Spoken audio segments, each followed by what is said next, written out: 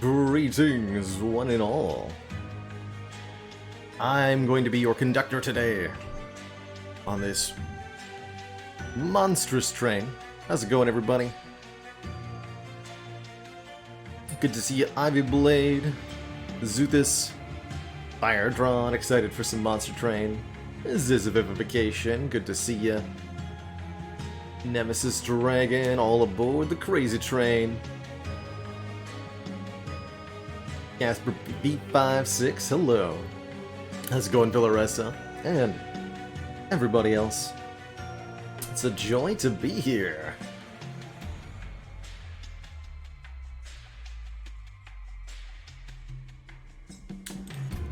So in the logbook we started working on the expert challenges a little while ago.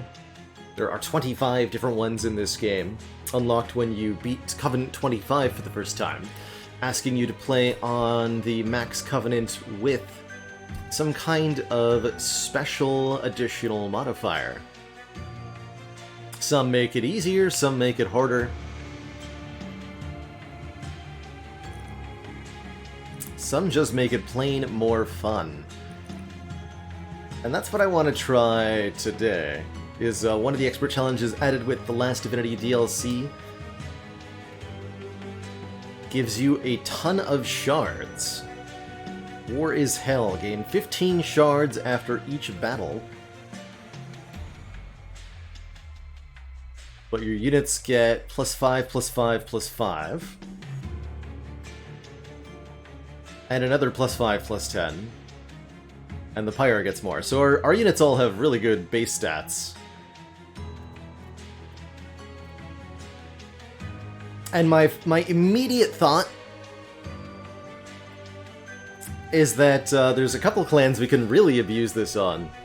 And the first one that comes to mind is, since this comes with a big base stats upgrade, what if we deliberately choose to play with Primordium?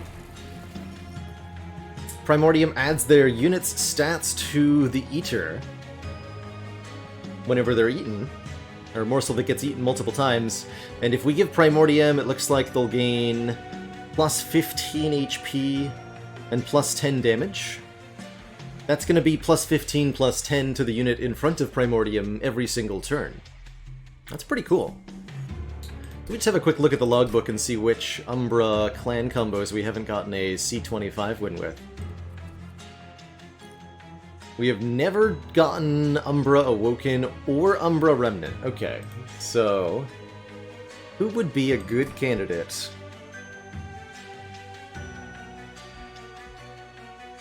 Awoken, huh? Let's look at the units, actually. Oh yeah, there's sweepers, that's right, exactly, the sweepers. So if we go Umbra Awoken here, we can hope to get... there's the units here. We can hope to get either the Husk Hermit or the Shattered Shell. Those are pretty easy creatures to find. Both have sweep, allowing them to hit an entire floor. I think the Animus of Will would also be an exceptionally good unit for this. Cool, okay. So that'll form then our strategy. I think I prefer the root seeds over the restores here, especially since those can further boost Primordium. Cool, this sounds like a really fun strat. Let's try it.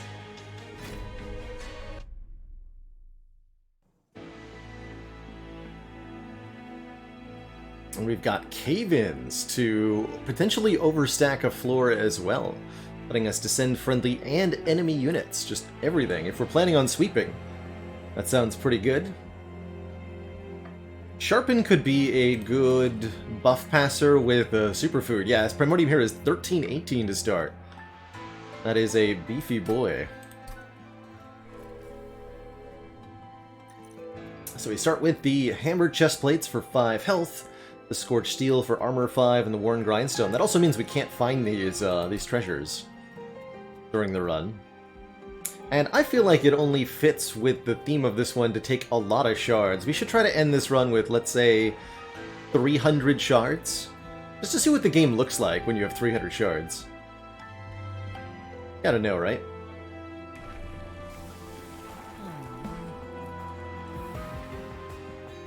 Okay, the aggressive edible line simply increases the stats of Primordium. We definitely don't want to do that when it's really not changing a whole lot, right? We go from 13 to 20. Or we could have 2 more Snackitude, having Primordium last longer, which I think is a lot more valuable here.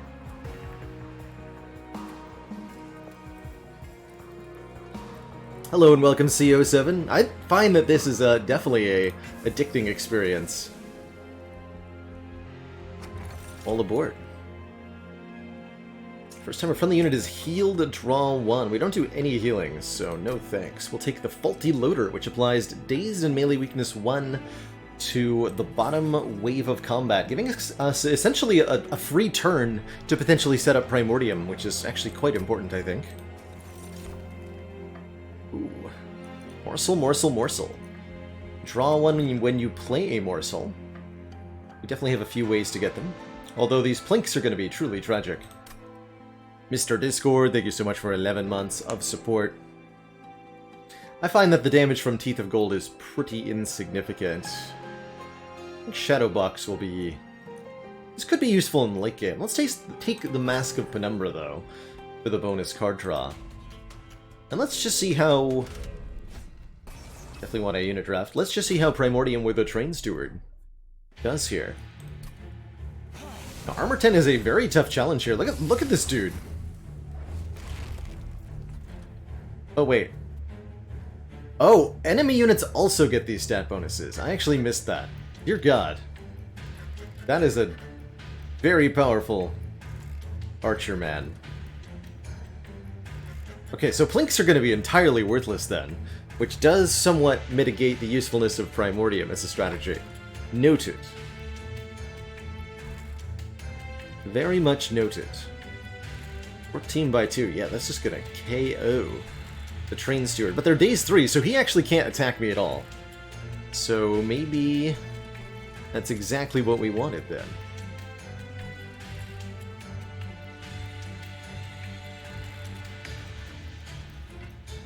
I'm not sure where the Collector is going to appear. Let's put the bulk of our damage on the middle floor, but I will deploy 1 Train Steward on the top. That way we get the Collector one way or the other, hopefully.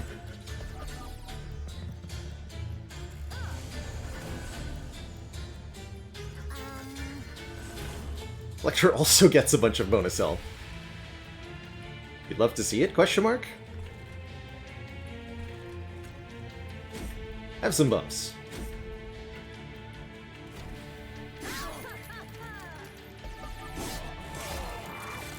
I think we're going to be very grateful for the Faulty Loader on this run overall.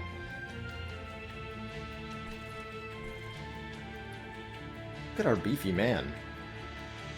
Although, look at their hit point pools, and how they're not dead. Oh no.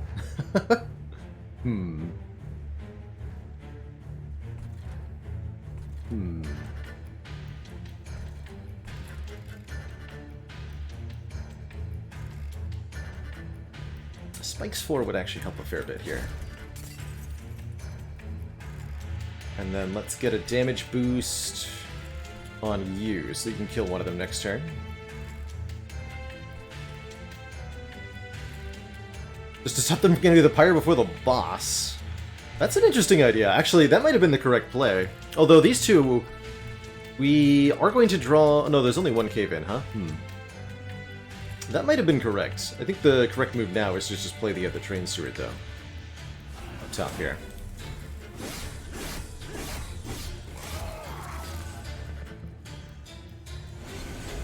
But that might have been the right play, is just cave in. And then all of them would be on the same floor, but that would be fine. Cool, and the Entumbra Assaults will allow me to just barely get these two.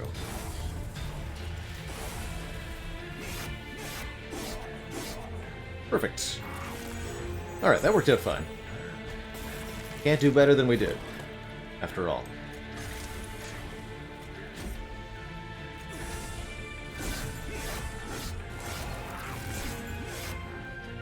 Looks like the base premise is sound though, with the stat boofs from Primordium.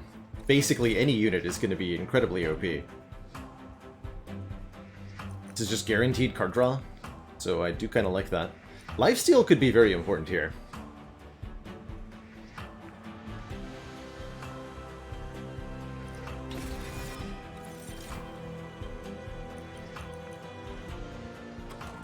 Steel Enhancer feels like a cool card. It is nice on Primordium, right? Since that stat buff gets passed turn after turn. But it's fairly low power. I feel like I'll take it anyway, but I might not be too happy for its inclusion. Oh, and there's the Animus of Will. Multi-strike 2, 13/3. That is, I think, one of the perfect base units to use for feeding to Primordium. Or feeding Primordium 2, more accurately. Damage shield on Gorge, not a bad idea, especially all enemies are going to have just +5. That's not actually that big a deal. Get that Animus. There's no way we can do better than this crazy-ass multi-strike. Could indeed be a reasonable essence as well, that's true. Although minus 15 damage is tough. We could end up with maybe a multi-strike sweeper, which is kind of cool.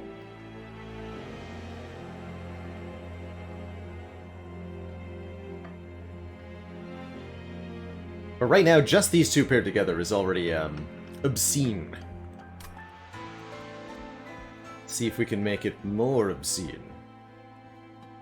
Question mark. What would I want with her? Want an Umbra unit? There's a couple good ones. Morsel Hoarder, or Morsel Maid, excuse me, would be the immediate ones that come to mind for essences. Here, let's look at Awoken and Umbra units with essences on. Not look at the morsels, please.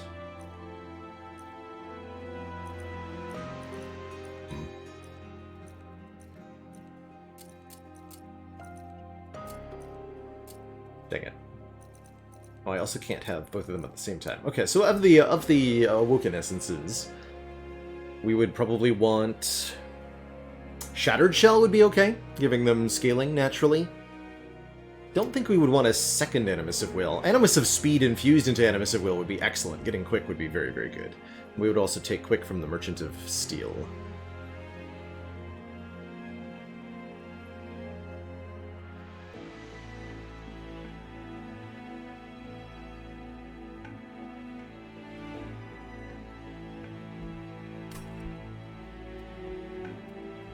Of the Umbra units... Umbra...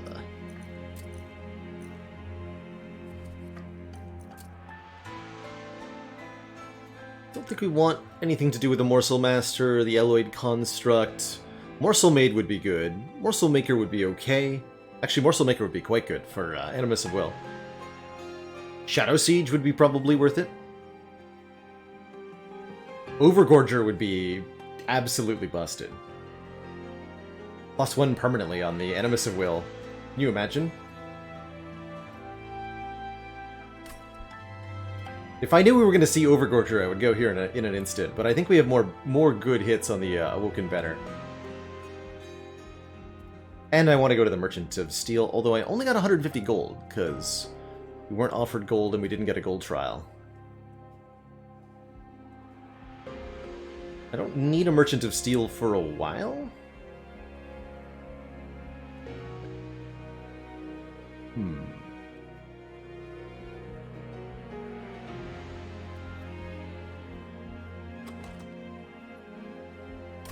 Alright, I want the small chance here.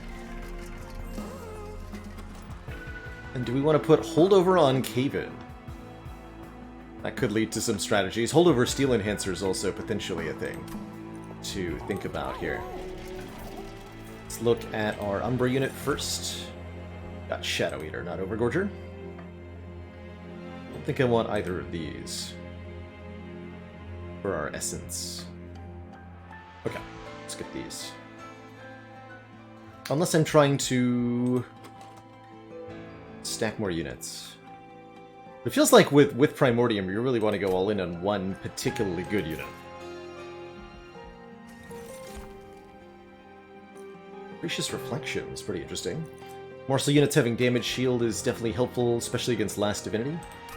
And as Umbra, Last Hell Pact is definitely worth considering,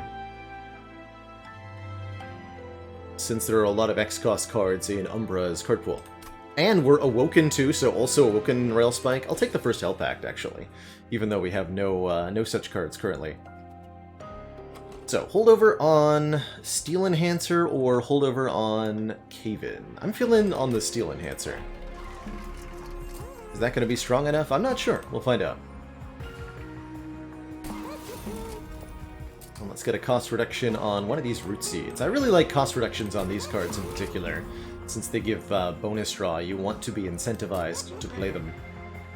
I don't think I'm going to bother with the 25 gold magic power upgrade there. Maybe I should, but I want my money. We got a second unit draft. Interesting. No money. Good. I'm glad I skipped our unit banner then. Oh, man. I'm so glad we have a Faulty Loader. I think I'm going to say that all run. It's a beefy lady in the back, too.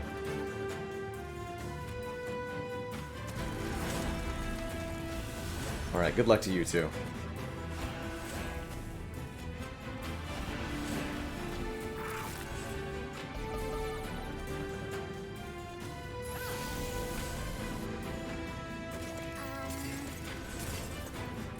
Oh no.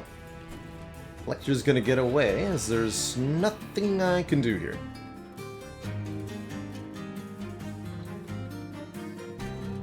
And that's okay. We'll just have no gold the entire run. Seems fine.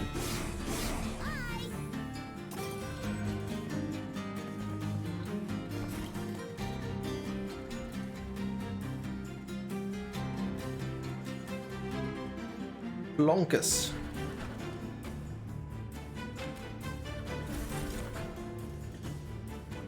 Oh, those are beefy morsels. That's right. Have some more damage. Crazy unit you.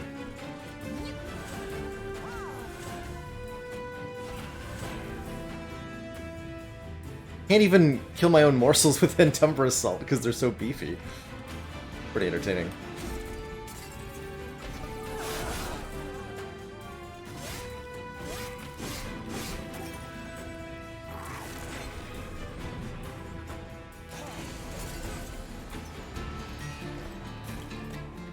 The big man.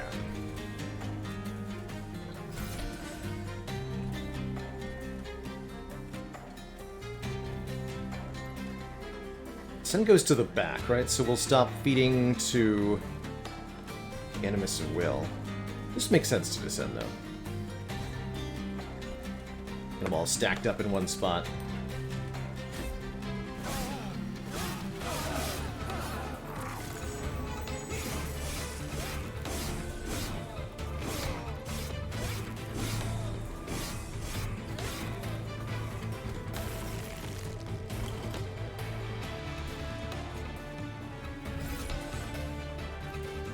Buff her stats directly now that Primordium is fading away into nothingness. 129 by 3 is some dang good offense. Get 'em. Sharp lady.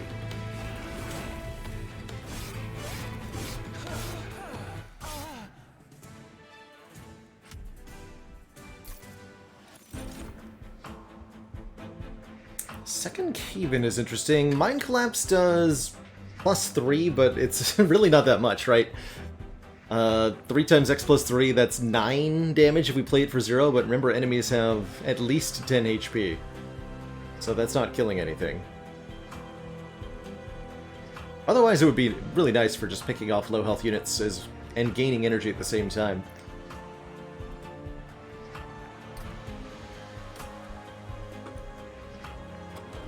I want a second Cave-In. Guess I'll take one more. Not sure we'll actually end up using it. I don't want a second Steel Enhancer, given that we just hold over the one we have. Do we want Glimmer as something to put spell power upgrades into? I do want to take a lot of upgrades from the Divine Temples, because I want to see this run get over 300 shards. I forget we're playing with the Expert Challenge, where we get additional shards after each battle. Having a way to heal my units also sounds useful. I will take this Glimmer. Oh! Oh! Oh! We got it! Alright, well then it must happen, right? The Overgorger is here with a unit essence of +1 damage permanently whenever this unit eats another unit. The idea being we infuse that into Animus of Will, and their attack damage just scales up into Infinity Land.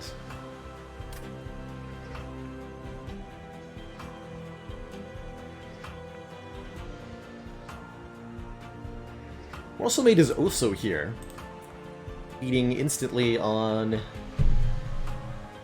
morsels. We're not generating enough morsels for me to feel like Morsel Maid's that good. Honestly, the Overgorger isn't that good either, but maybe we'll find some better morsel generation.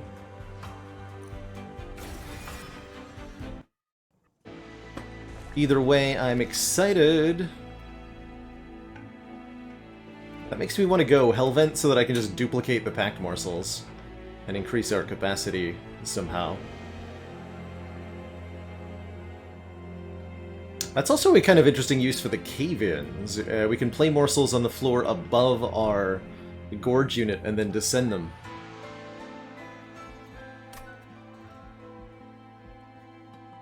So I no longer need... I feel like we can just all in on this Animus of Will now. And then once we've fed it a bunch of times, we can maybe duplicate it. Ideally, from here, we want to upgrade it with Quick and Multi-Strike.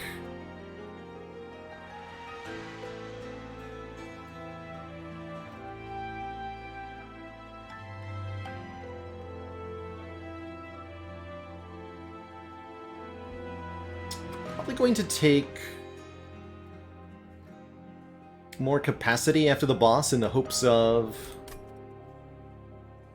doing more stuff. So the question is, I guess, do I want an artifact or do I want to duplicate packed morsels? Okay, the answer is that I want an artifact.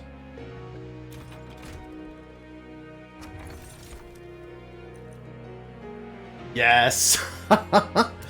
Gorge abilities trigger an additional time, so that's going to double the scaling of the Overgorger infusion onto the Animus of Will. +2 per feed now instead of +1. Amazing. Oh boy. I sure hope this survives for a little while longer. Let's see. There's Animus of Will again. The Stinky Thorn Tallow. Okay, we don't need either of these.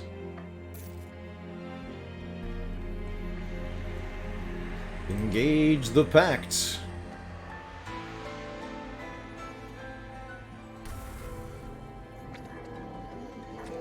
Engage the Pact.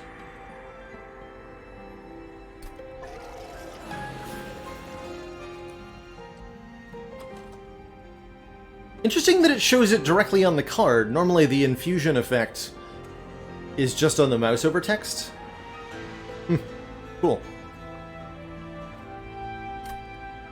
And I'm going to put Spell Chain on this Holdover Steel Enhancer for more stat infusion. I'll also get rid of one of these Plinks very happily. We want to be taking lots of shards after all. Because I want to. It's going to make this challenge more interesting. Hef, what are you doing here? Couple of relics. We want the automatic rail spikes with the first Hell Pact. X-cost cards get +3. I do want one of these, actually. Sure. I should have put Spell Chain on this. Dang it. Careful with that. It looks ancient, but my old man made sure it would work for a good while. If you can get a few more of them, 4 more will do. I'll make it worth your while. Spell itself duplicates whenever it scores a kill. Although we are going to the Merchant of Steel, probably? Yes, we are. But first, we must get past Talos. This is 100 shards Talos. So it might be a little spooky.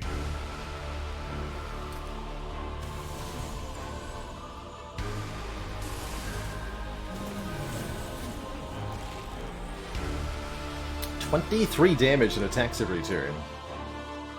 It's fairly yikes.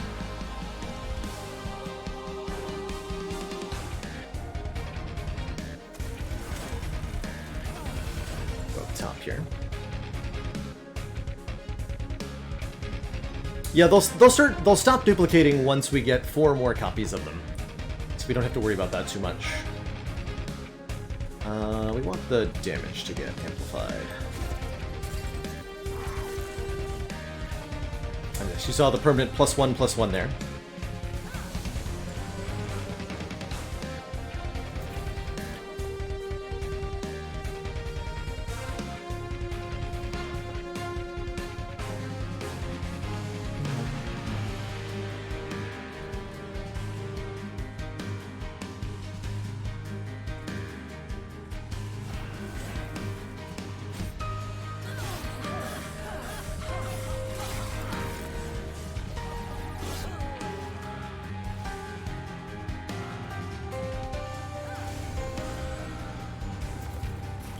Those are tanky.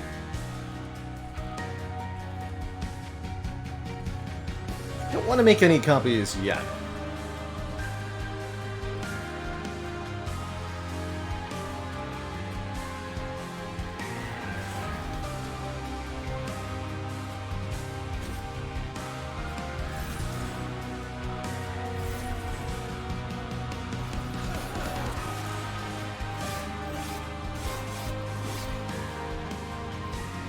Mostly I just like to be able to create more morsels.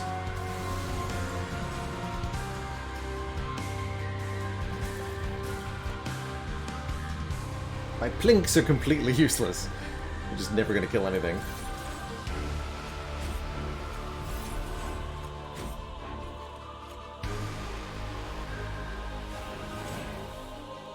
What time?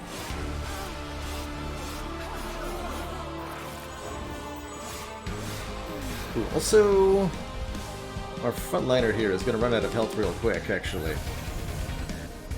I should be worried. Yes, I should be very worried.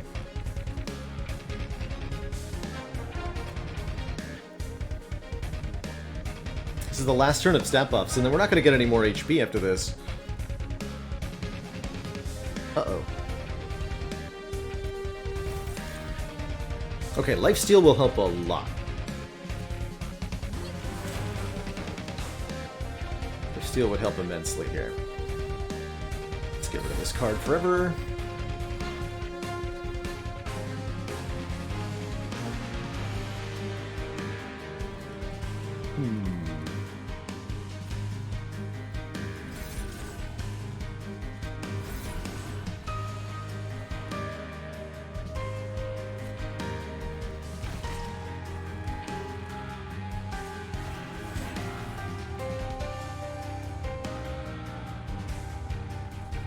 Horses back in the draw pile.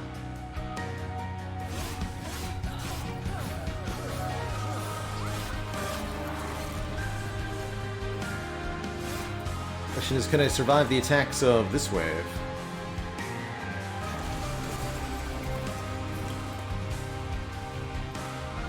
No, but I do have the automatic rail spike actually with perfect timing here. And that should allow me to stay in it here. Yeah, okay. This was closer than I thought it would be. We really need quick. It's almost completely mandatory from the looks of it.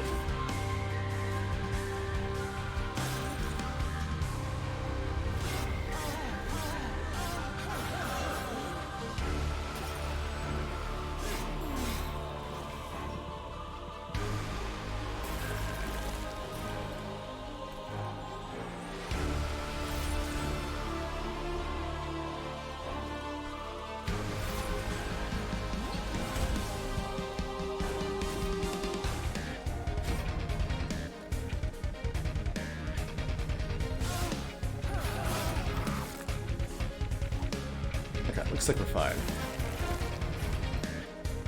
And we drew the other Magma Morsel too, so that's another permanent +1. Or +2, actually, excuse me.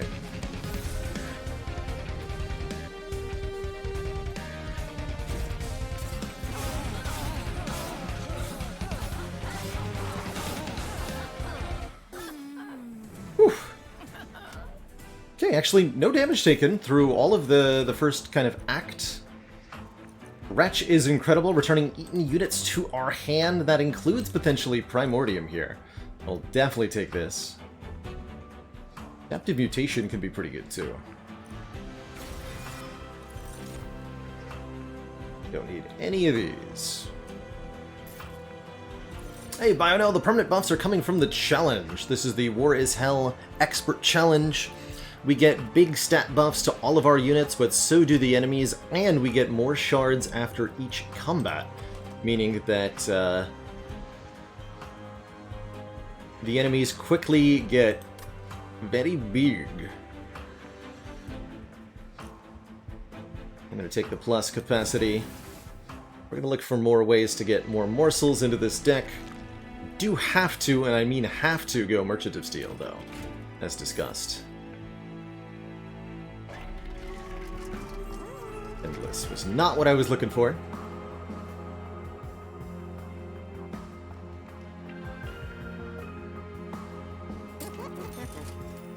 Ooh. I was worried that might happen.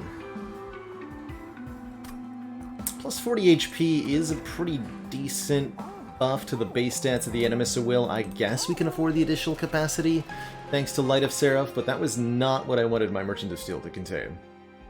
And we don't get another chance until here. So we have to survive, and I guess that means the large stone, realistically.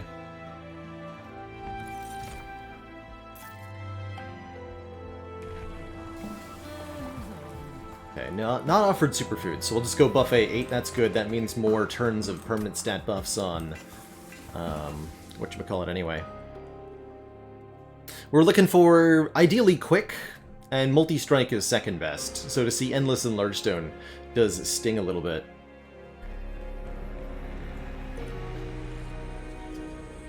Intrinsic. Intrinsic Packed Morsels makes the Wretch a lot better too. Oh yeah. And we'll put 30 magic power. Should probably put it on the rail spikes. The Glimmer is exceedingly good too.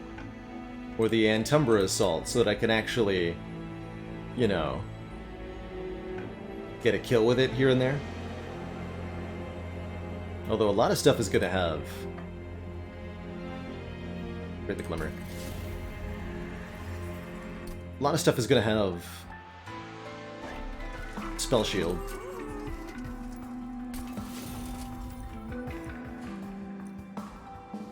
I guess the Large Stone is a lot worse with the Intrinsic Packed Morsels. Oh well.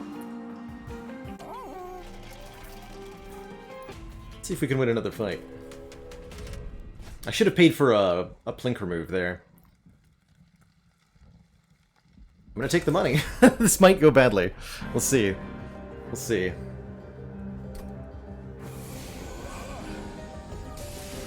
Counterintuitively, I'm going to set up on the top floor in this combat. Normally you want to set up on the bottom floor because of these scaling enemies. But their scaling is almost insignificant compared to the boosted base stats they're already receiving. So I'd rather have the extra turn. Oh, we can use Cave-In to get the full packed morsel value turn 1. Ooh, I'm thinking about that. Maybe I do set up on the bottom then, because then I can get all of the morsels down. Deal.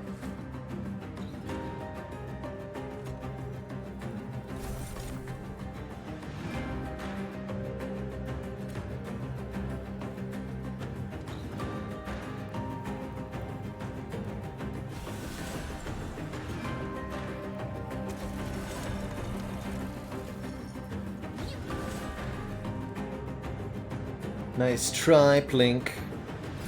To your stats, I'm not going to play this one. We played 2 more up here and cause them to cave in so that we can ultra feed.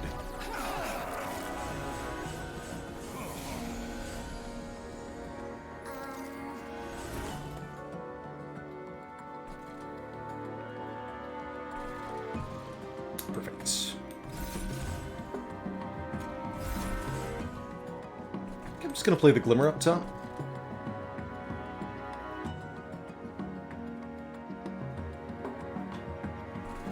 Could also put a Train Steward up there, but then I suffer Ember Drain. Although I don't redraw the Train Steward, notably.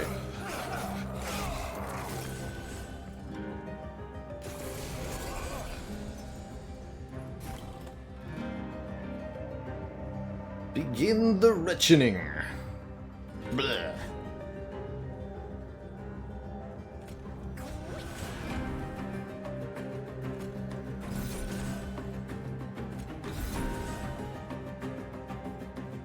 Currently not looking to duplicate the rail spikes unless strictly necessary. I'd prefer to upgrade them before they get duped. Hopefully that makes sense. Let's just put you guys on this floor, because you'll murder this priest for me. Oh, making it through though.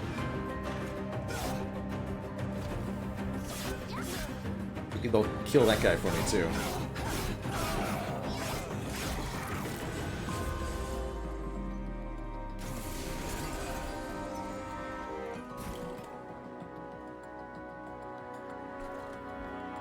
Yes, they will kill this guy for me. Good.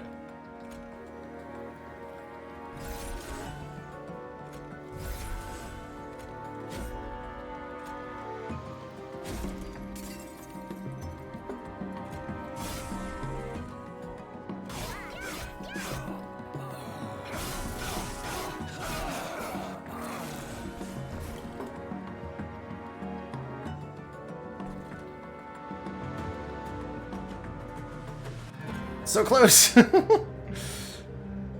So close.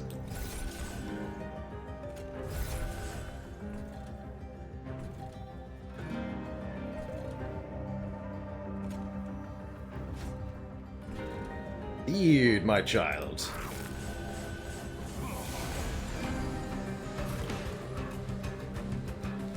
Good.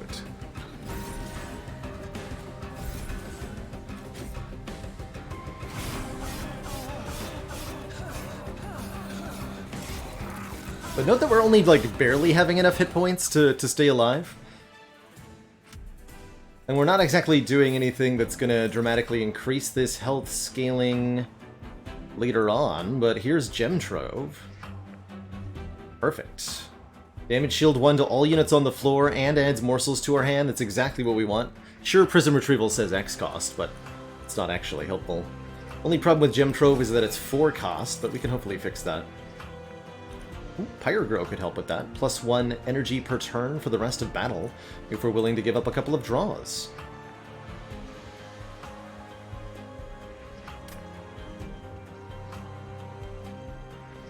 Yeah.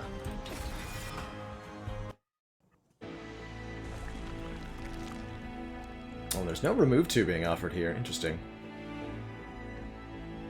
So I get to go Unstable Vortex, Merchant of Steel next. So I should visit a Merchant of Magic now, and maybe get one of these automatic rail spikes leveled up a little bit.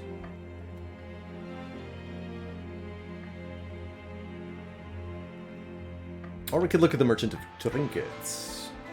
It's better to go this way.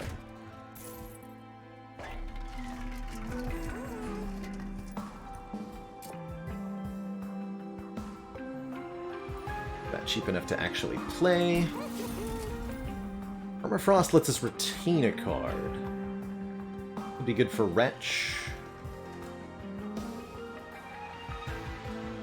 Could be good for the Gem Trove.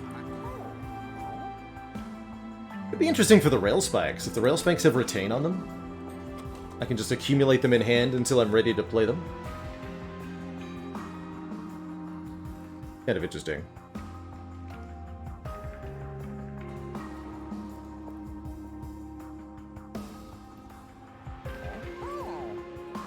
No units but Morsel's run.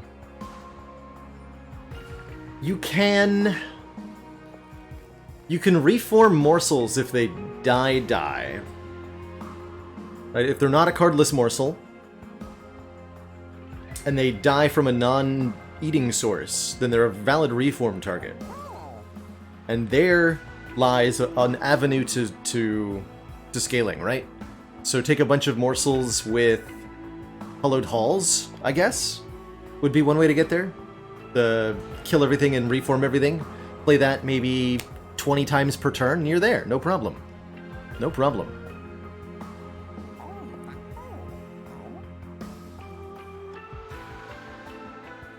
Hey, Jaco. That was a pretty wild run. That was a good one.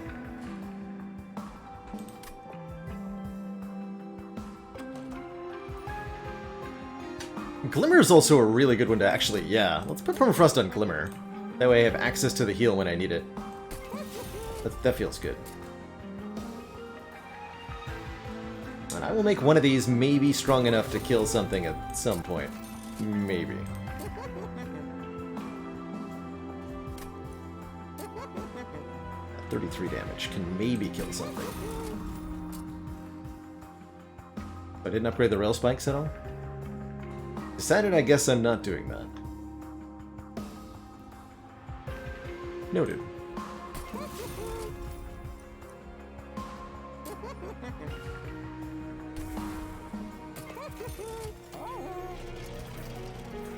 I am going to take the money. I want more shards after all. What do we got here? Oh, the Pulley Claw and the Trap Shoot. Send a unit to the bottom floor and apply 2 dazed, or ascend a unit to the top and apply 3 dazed. I actually quite like the Trap Shoot here. Letting me send something to the bottom. An enemy we failed to get, or notably anything that I just need to apply dazed to. In a pinch.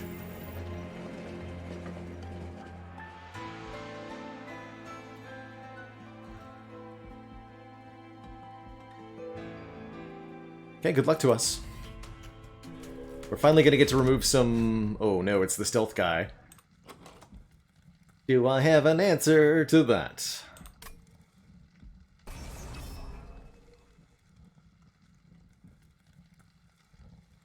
Also, Mark of Invasion might be terrifying, question mark?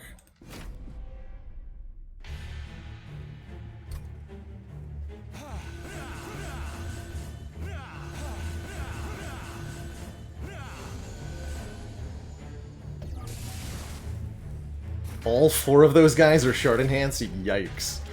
Oh, we got Glimmer. Okay, we're fine. Doo-doo-doo-doo-doo.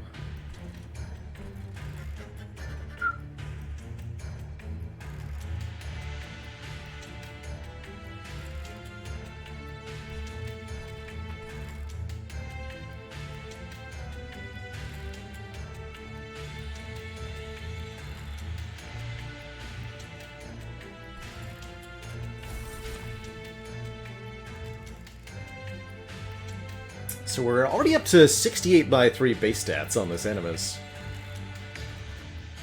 Yeah, the Cave-In Glimmer synergy, we can Cave-In plus Glimmer and just wipe this floor out entirely. I'm debating if I also then set up in the middle and feed all 3 morsels. But I won't be able to feed any more morsels.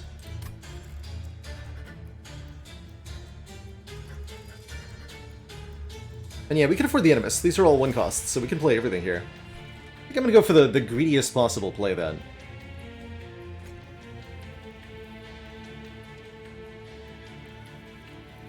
Which is this.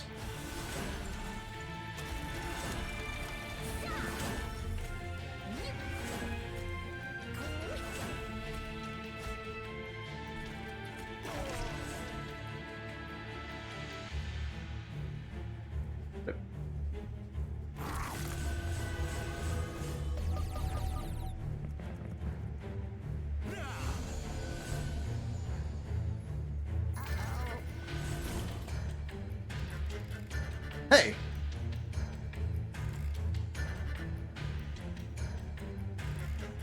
There's too many units. This is also very worrisome.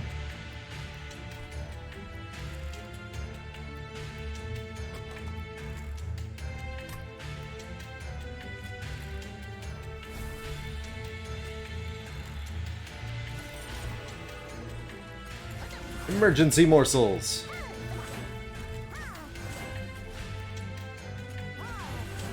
Cannot wait to descend you guys.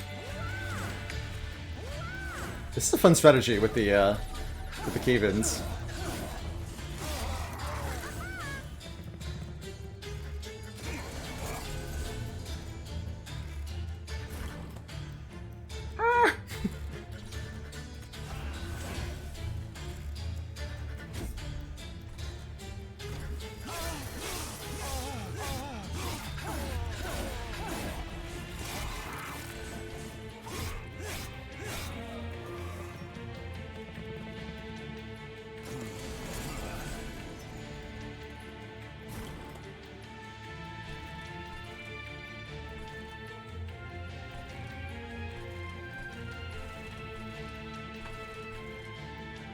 This one might get me by virtue of simple massive units here.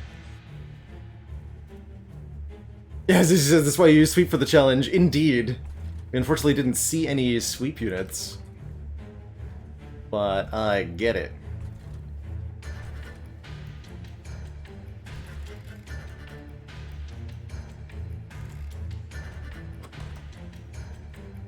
No, I completely believe that opinion of Pyrogro too, for the record. That's a reasonable opinion to have.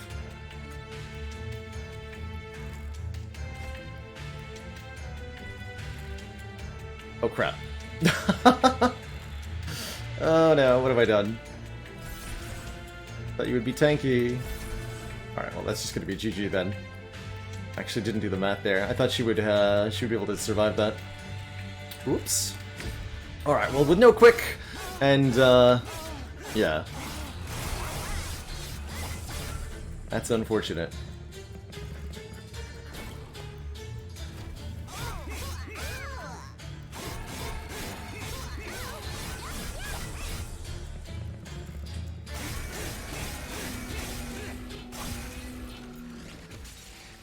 GG.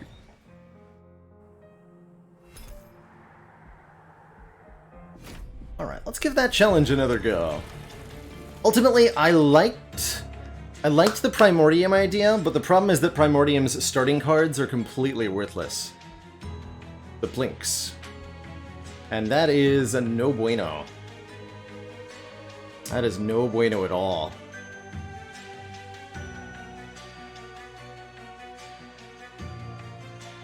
We could maybe do it by removing the Plinks immediately.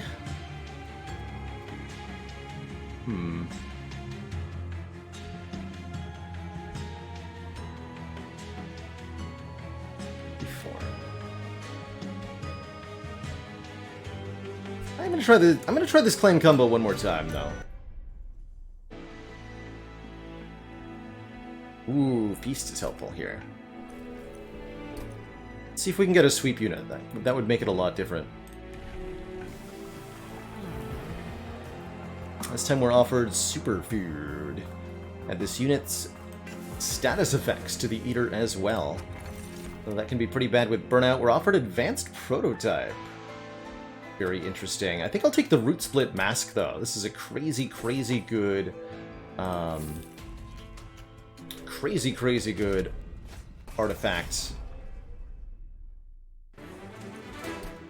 When you're dealing with superpowered enemy units. Prevents them from advancing for a floor. Oh god, Mark of Invasion. Wait a minute. Do I have an answer to that? Or am I just dead? No, we're just actually instantly dead. I see. Right, you can't just blindly take the challenge. I see.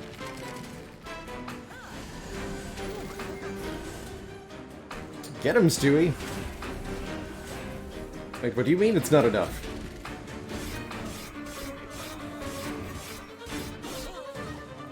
Alright, we'll have to try a different clan combo then. I don't think this one's gonna cut it.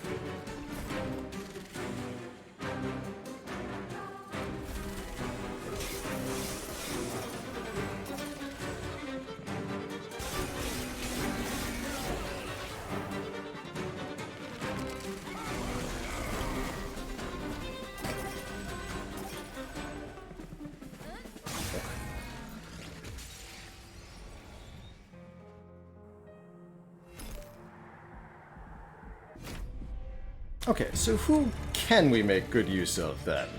I think Little Fade would be pretty challenging to put to good use. Let's see, so we got Armor 5, +5, +5, 5 plus 10. So who else has good sweepers?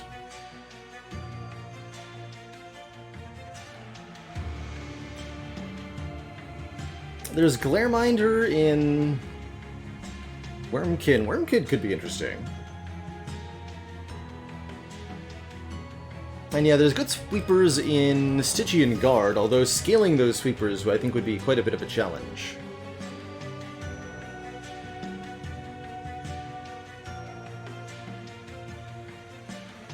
The Spine Chief. Oh, that's an interesting idea. Go for the multi-striking variant of this lad. Spine Chief scales up in some pretty fun ways. Clugsider.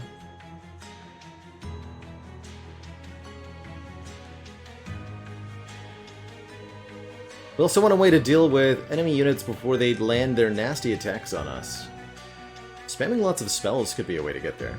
Although, since the buffs that we get are strictly to our units, I think we're encouraged to use our units.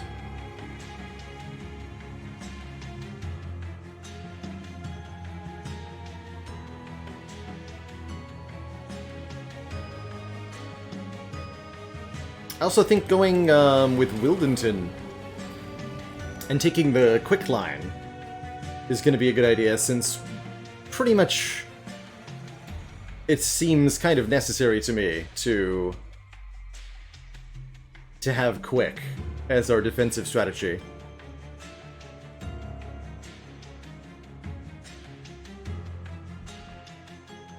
If I go like Awoken Melting,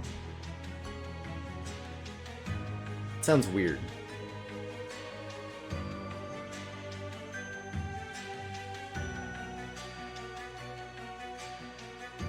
Kinda like it. I have not won with Awoken Melting, I'm sure, right?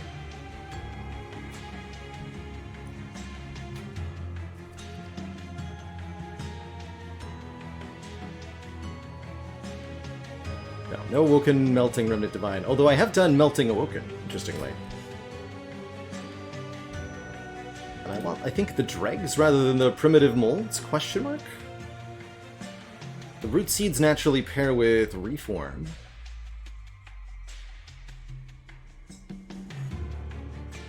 No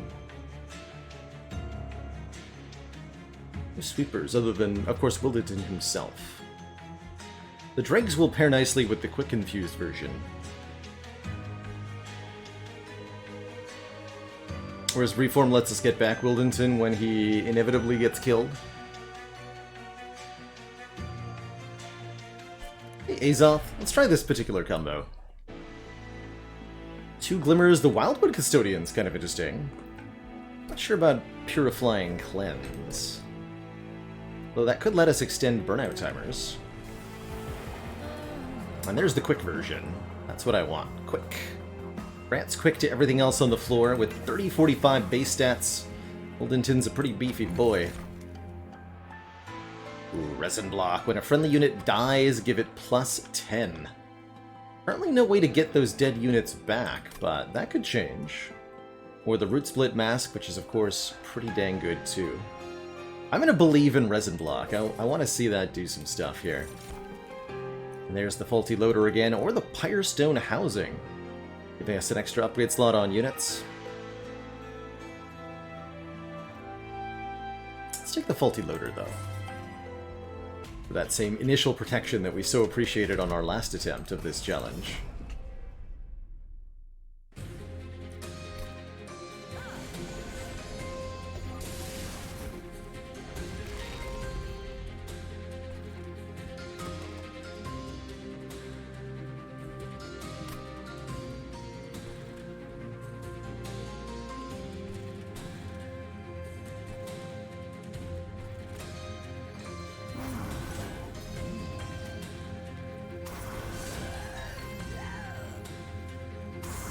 Put him on the bottom here. And then a Train Steward and middle end top guarantees the Collector kill.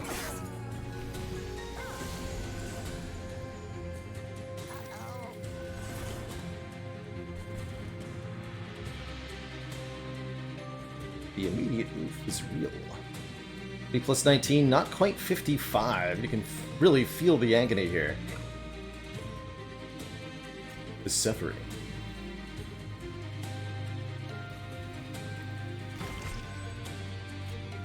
A little bit of spell power on that Glimmer will go a long way, though. Probably should have put the dregs in front of Wildenton. But then they would have used the melee weakness last turn. I want them to do that.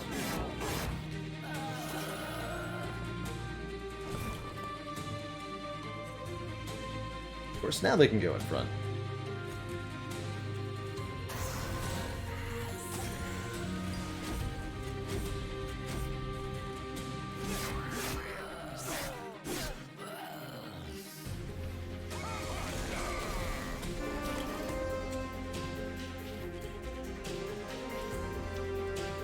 Wood.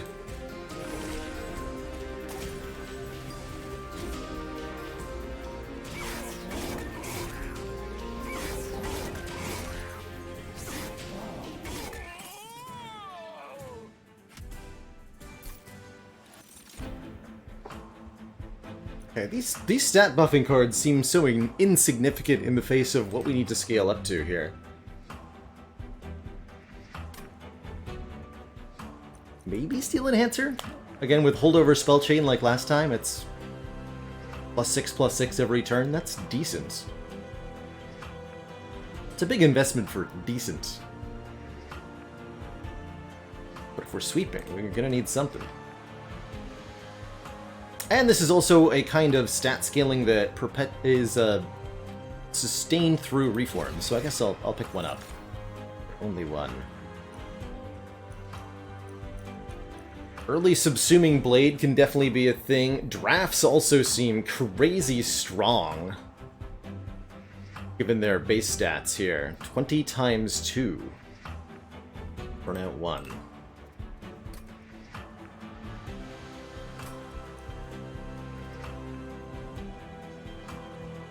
Resin Block works with Endless, right? So if we make this draft Endless, it's going to be ridiculous. If I understand correctly. Essence. Multi-Strike 1 and Burnout 1. A draft infused into a drag is better than draft. That just makes sense. Take that draft.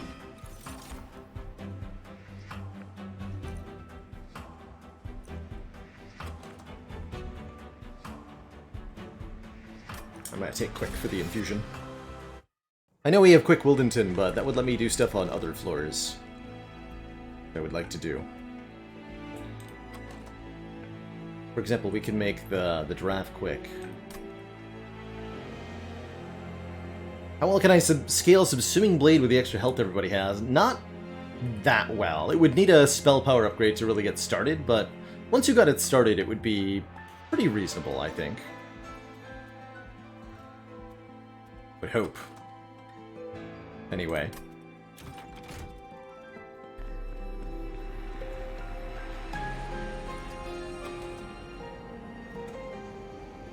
Do I want to purge one of these purifying cleanses, maybe?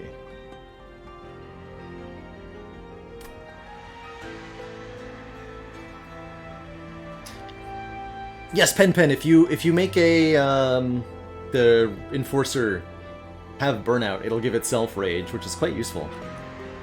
For sure. Let's see what we got offered here. We do have Endless offered. Wonderful. Wonderful.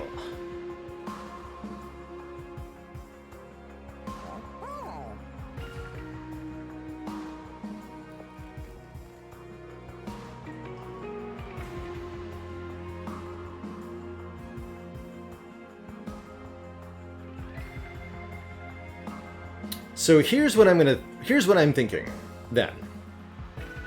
We take the draft and we infuse it into the Animus of Speed. This creates a 35 times 2 quick Burnout 1 unit, and we upgrade that with Endless.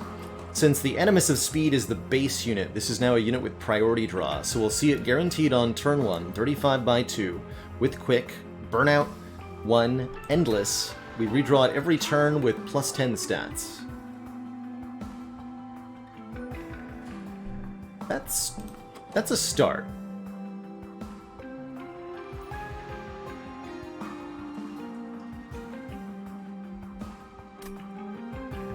That would work a lot better with something like a Bounty Stalker.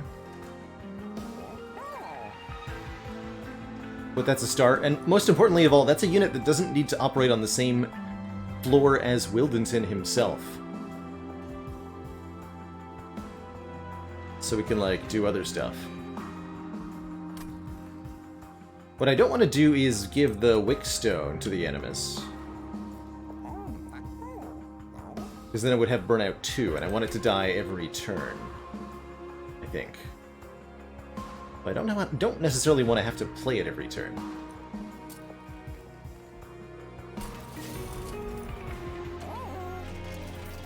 Oh yeah, I'm supposed to check the new unit first. That's right. Got here.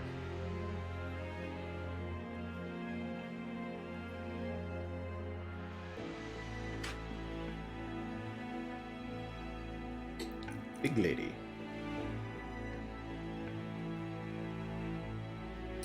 Maybe the house is somewhat reasonable.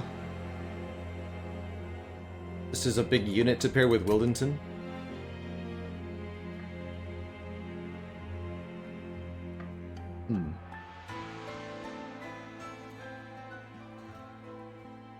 The plus 10 from the relic is not permanent, it's just for the combat.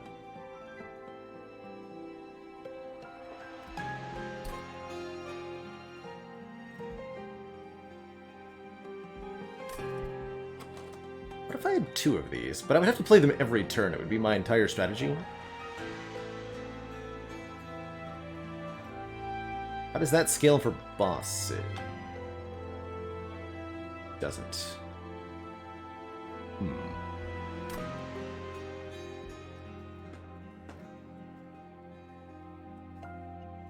It's a pretty good infusion. You up.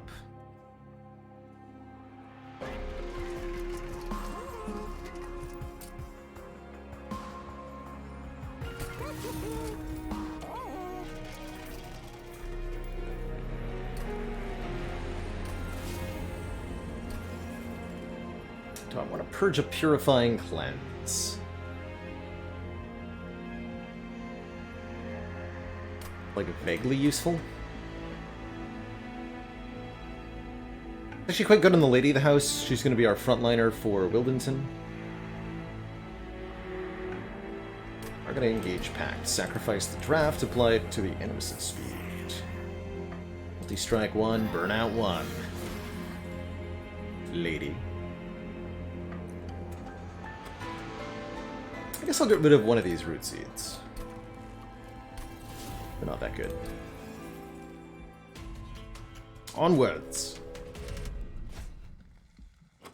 Spicus is not a problem.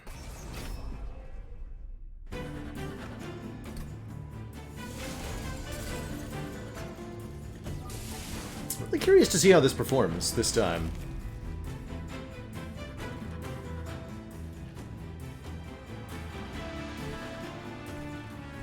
How often do I take Purge? Not all that often. I think it's extra worth it on Melting Remnant, since they care a lot about thinning out their deck usually to get a very specific reform pool down.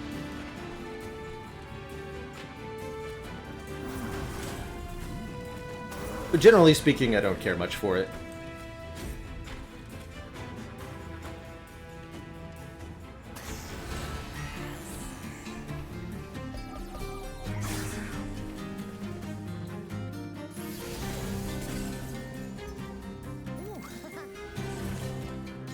Yeah, Lady does mess with the Animus showing up on the right turn. Well, on turn 1, more specifically, but that's okay.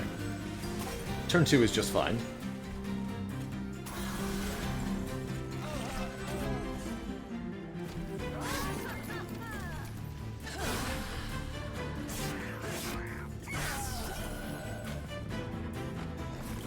So she comes back, and she's now 45 I2. And if we give her stat buffs, those will persist as well. No votive house, but it'll do.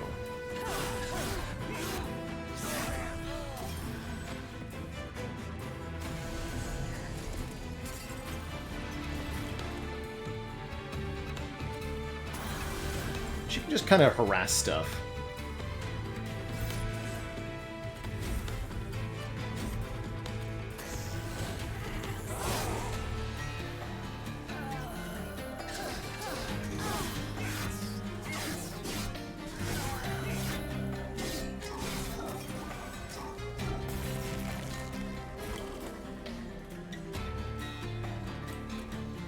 That's right, some clans really enjoy their basic cards. For example, Stygian may really want to use the basic cards, especially the the zero cost apply frostbite one, to apply incant activations to your units. Just any kind of spell, if it's free, it's really good on Stygian. Sometimes. No thank you to minor stat buffs. Okay, dazing stuff could be good, so Dripfall's worth considering here. An Entombed Explosive is at least reasonably useful too. 50 damage to the front enemy unit when killed.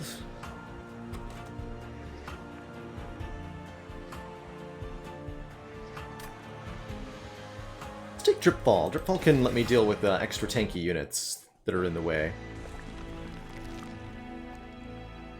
Do I want to duplicate anything? We could dupe this Animus of Speed. Although, given that they cost 1 energy, I'm not exactly keen on having Ayo and 1 draw every turn. I'm not exactly keen on having many of them, at least not yet. Let's go Herzl's Horror. No, we want to find a sweeper though. The only way to do that would be to go to the Awoken banner. No, we have our sweeper. Holdington. What am I on about?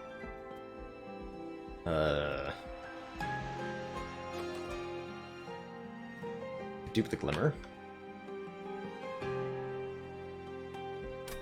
Go this way.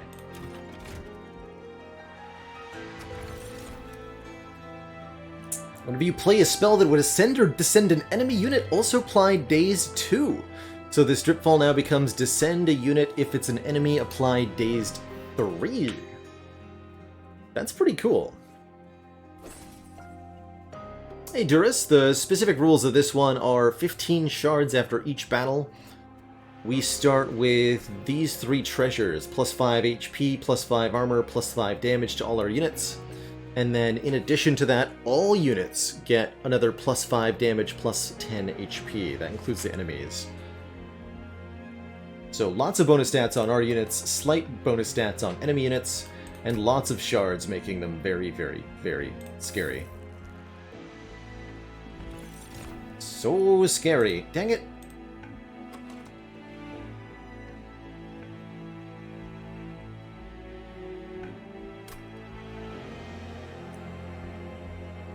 Where were you when I mean, I'm going to take you anyway, but where were you earlier?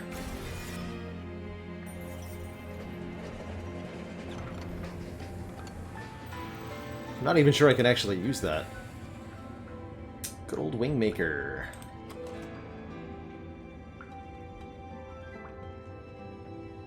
And then she offers Consolation, which makes a unit 1 capacity and plus 10 damage if you refuse. She'll join your train if you upgrade the Wingmaker enough times.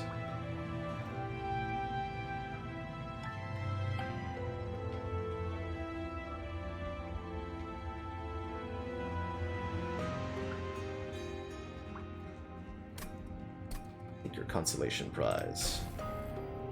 Want that on Animus of Speed? If I wanted more of them, that'd be a way to go.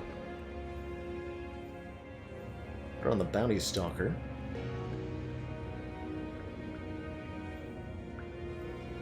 To make the Lady of the House smaller.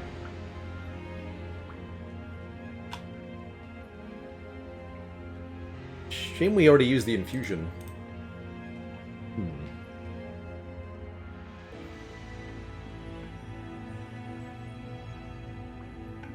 Can't make it smaller than 1 capacity.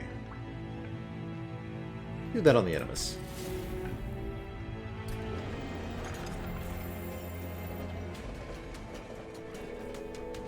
Tiny little endless Animus.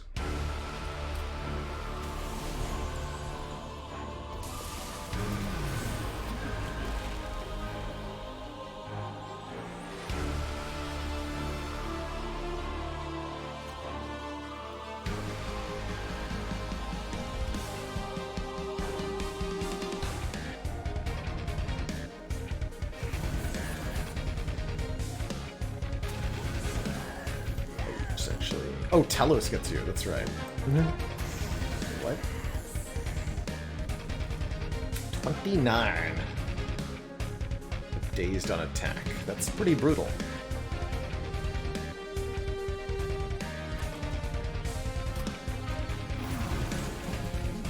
Alright, well, Luke Custodian, good luck to you in staying alive.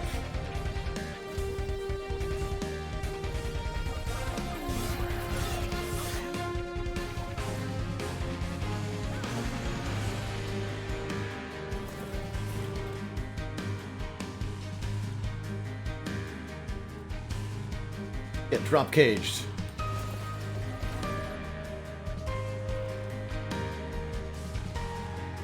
Get drop caged.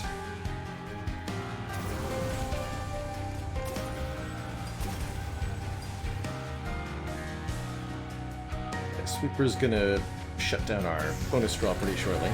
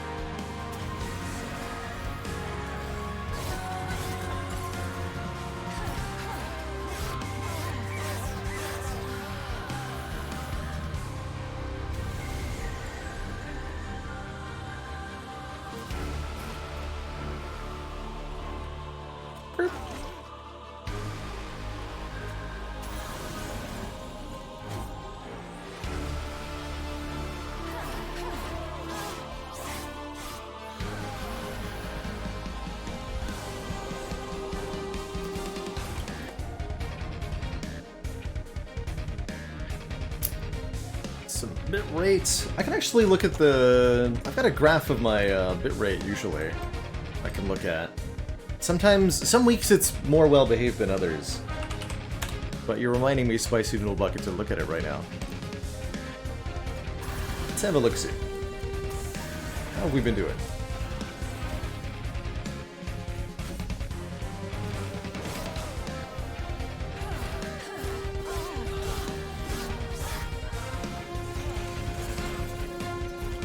Like our last few streams have been pretty stable.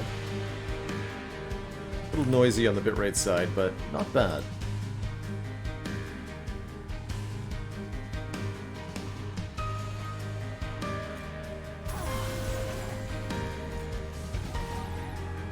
Fortunately, that doesn't actually help, right?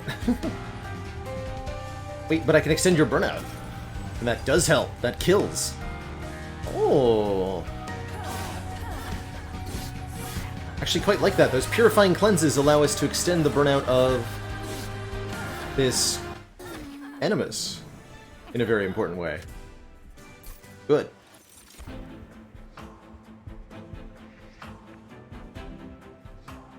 Ow.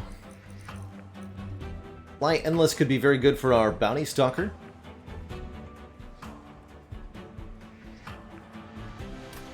Or we can use Intent on Death to try to scale the Bounty Stalker too.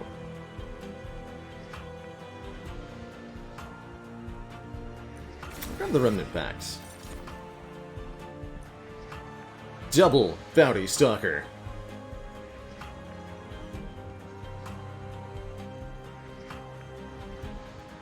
It's a Bounty Stalker infused into a Bounty Stalker, plus 12 whenever it dies. And we have a way to apply Endless to it.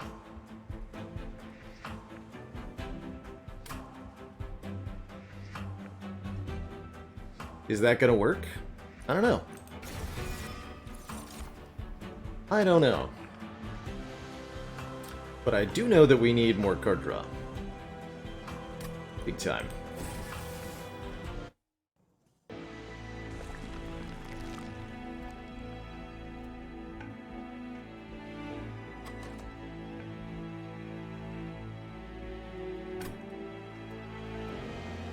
That remove 2 is exceedingly tempting, but so is the Merchant of Steel. Letting us maybe do something with the Bounty Stalkers.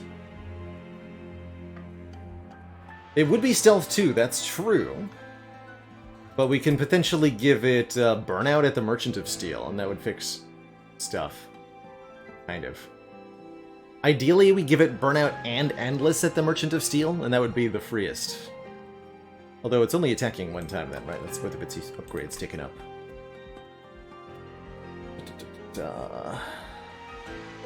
Okay, Merchant of Magic can officially suck it.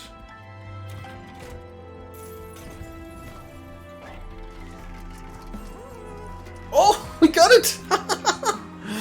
Endless Burnout 1. Brilliant. Don't even have to reroll.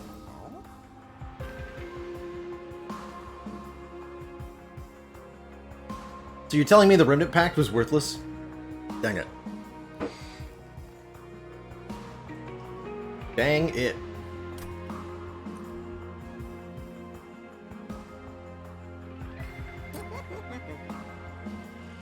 Make sure we choose the one that has the bonus things already.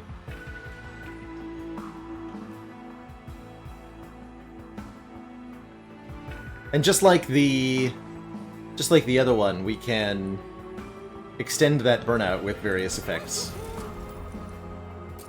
once we get to the end game.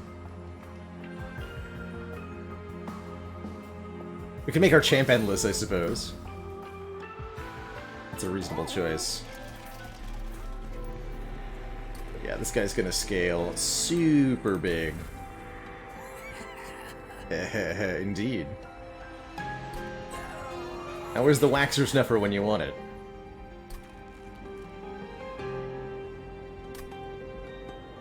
Urge the root seeds.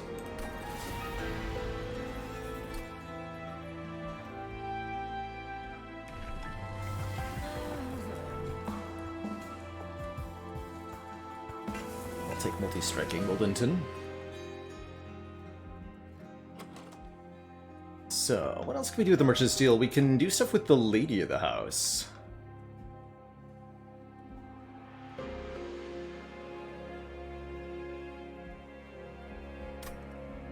Can also just buy a couple of removals. I'm going Unstable Vortex, Merchant of Trinkets, Forgotten Boons next. Let's save the removals for the Merchant of Trinkets then. If we don't get any good trinkets, we can just buy a ton of card removes, which can help clean up this deck. We can get rid of all the Train Stewards, notably. It's time for them to go.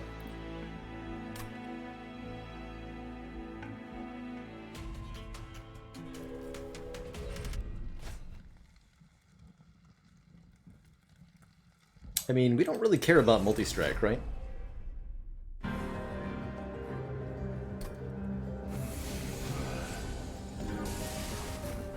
That's true, Lady could slow down the Bounty Stalkers, but for that to happen, we'd have to not draw them on turn 1.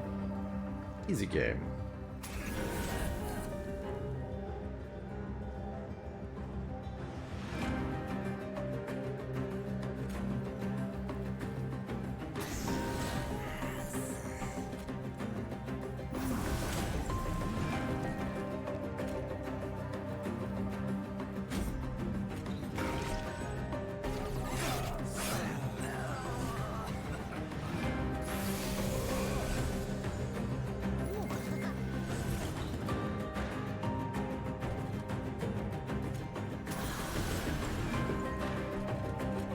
This guy needs to get played. Shame about the Wildwood Custodian. It's okay. Draw and energy is really quite spoken for now with these 2 endless units that we're trying to play each turn. Feels like we need some energy generation, big time.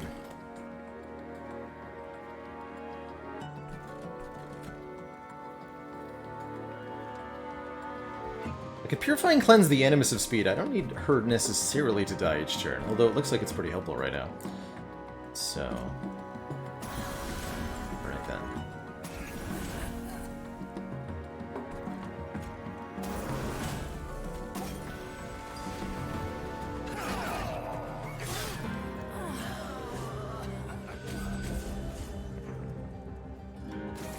Yeah, Flicker's Liquor would fix everything, and the Forever Eternal Flame, or whatever it's called, that gives -2 cost to all units, that would also fix everything here.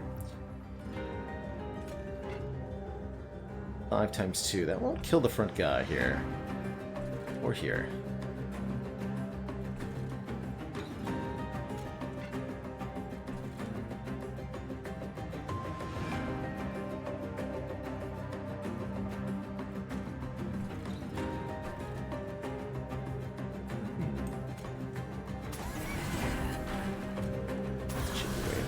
Like so then.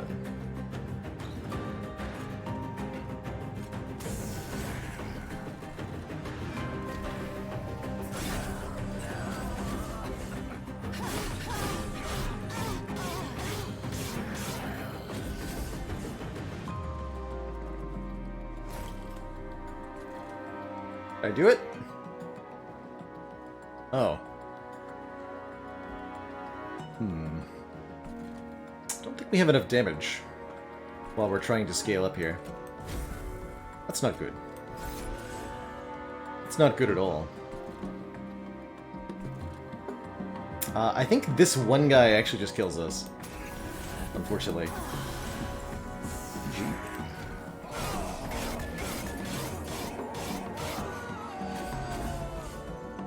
That's definitely a GG.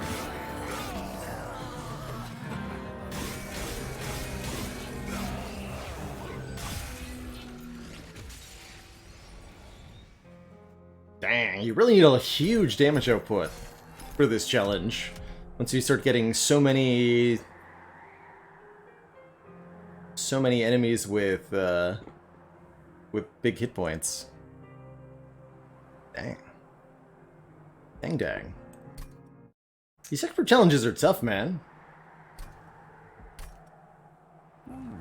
They're very tough.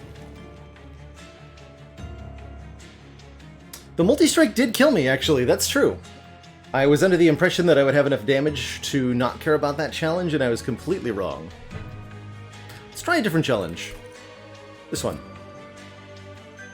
Less cards per turn. Cards are not discarded at the end of the hand, but spells cost less. I think I want Root Seeds again for that. Because the Root Seeds will be free draw next turn. Awoken has a lot of ways to gain bonus draw. And then...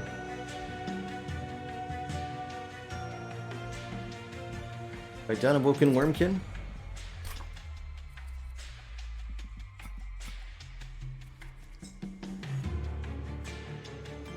Yes, with Wildington.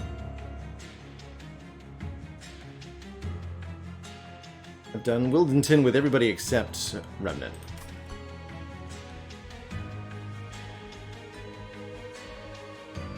Remnant with Retain seems really good, actually.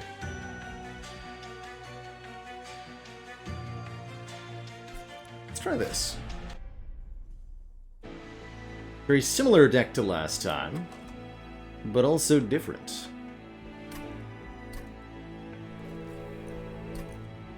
Yeah, 2 less cards per turn, cards are not discarded, and spells are cheaper. Vinegrass with Purge. Sounds maybe fine.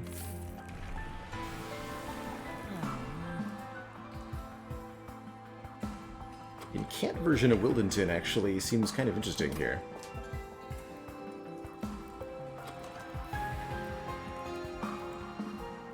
I want to try this. That'll give us big draw on turn 2, which should help get us accelerated. Very rarely do I go Thorn Lords, so I'm quite curious to see how this goes.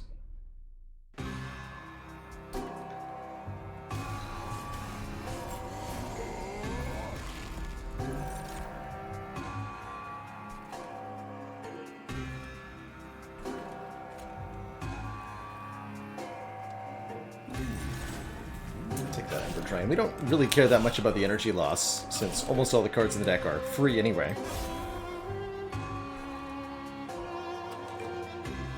Aren't units other than Train Stewards, so might as well put a Train Steward down.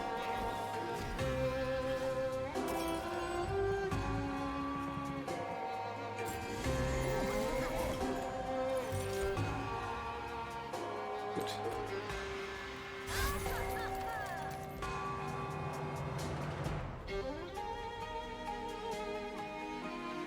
Some Graft is pretty good too.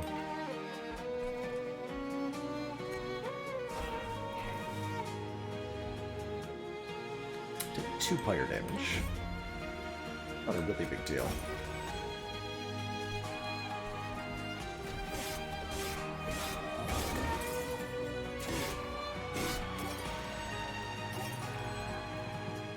Gonna take a little bit more from this shielded guy coming up. Not exactly great damage output that we do.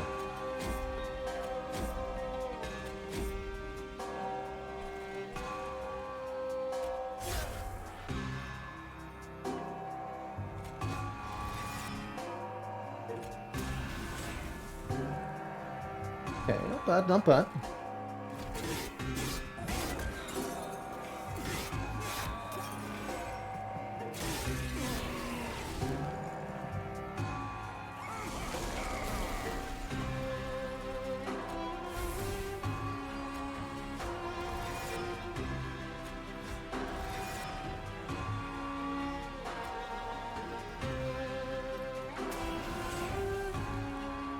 Oh, I didn't get the Thorn Grasp to kill you.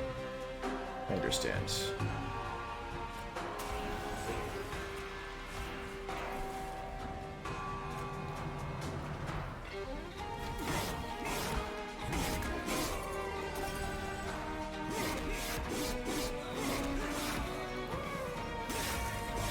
Cool with this 10.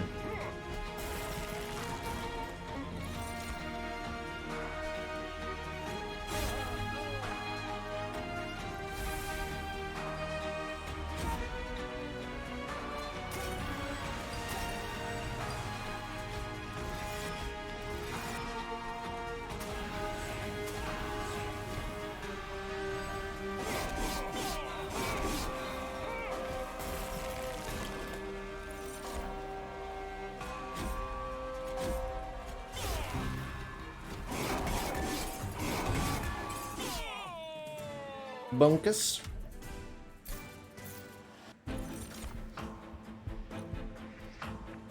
More stinky regen. We're fighting Consume Seraph. 3 Wildwood Saps is like a lot of regen, but I don't think so. Targeted Reform. Why stealth is a defensive strategy. We need more damage output is the problem. We'll get more damage output. Please give damage. It's first. Endless being offered. Okay. Okay. Legion of Wax is here. Hello. Summon 2 Twin of Wax and apply this unit's upgrades and stat changes. We can reform the hell out of them. So Endless Legion of Wax, not so useful. But Legion of Wax in general, very useful.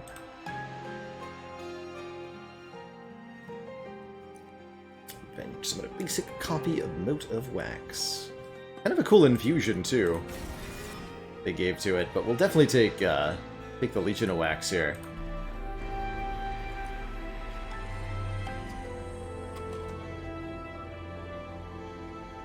Put 10 spell power on Engraft.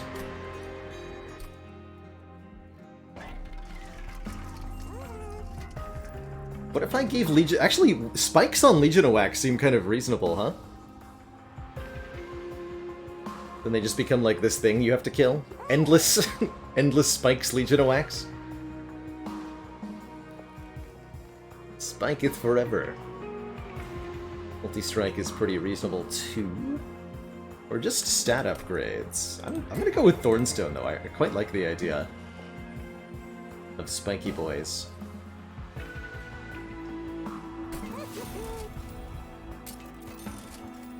And there's multi-strike. Doubles their relatively mediocre damage, but as they get reformed, they'll become better? Although the spawned versions would have burnout too. It's kind of weird. Definitely don't want to give the burnout upgrade to Legion of Wax. We'll do multi-strike.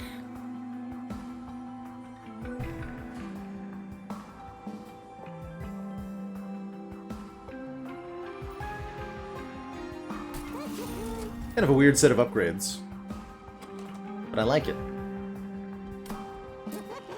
We already want to purge train stewards now.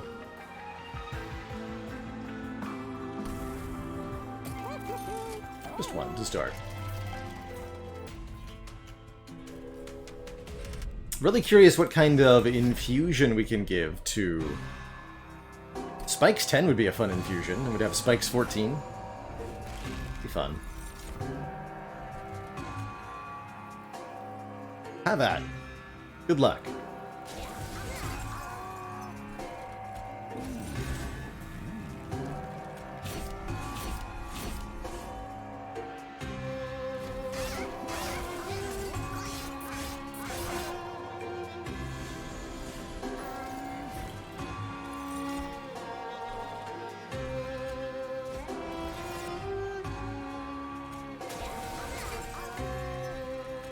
How does this work now?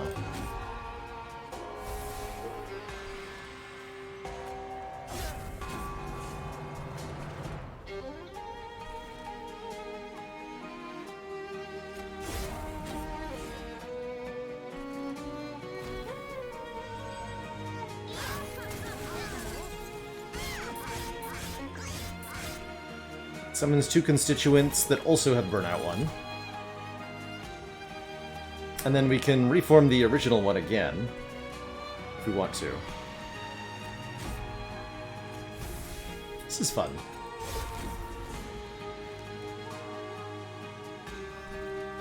And we can extend the burnout on it too, which is pretty reasonable.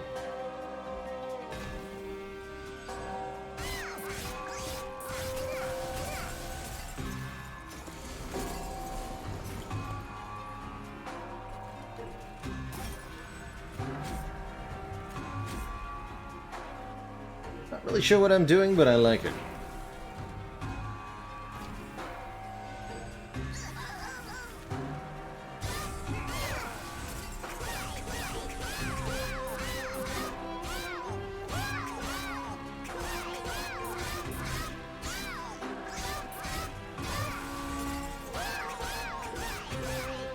Hey, Bidoin, there'll definitely be some Spire later today, probably in an hour or two.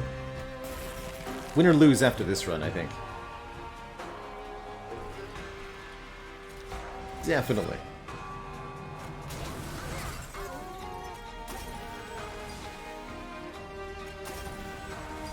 Have fun.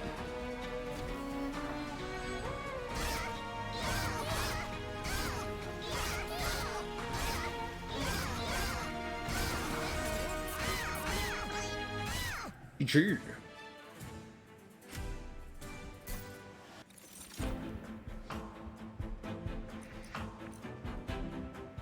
Spikes don't persist through layers of Legion of Wax with Sharpens, so I don't want it. Sting is fine.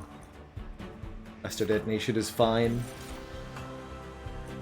We don't need Molded either. Stealth could be something.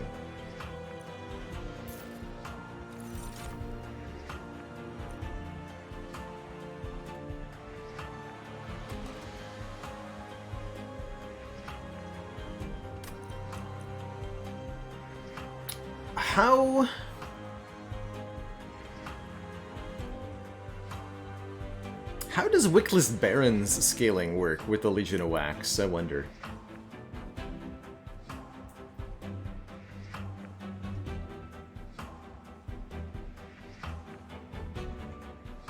Yeah, the spikes are from the shop upgrade vision offer.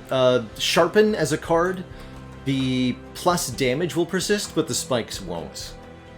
Any direct stat modifications can persist through being reformed, but buffs, your status effects won't. And that's gonna yeah, actually, this seems like a really good infusion, now that I think about it. It's perfect. Agent of Magic or an artifact? I feel like I want to upgrade any of these cards.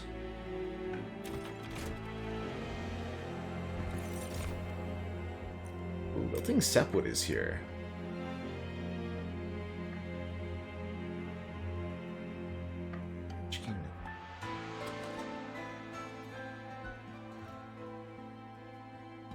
I want to take this just to get a divine border on it.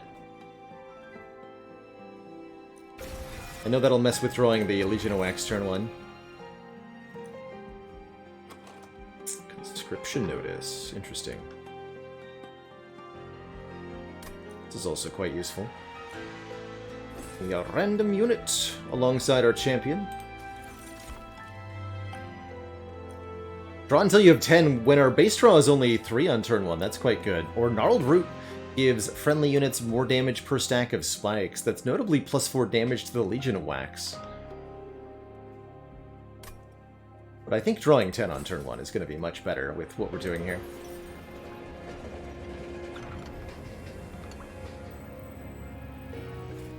Yeah.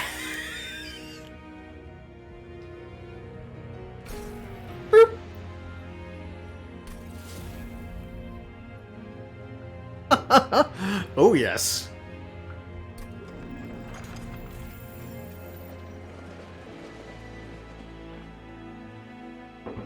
Oh, yes.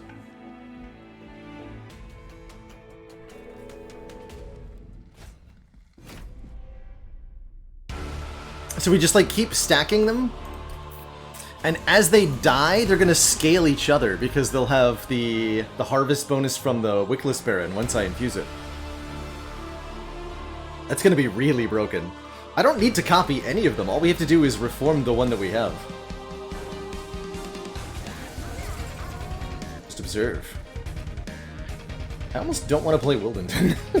Is that where we're at? We no longer play our hero because he takes up capacity, and I need every floor to be full of Legion of Wax? Maybe.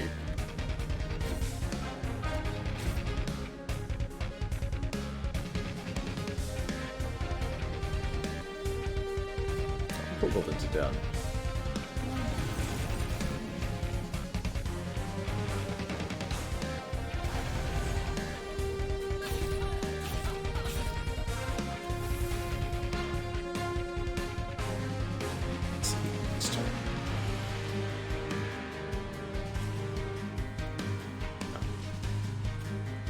You don't fit there. Okay, you're just gonna stay in my head then.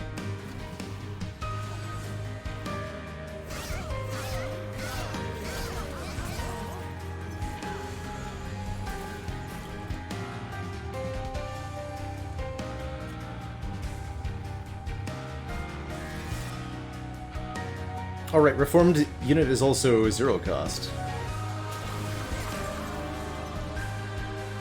That's right.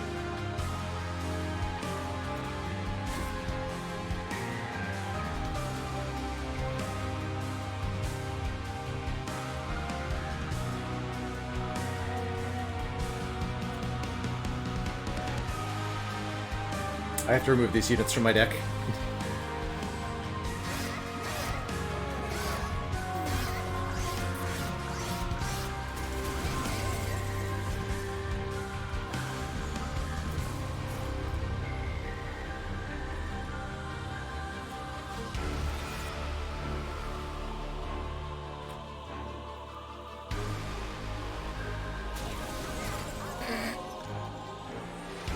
This is gonna be so busted.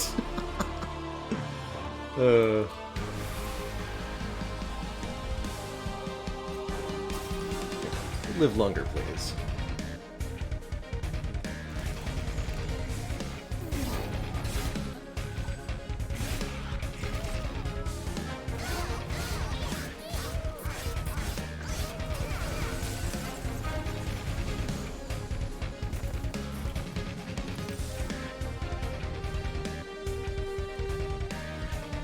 I can generate energy with the vine grasps in this tree thingy. It's kind of neat, too. Tree thingy.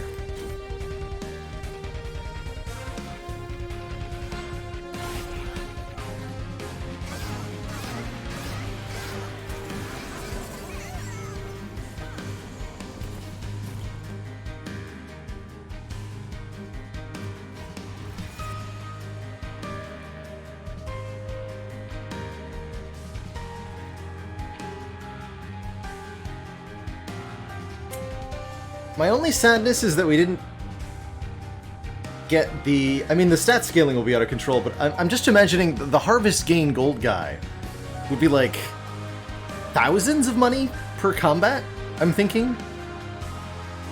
Because each one of them would get 5 gold each time any of them died.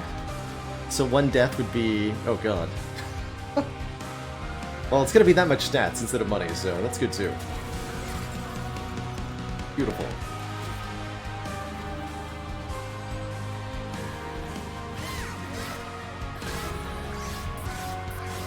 I think we've well and truly broken the run at this point, though. It's like very little that can... The only way we could lose is if units, like, walk past all of our stuff and just kill the pyre. Which could happen. Definitely. I'm thinking Wickless Tycoon is the one I would have preferred to have. Or how amusing it would be, anyway. But this works just fine, of course. It's gonna be... hella broken. Already is. Good Portellos here.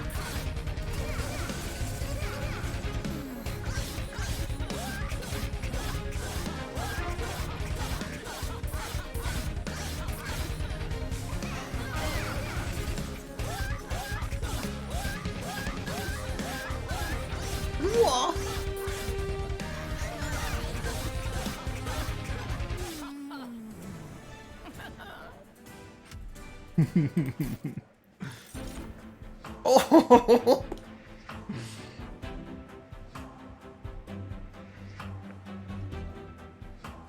Kill friendly units. Reform random units to this floor until it exceeds its capacity. Okay.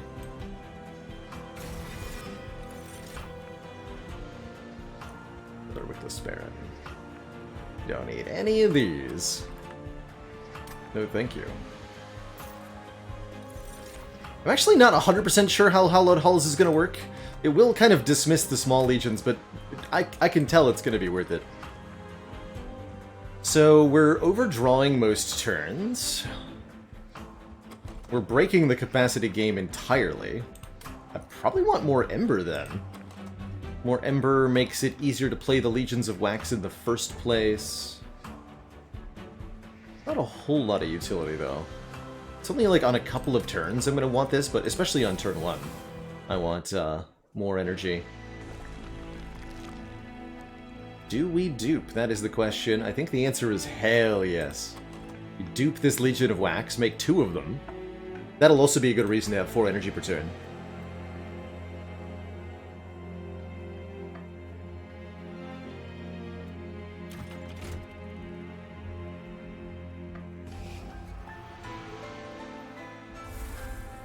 No room for you. What are you?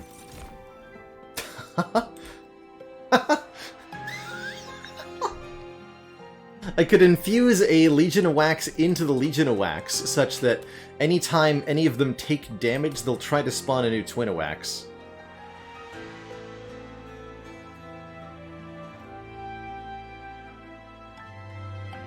It's kind of a very interesting essence option. Yeah, we just want to dupe the one that we have, and I'm gonna go with the Wickless Baron infusion. Trust me, it's gonna be really strong.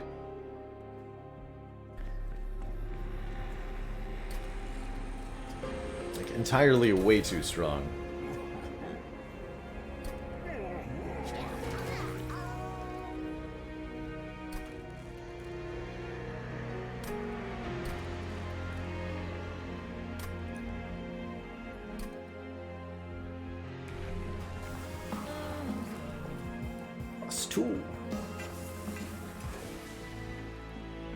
Just because I don't think I've ever done max Incant Wildenton, but I just want to. Alright, Ring 4. I will definitely take Heaven's Seal. There's no way anything can stop me.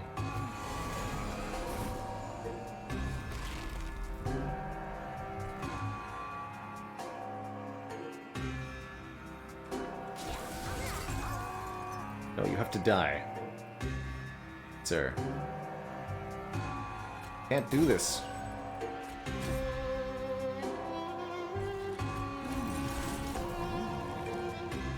Ooh, more incanting up here.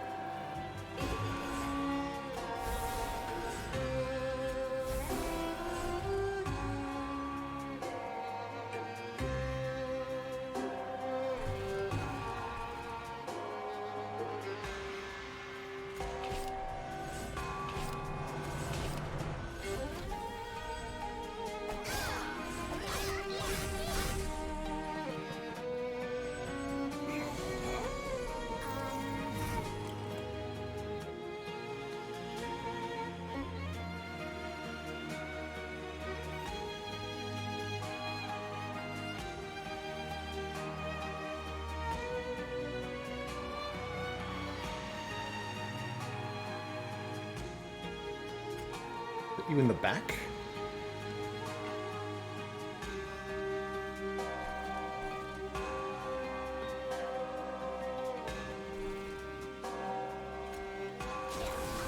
That's the collector on that unit.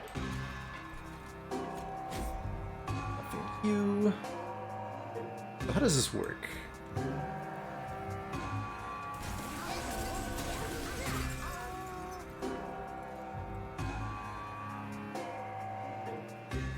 Oh, that was really confusing. The tier 3 is exactly the same size as the Twin Wax. I guess because of the reduced capacity. Well, and that reformed it with Burnout 1, so we'll get to reform it again here. Good.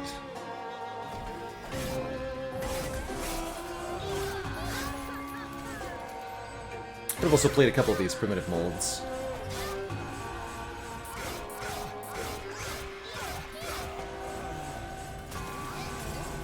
Yeah, see the stat scaling starting to get out of control in the bottom here? And we're not even close to done.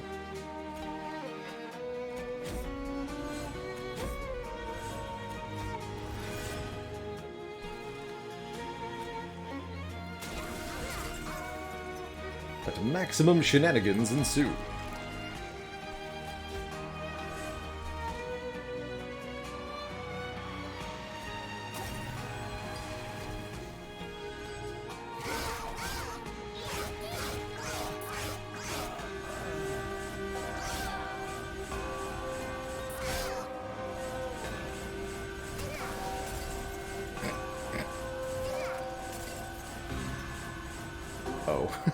Oh no. Oh dear.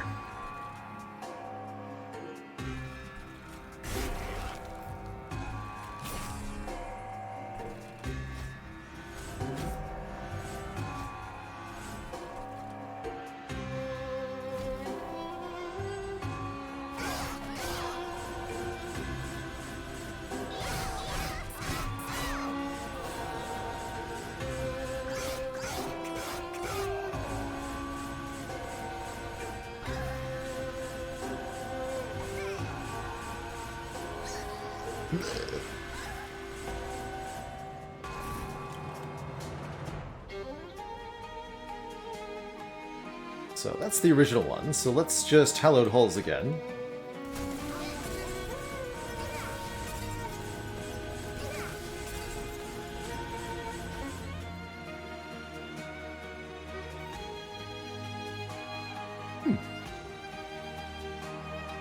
Interesting.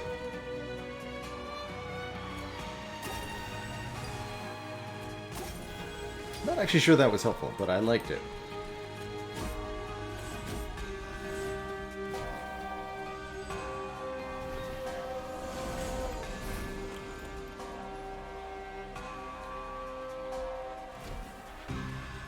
Have fun, you nerds.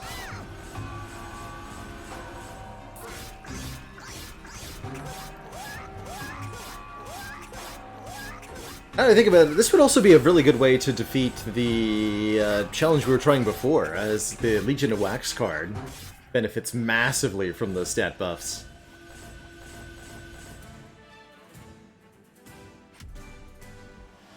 Improve Firebox to go with our Lost Luggage, 7 energy and 10 cards on turn 1. It's pretty good.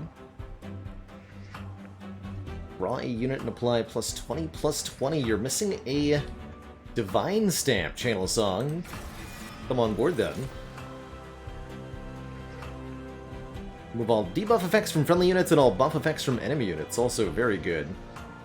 Letting us get rid of spikes, stealth, or other shenanigans. Fatal Melting. Deal damage to enemy units equal to 3 times the number of friendly unit deaths. Also very powerful. Well, let's grab a resin removal while we're here. And I'm just gonna go ahead and keep making more copies of the Legion of Wax. I think. Is that even what I want to do? I'm not sure. Certainly removing cards is what I want to do.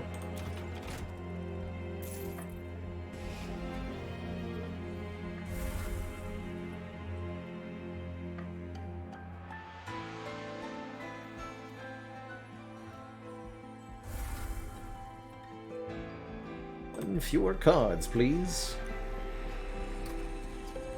Spell Chain Hallowed Halls? Question mark? I like Spell Chain Resin Removal so that if I use it I get a new one.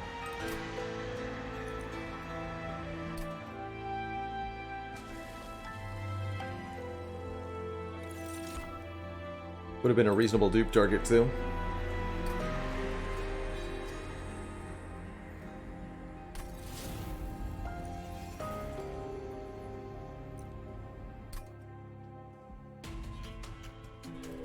Got nothing that piercing is good on. Harpy's gonna be, well, would be tough, normally. Don't think it's gonna be a problem here. More legions also means we're way more likely to draw one or more of them on turn 1, and heck! The channel song did something? Oh my god. It wrecked.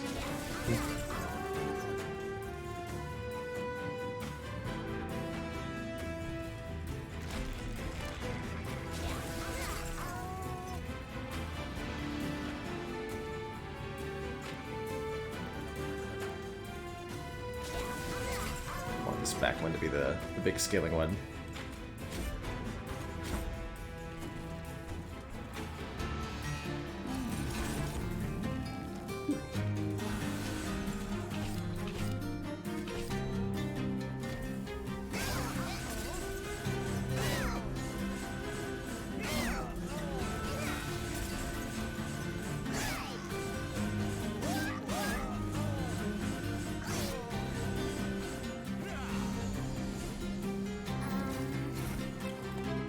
Yeah, I think that's actually, we do want multiple real Legions of Wax, so we can have one in the back that gets big time stat scaling while the one in front gets meat grindered repeatedly. Stuff.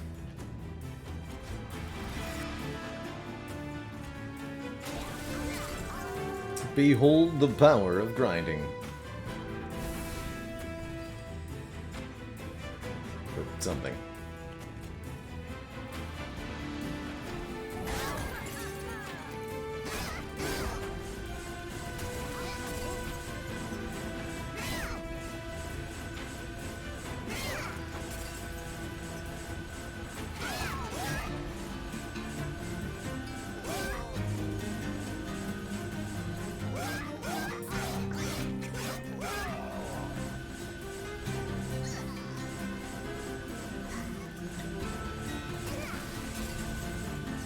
I'm gonna want to run this on higher speed for the rest of the run, probably.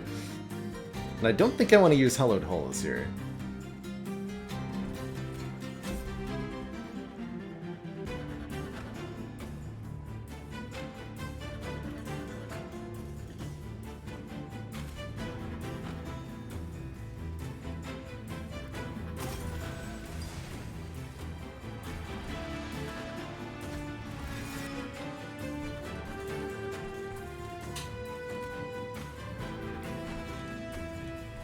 No room.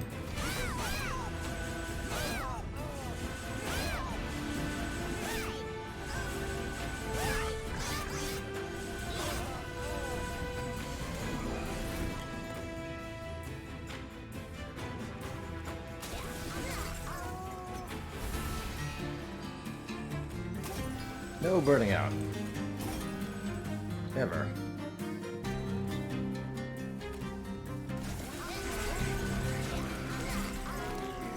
Perfect. Question mark.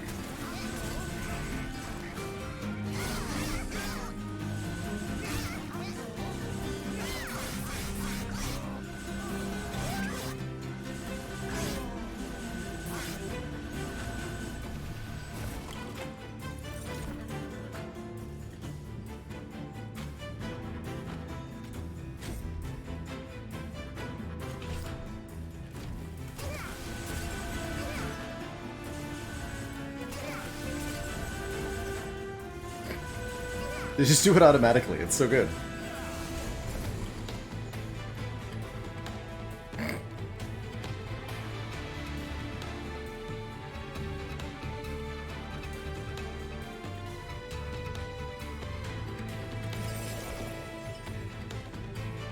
This is one cost. Oh, because resin removal is normally one cost, of course.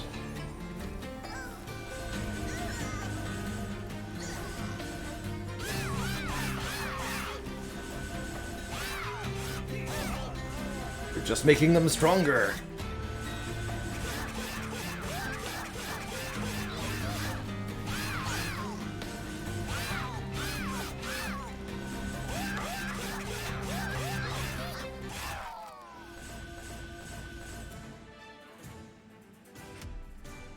GG.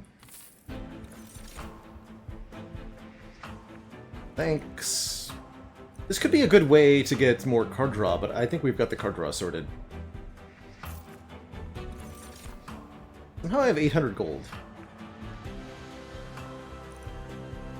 Consume cards in hand. Add a draft unit to your hand and apply plus 10 damage for each card consumed. That could actually let me clear my hand.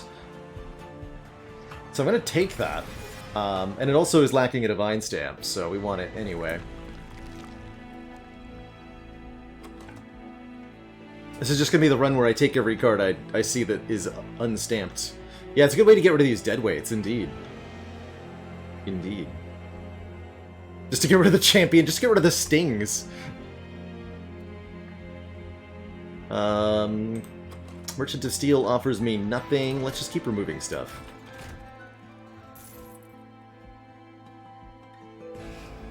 Let's get rid of one more of you. Why play cards when you could just have a draft? Get rid of these Wildwood Saps. These are also mostly useless, although they at least consume. Right?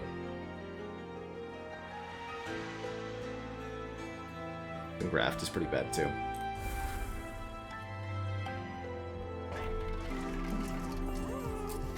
Obviously don't need Permafrost on anything.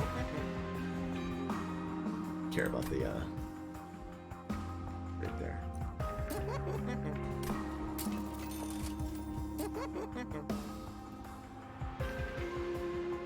I don't want holdover either, actually. I don't want any of this. Maybe I'll just pay for a bunch of purges. I'm gonna buy a lot of trinkets.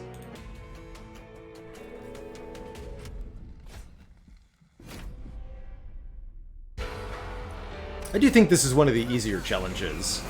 -2 draw per turn, retain your cards each turn, and spells cost 1 less. Of course, completely breaking the run has made it irrelevant.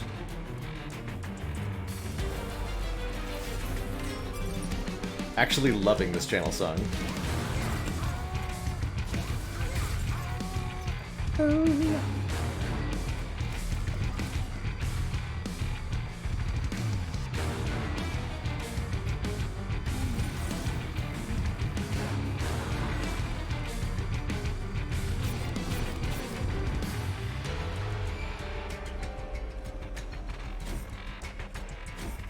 Her, actually.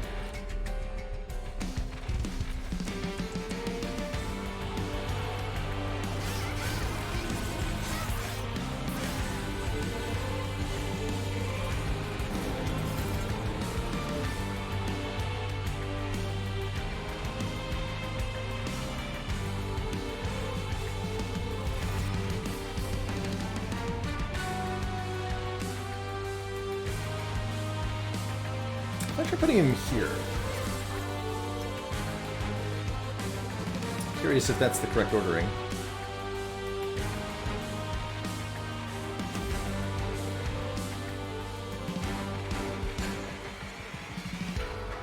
And this just gets rid of cards in hand. Period.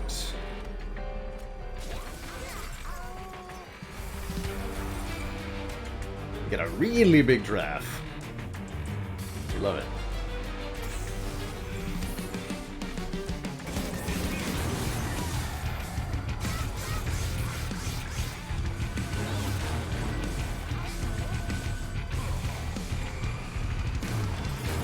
Extra Pain Train Challenge, that makes sense. That one's designed to just be brutal.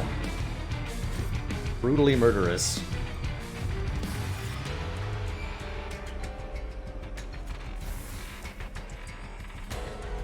Wait a minute. Okay, good. It's like, whenever one of my units dies, that might actually be really, really bad.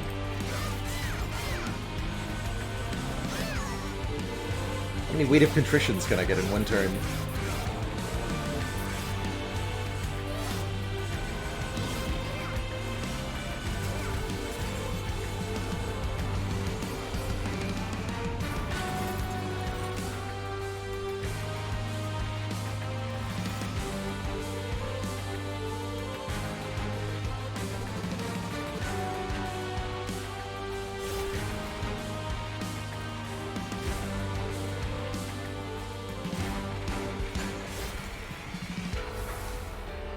Cards.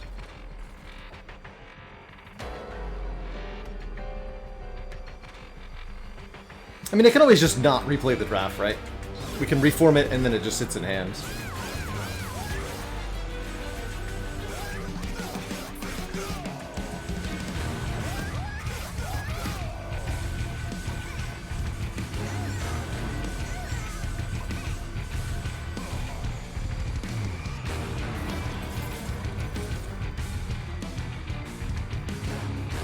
Reinsert here.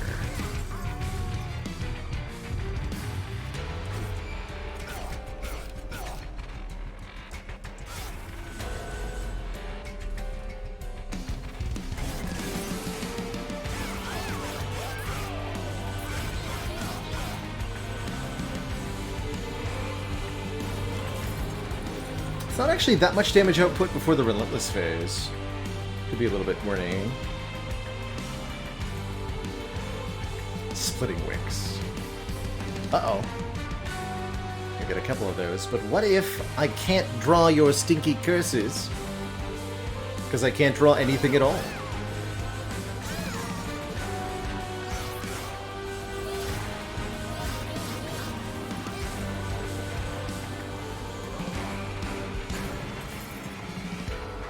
Easy.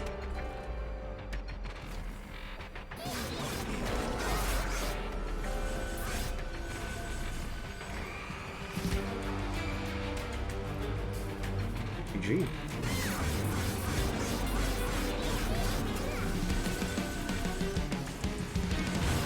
The more you try to kill them, the stronger they get.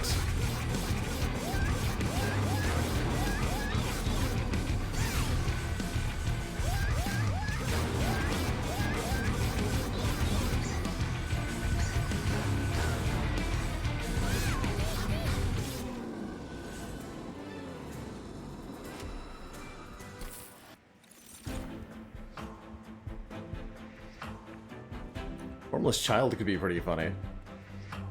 Turn a random defeated unit to your hand and give it plus 40 damage.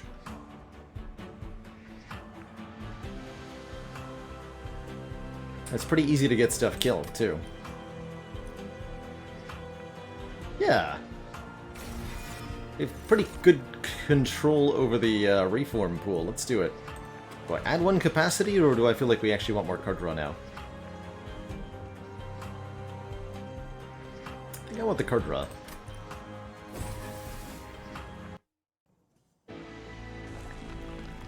There are a bunch of card backs that you can get for your cards. The Lourdes Lad. Mastery card frames.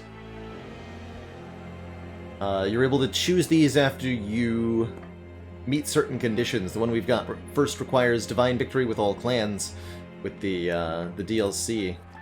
There's one for daily challenges, one for Hell Rush mode, one for winning C25, and we're working on getting the 25 expert challenges with Divine Victories, as well as all clan combinations. 24 out of 30, wow.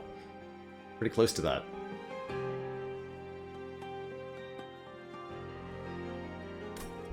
When our hand is perpetually full, it shouldn't be. Shouldn't be with what we're gonna do. When we consume the entire hand, we kind of empty it out. Emblem of Exiles. Interesting. This is minorly good. This is minorly good. This is minorly good. Reroll. Double damage spikes is okay, because we do have spikes on all the layers of the Legion of Wax. Cheater's Hand, not so useful with Retain. Fade's First Blade, not so useful. We'll take Petrified Crucible. Looks like I'm going to just buy a bunch of Purges then. None of those artifacts were particularly good. 30 magic power stings, also pretty meaningless. Could take a third upgrade slot on spells, but we're not exactly overloading any of these spells either. I guess we'll upgrade the stings then.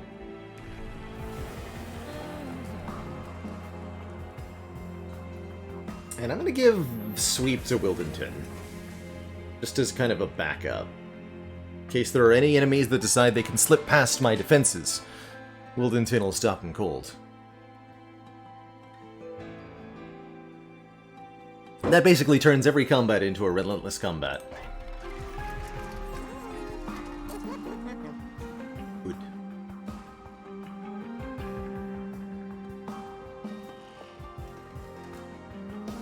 I only want one of these.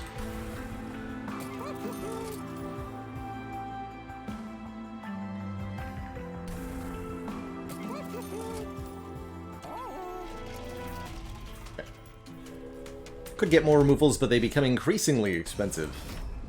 Decreasingly worth it.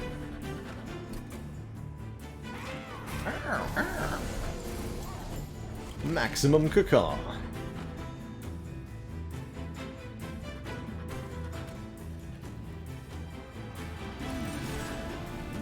Oh, right. That actually prevents the stings from being generated in the first place. Very interesting. I might use that. I thought they'd go to the discard pile, but it just simply doesn't make them. That's huge. So noted.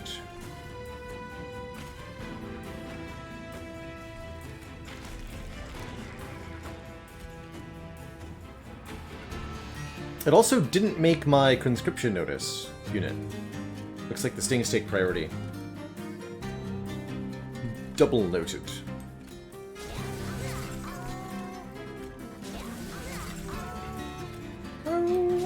No channel song this time. I'm going to be relying on the back one.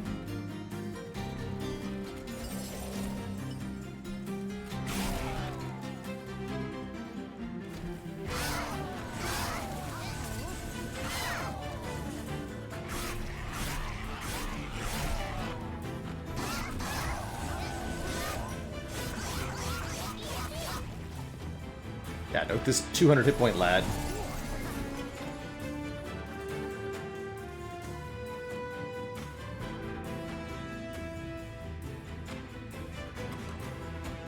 Formless Child? Alright, alright. Let's see where we're headed here.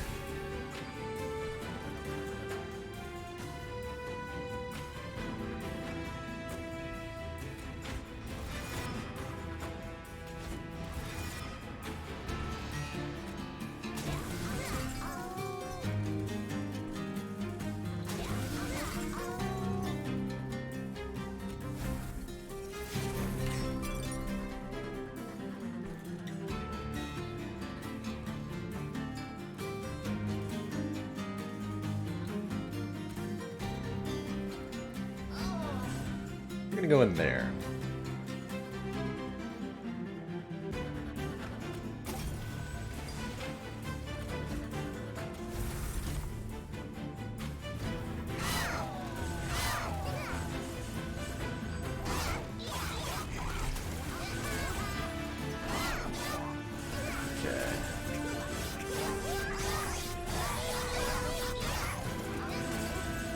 This is weird.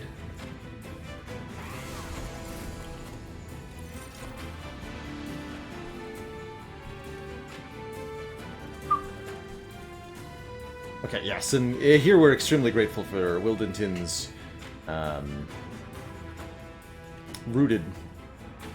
As this unit won't be able to advance to the pyre, nor will these two. Give Wildenton some more stats.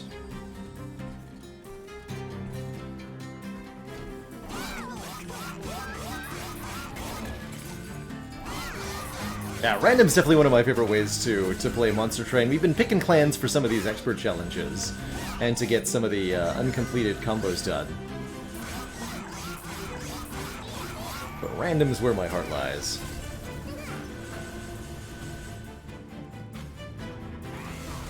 Oh.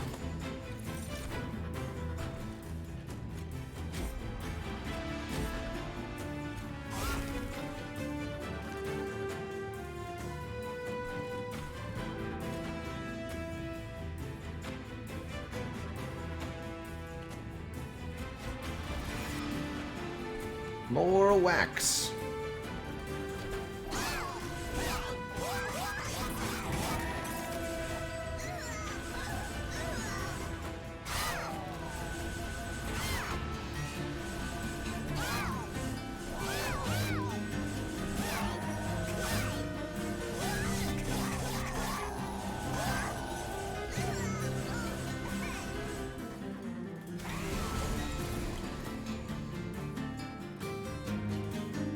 To have a unit in the reform pool for that to actually work. It's our burnout 2 Legion of Wax. It's in the pool. Yes, we'll get the other Legion of Wax. Good.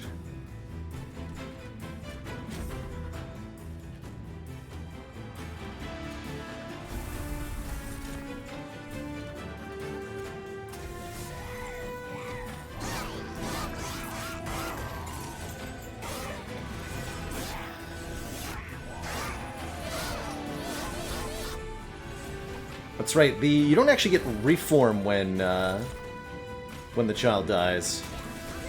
It's technically a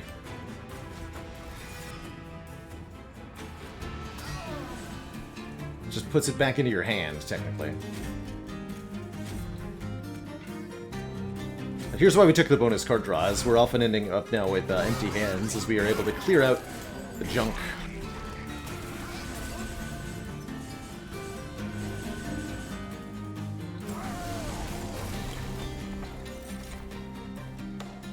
A pretty good attempt at smashing. This enemy just never gets to the top.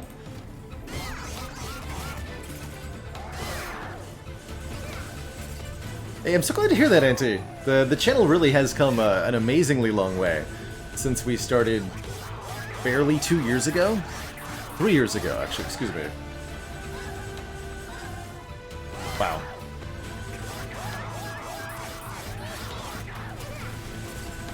Definitely feel like I've gotten a lot of luck in terms of my own streaming career journey, but I'm so happy to be here. GG.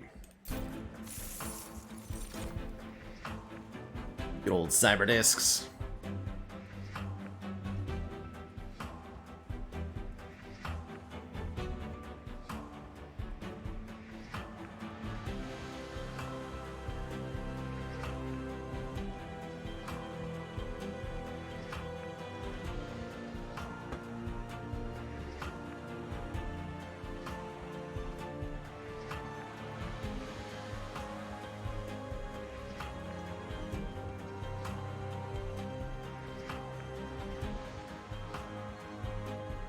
Arissa von Skylight, did you know that anyone that learns the full plot of Monster Train goes blind and is struck mad?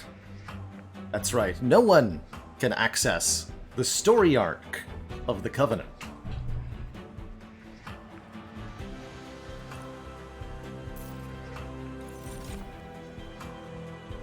Ooh, Crushing Demise actually seems potentially helpful. Question mark? Play random non-boss enemy unit, kill a random friendly unit.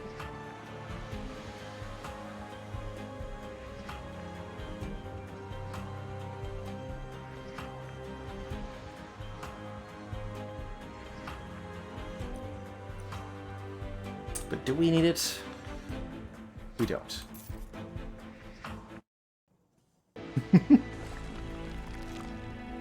Could get a 4th Legion of Wax. Wax.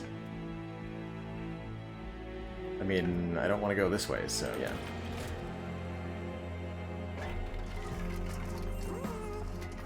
There you go, just personally recruit people to stream the game you want. It's elevating,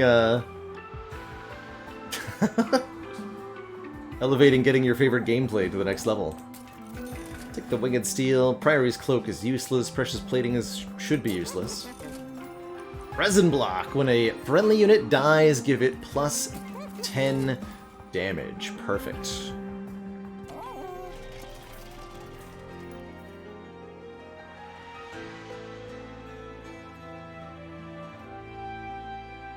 What did the launch pad say to the rocket? Take off, you're fired.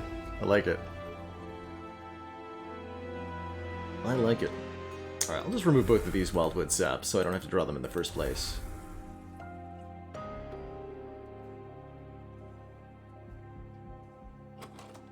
Do we dupe anything?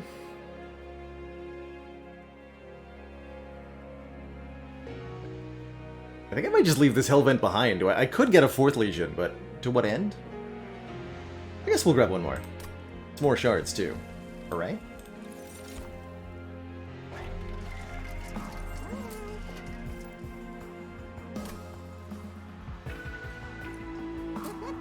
Okay, none of this matters. I'm just gonna go. More challenge!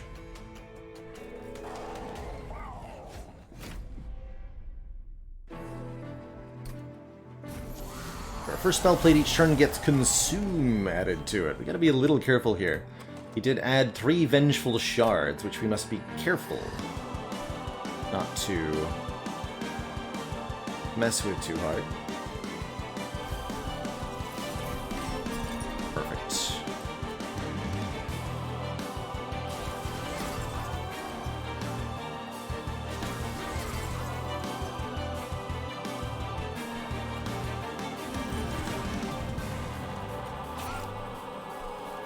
I had to be careful and then I stopped being careful. But it's all good.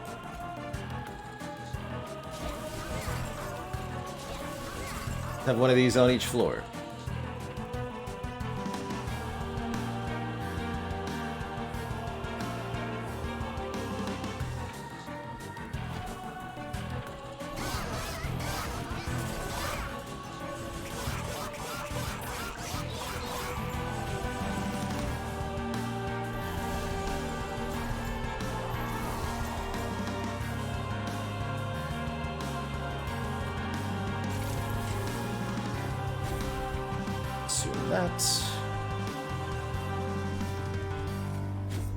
This.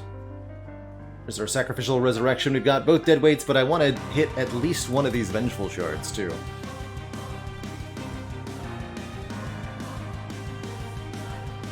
I didn't realize Formless Child was a 2-cost unit.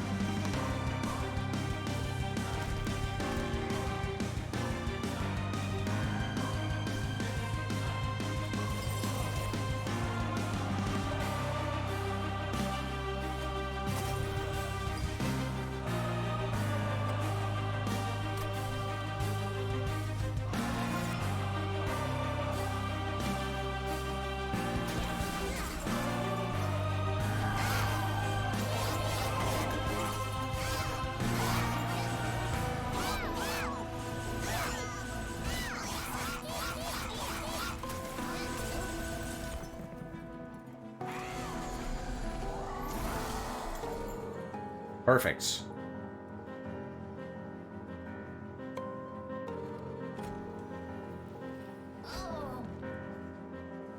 Bye-bye.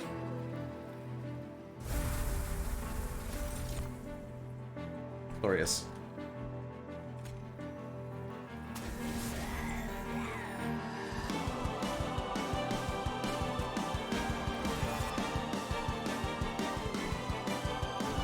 floor for that.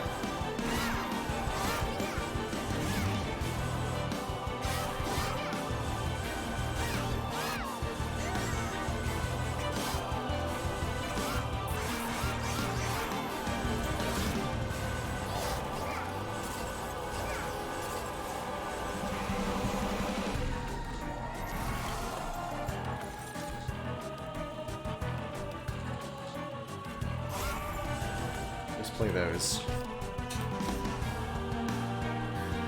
Good.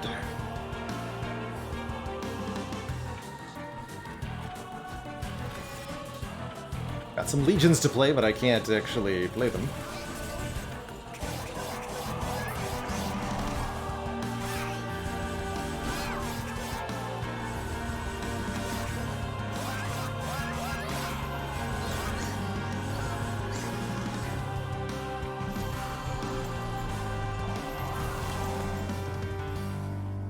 Go forth.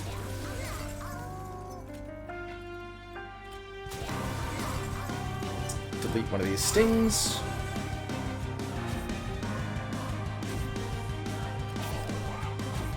Suddenly our deck is full of good units. 105 by 2. Hell yeah, get them. Here.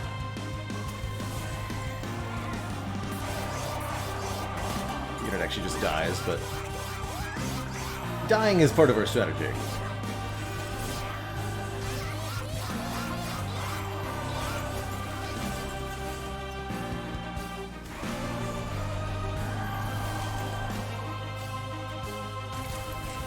If you're lost to connect, the long and short of it is that we have units that... Oh wow, you're not even a burnout version. Okay, you go way in the back.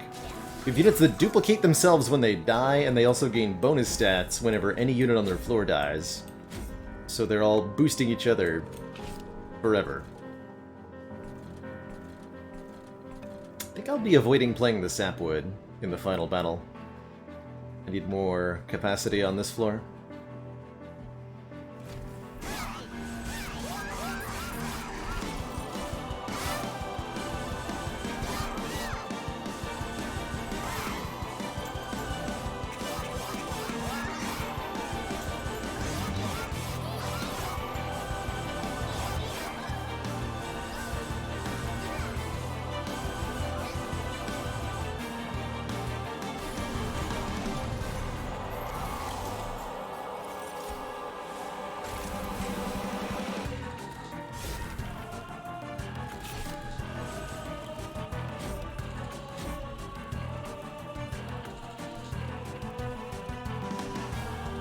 Cool.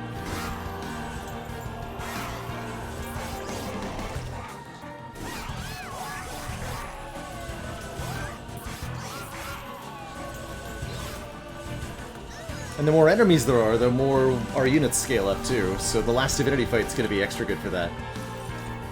Extra good. GG.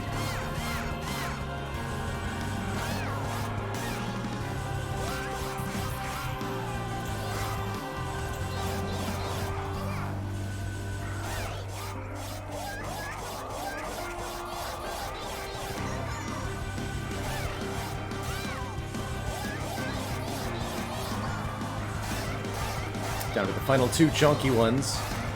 They should break into... yeah, we get 130 by 2 and 130 when the minions are created. So they do indeed inherit all the stat gains from their prior selves, which creates a lot of total health. GG. Great question, One True Leaf. We've got a few of the cards in this deck are included just for completion purposes. Monster Train is a game that keeps track of which cards have been part of a winning deck or not. And a lot of the cards that are in this, including the Welting Sapwood, are included just so that they can get a win. Not going to be playing the Sapwood this time. I think I've learned my lesson.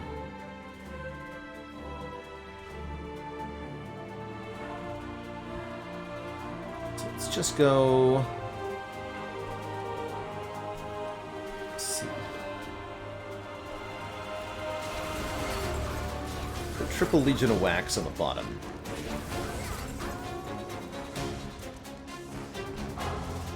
And I'm going to go Wildenton plus Legion of Wax in the middle.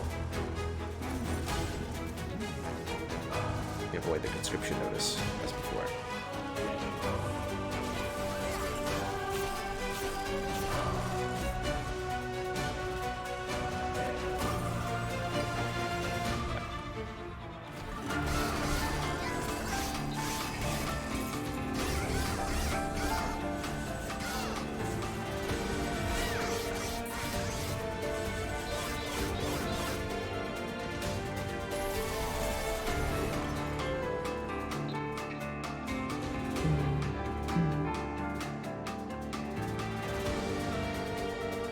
So resin removal can do stuff like take the spikes off.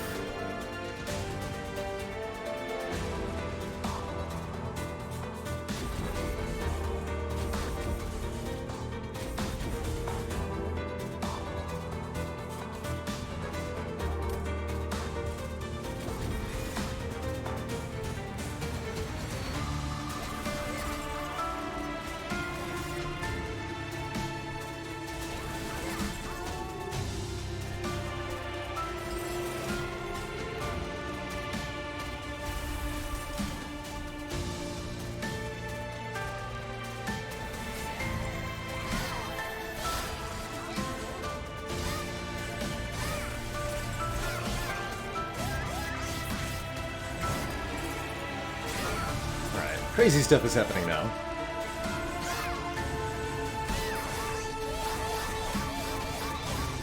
Ooh, none of that actually got killed.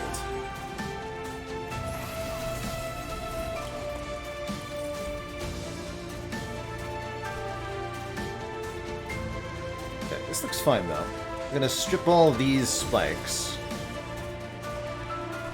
Keep buffing Wildenton.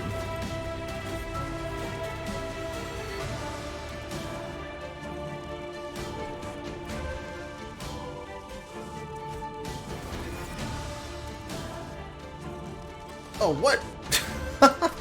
That's how that works? I actually did not know that. I did not realize that after consuming it with a card destroying effect, they would be in the reform pool. It's kind of cool. Yeah, I mean, the consume pile is in fact very clearly stated to contain things that have died. So they are, in fact, the same pile. Makes sense. You are cardless. Yes, there's stuff in there, so go.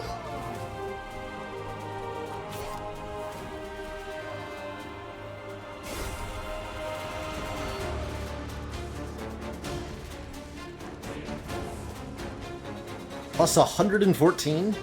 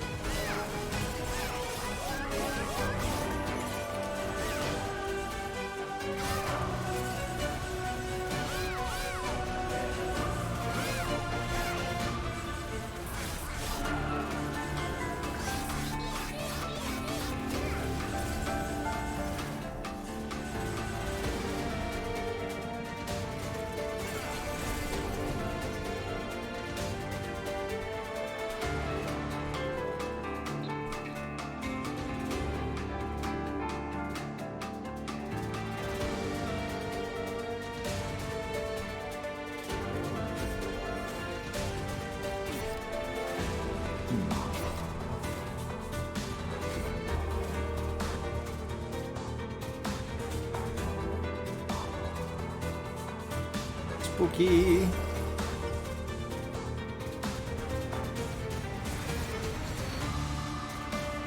Juggernaut 2 version.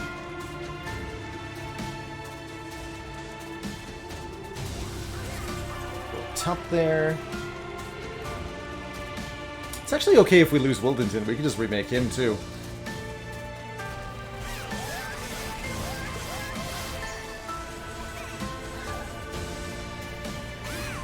Probably just play this channel song so it's consumed.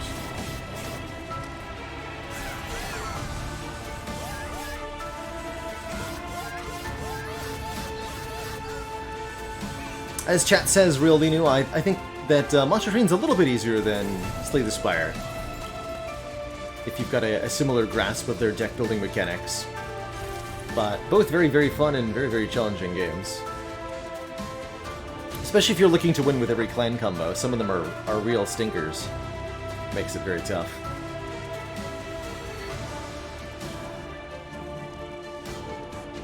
Okay.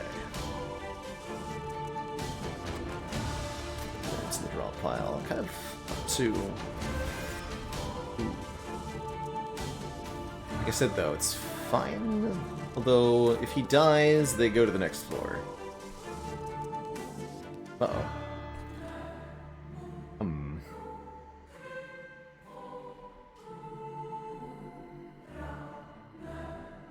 Not expecting my...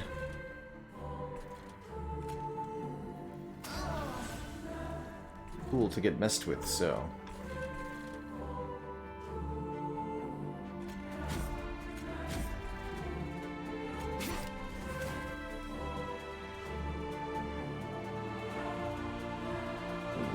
health will not be enough.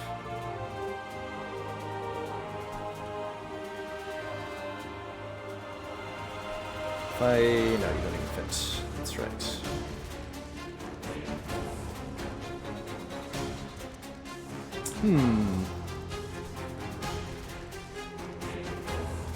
An embarrassing way to die.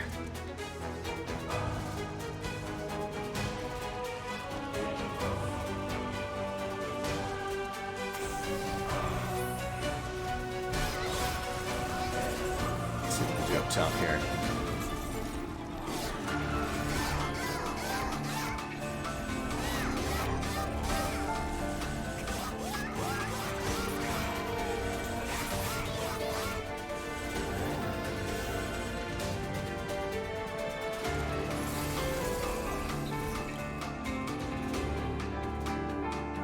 So that has to generate Wildenton or I'm dead? Question mark? Actually, maybe not. We have 110 pyre health, 40 pyre damage. Let's see what we can do here.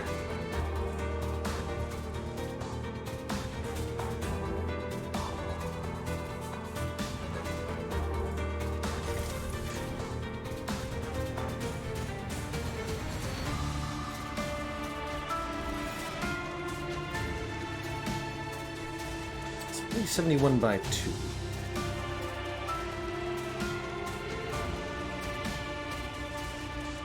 I feel like this kills me. Doesn't it? And Divinity attacks first, too, right? So I can't even make the draft.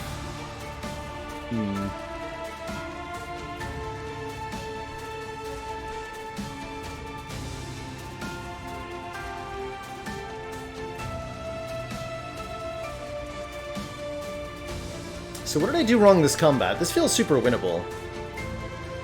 I was unable to keep Wildenton alive because I was unable to place new stuff in front of him.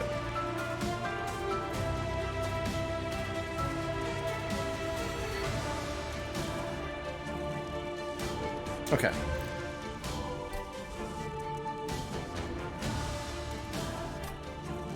Sack Resurrection doesn't work here because the Divinity just kills the draft. So I think let's just let's see here.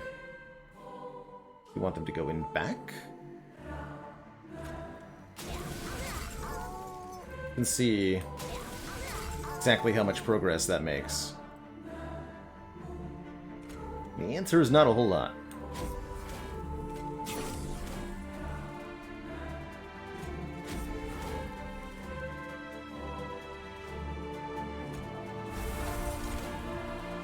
If I put it in back, it just gets killed by TLD. So then this boss kills our pyre. Okay. I don't want to redo this challenge, so I'm gonna restart this combat. A little bit save scummy, but I'm quite certain this can win.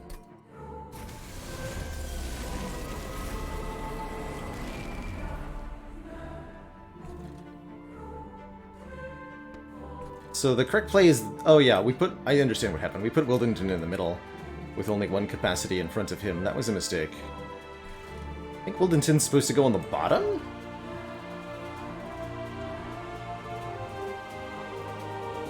Let's try it.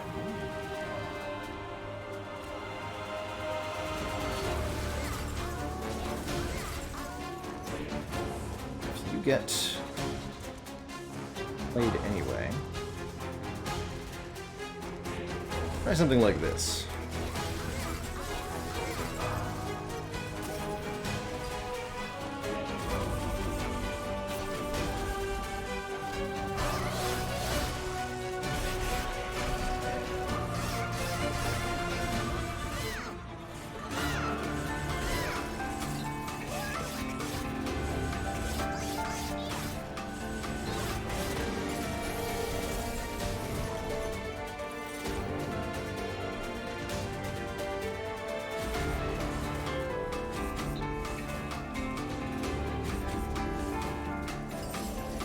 It also means I get more rocks and such. Don't really want the Hallowed Halls, do I? Yep, here I do.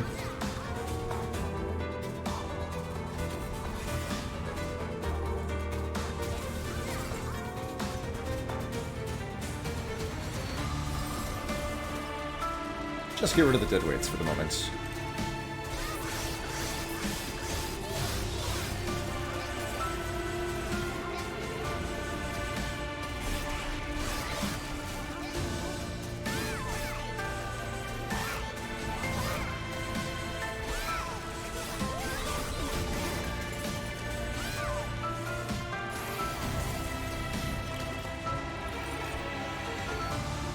Uh-oh. So we're actually gonna overstack the floor here. Wow, that is a lot of damage, huh? Spooky.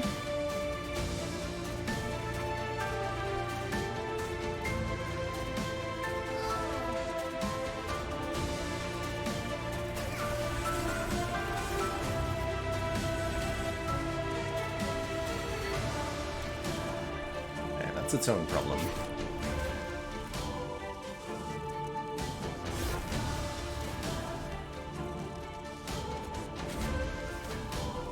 Be the same issue as before. It's a little better.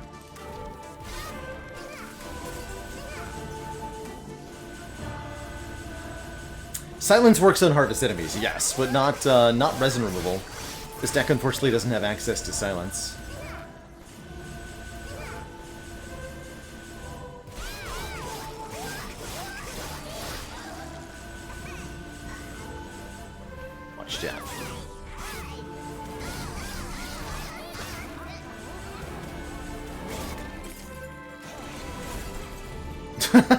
So no, this guy just goes straight past. Oh dear. Oh dear. Although that's actually fine.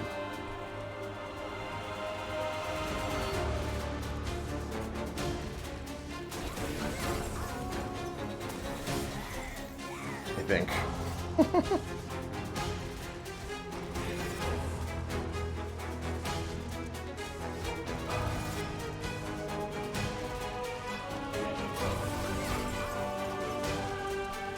Good? Question mark? Question mark.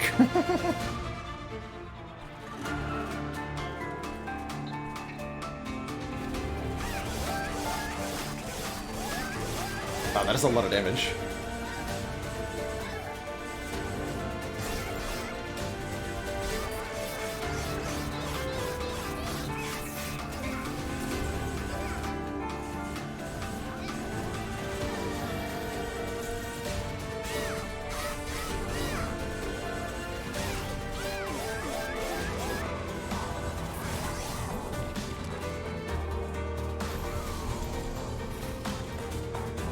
It's fine!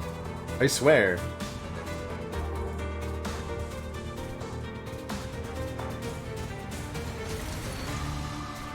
Surely it is fine.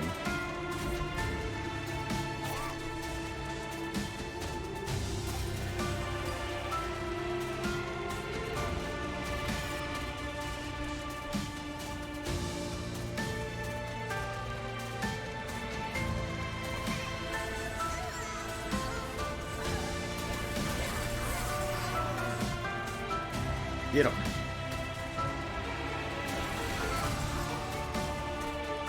I think it's working.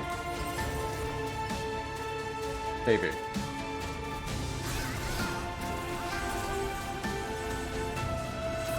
Maybe.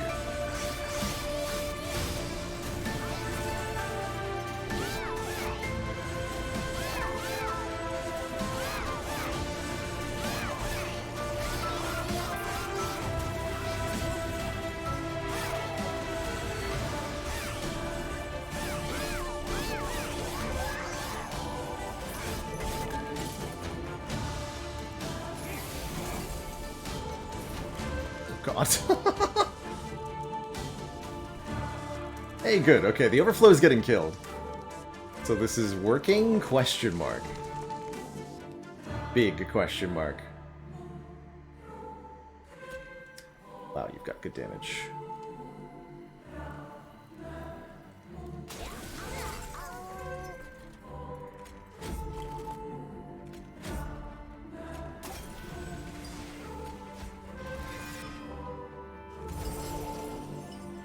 No regen for you.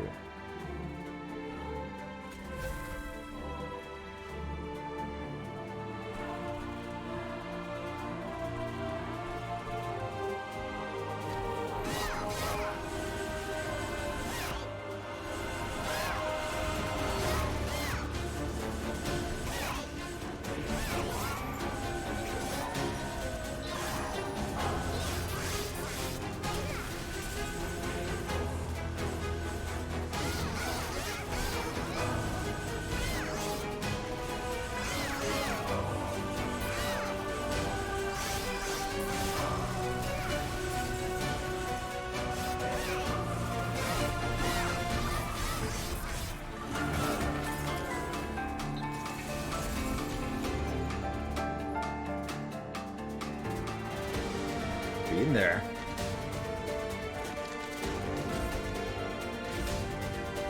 That 4 damage sweep is pretty good. That burnout 3 in there. GG. Alright. We did in fact need Wildington on the bottom, not in the middle, in order to win this. Small change with a very big difference. GG.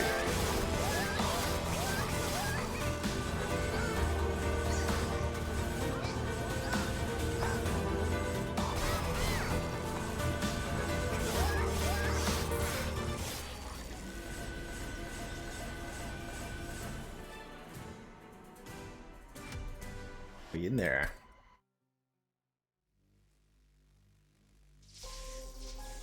That better be a record something. Because if not, then what? If not, then what?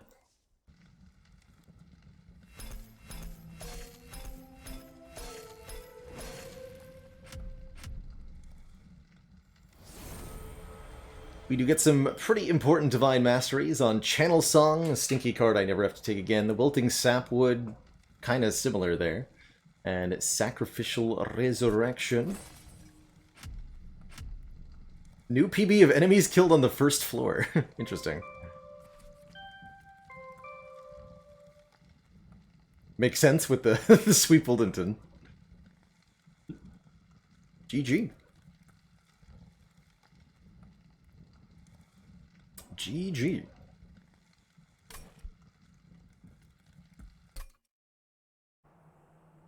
Alright, well we got one Divine challenge done in Monster Train to start out the stream. Let's go to the main event. I know there's a lot of folks hoping for some Slay the Spire. Well, you're in luck. I'm going to play some Slay the Spire.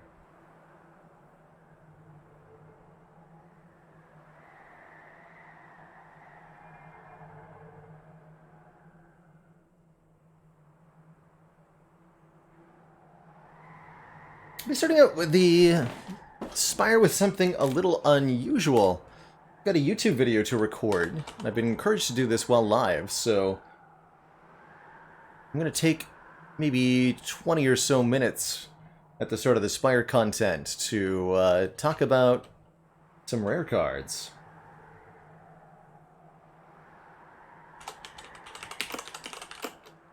Let's start with the Ironclad rares.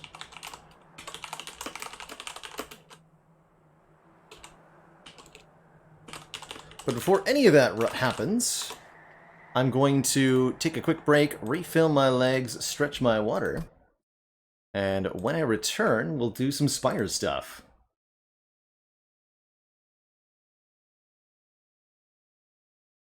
Let's get Spire booted up, and then I'll go on break.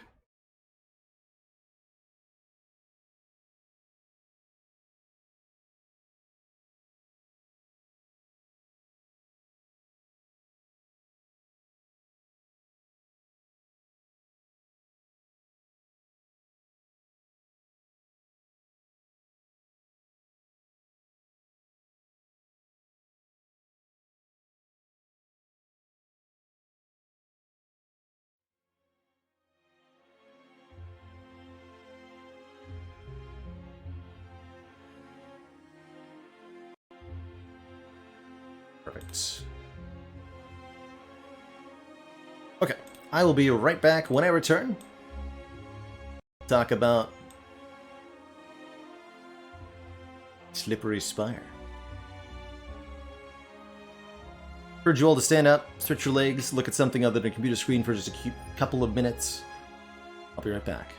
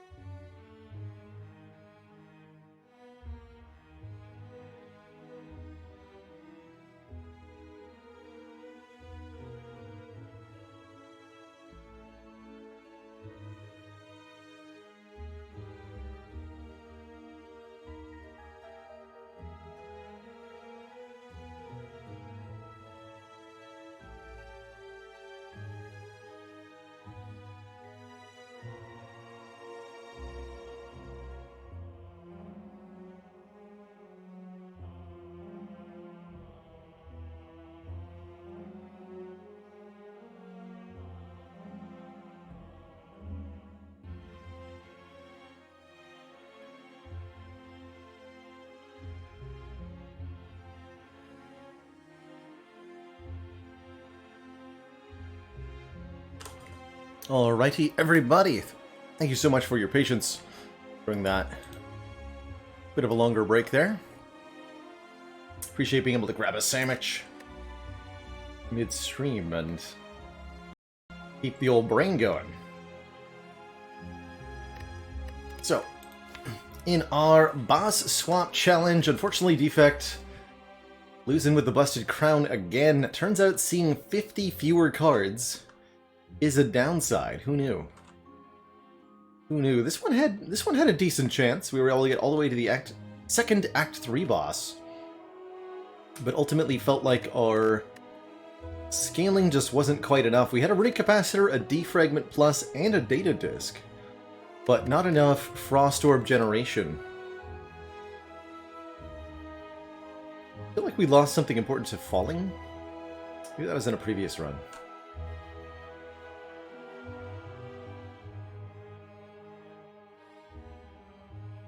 This silent choker run losing to Heart was also kind of heartbreaking. Ham and cheese sandwich. Some good old deli ham. Yeah, definitely I think one of the biggest downsides to the Busted Crown is seeing 2 fewer rares at your bosses in Act 1 and Act 2. Really makes it harder to get some of the real power cards.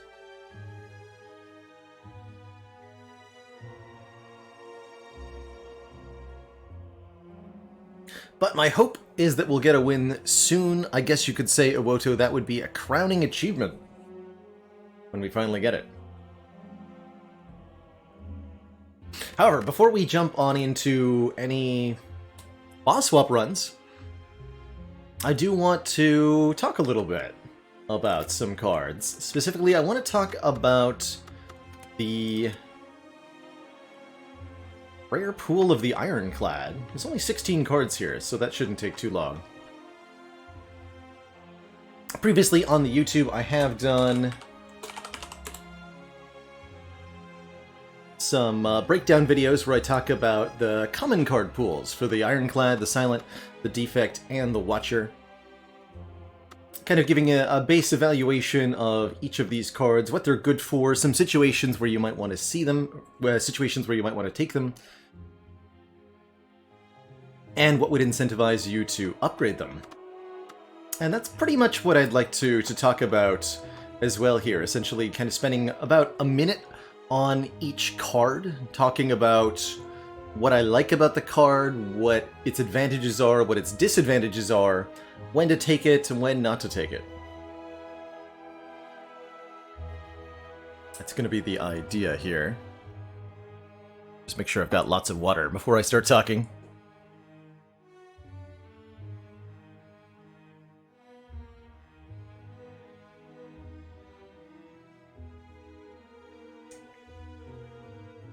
As I go through these, feel free to contribute in chat with thoughts, comments, or questions. These won't be appearing on screen for our YouTube video, but perhaps as I go through, if there's tidbits that I find worthy contributions, I'll talk about them briefly. By the way, Flannel Violin, thank you so much for the 20 months, those 2 metric years of support. Alright, let me just make sure that I have this configured all properly like. We'll go for the bigger face cam. Tweak that out of the way. Good. The Juggernaut, though, yeah, I'm so excited to just to talk about it. One of my favorite rares, truthfully. Such a cool card.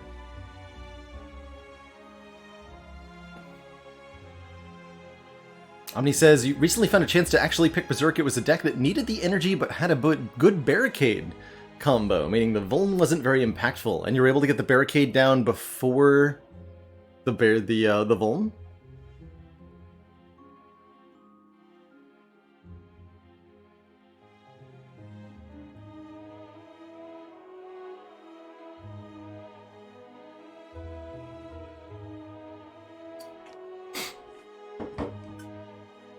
Okay, let's see if I can do this in one take.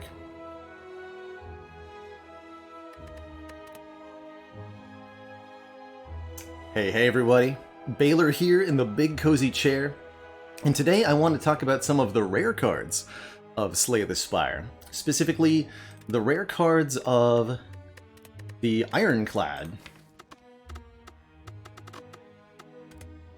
Ironclad has 16 different rares, and I think these are some of my favorite cards for the character.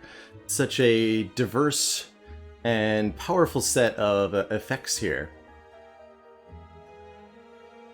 Going to go through each of them, talk about them in brief. When you should expect to take them, when they're good to upgrade, and when they're a valuable contribution to the deck. If you like this video, please let me know in the comments below what your favorite Ironclad rare is. And of course, don't forget to like the video. Alright, let's start. Barricade. We'll go right in alphabetical order here. Good old Barricade.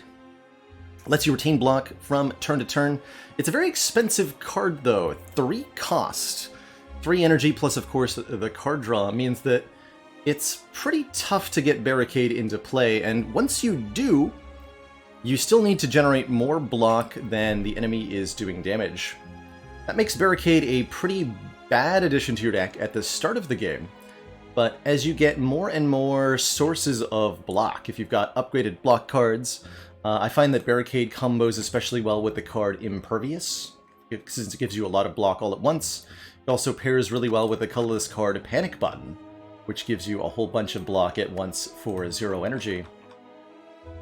And of course, the Ironclad Uncommon Entrench, which lets you double your block, is also an excellent reason to pick up a Barricade. Very good, and a very good rare card with the Snecko Eye Boss Relic. I'm gonna mention Snecko Eye and Runic Pyramid really quickly here as well, since these do affect a lot of the Ironclad cards. Snecko Eye makes all your cards random cost, giving you bonus card draw. There's quite a few Ironclad rares that are exceptional with this thing. And of course, the Runic Pyramid lets you retain cards from turn to turn. Barricade pairs better with the Snecko Eye than with the Runic Pyramid. Runic Pyramid actually counteracts the Barricade a little bit, because if you can retain your block cards, you don't need to retain your block.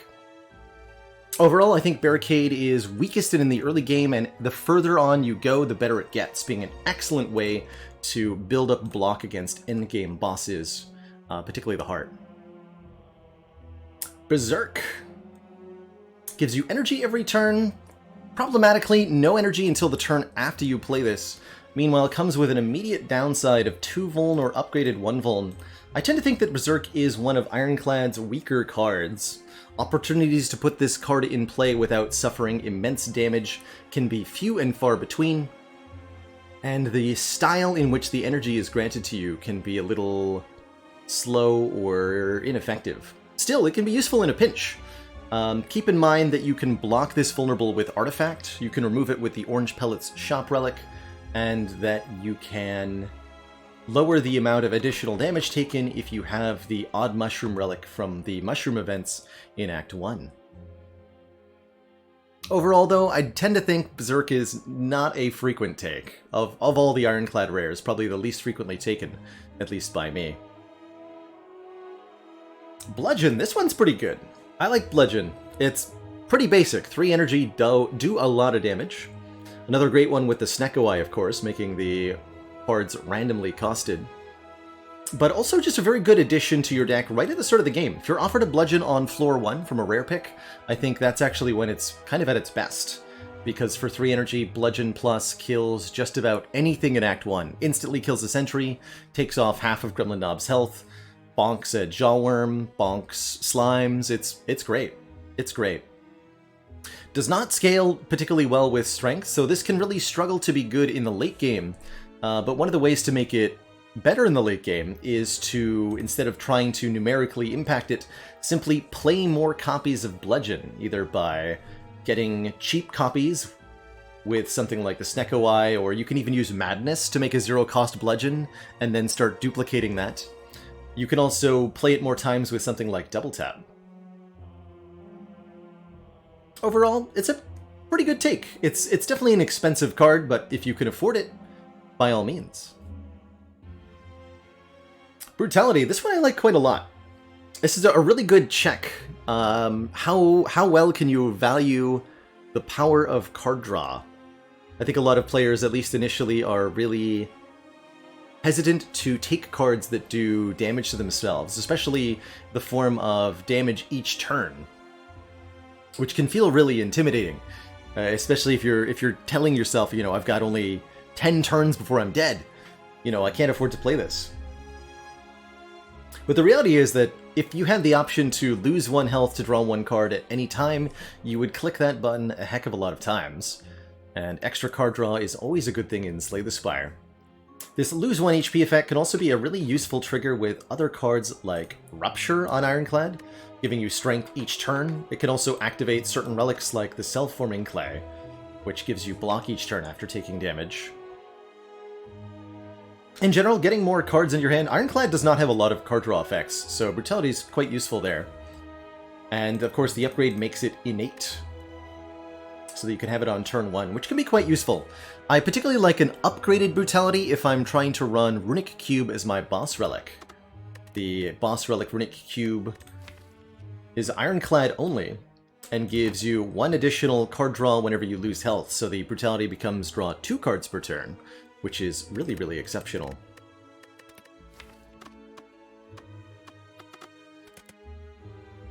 Corruption might just be my favorite Ironclad card. This is an exceptionally powerful card. By making all of your skills 0 cost, a Corruption allows you to essentially add the exhaust keyword to a whole bunch of cards in your deck. The big worry with Corruption is that if you exhaust all of your skills, well, what happens to you? Typically all of your block cards are skills, so if you have no block, then, well, what do?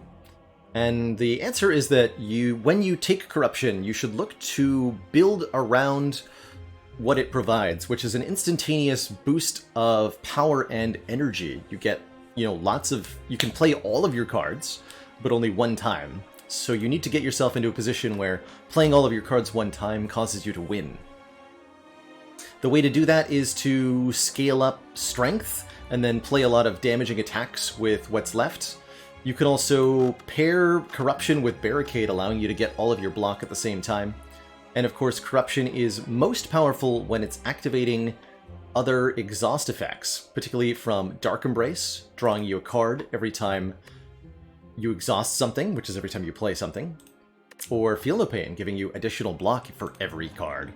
And of course, we can't talk about Corruption without mentioning Dead Branch, which gives you a random card whenever you exhaust a card. If you have Corruption in play, all of your skills will make new random cards, and some of those will be skills which will themselves make more random cards. It's really, really silly, and one of the most powerful things you can do in Slay the Spire. It's a good time. It's a good time. Highly recommend Corruption with Snecko Eye or with Runic Pyramid. Anything that lets you get more card draw into your hand is great. Anything that lets you retain block, Calipers, or Barricade is great. And anything that lets you turn a lot of energy into a lot of damage is also going to do pretty well with Corruption. I really, really like it. One of my favorite ways to cheat energy, essentially. Good way to get 3 energy wins on the Clad as well. Alright. How about the last of the 3-cost powers? Demon Form. I think of Barricade, Corruption, and Demon Form. I tend to think Demon Form is the slowest. For 3 energy, this gives you 2 strength at the start of your turn, or 3 upgraded. Here's a way to think about Demon Form. The turn after you play Demon Form, it's as good as an Inflame. On the turn you play it, the Inflame is actually better, right? Inflame gives instant strength, whereas the Demon Form doesn't. The turn after you play it, it's just as good as an Inflame. And then, 2 and 3 turns later is when you actually start to get payoff compared to a relatively cheaper power in the Ironclad pool. So you really have to expect the fight to go on for, 4 or 5 turns at minimum before Demon Form is an acceptable scaling solution. To that end, I tend to think Demon Form is only really good for the longer fights of the Spire, the boss fights especially. Act 1, Act 2, Act 3, doesn't matter. This is definitely a boss killer of a card. And I think that means that if you're running Demon Form in your deck, well, two things. One, you want to get it in play as quickly as you can. So if you can guarantee that, it becomes a much better take. Something like Gambling Chip, something like Bag of Preparation to give you more cards on turn 1. But for the most part, I would say that Demon Form is a card you'll want to play as quickly as possible in some fights, and not at all in other fights. The shorter hallway combats of Slay the Spire, you know, when you're expected to win fights in 1, 2, or 3 turns, this card won't help you there. And so if your deck is going to incorporate a Demon Form, you must have a front-loaded answer to shorter combats that doesn't involve playing this card. Also worth noting that given how powerful this card is, you should sometimes, if you have it, you should take damage in order to get it in play.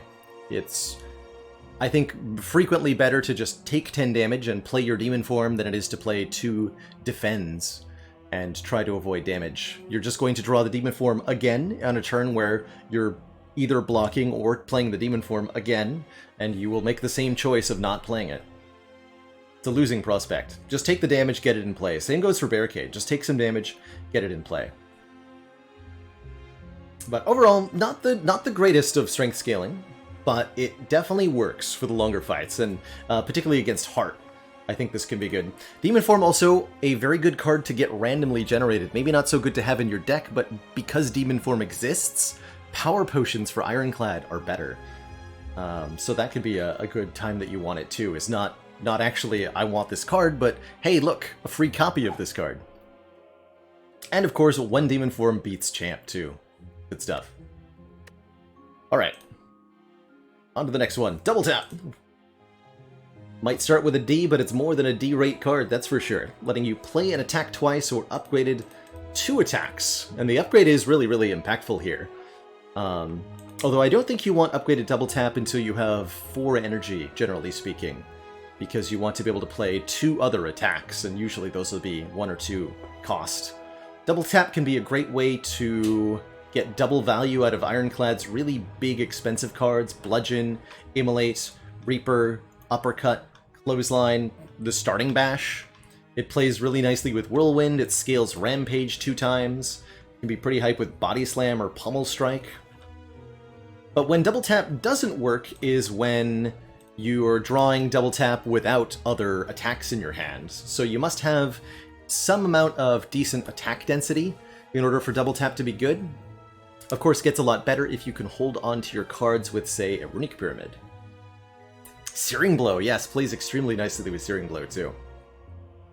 I think Double Tap is a middlingly good rare. I don't like it too much in the early game, but if you've got some expensive attacks, or really good upgraded attacks, if you have any way to retain cards, it becomes a lot better. Also good with, of course, any attack-oriented relic. The Kunai, the Shuriken, the Ornamental Fan, all that.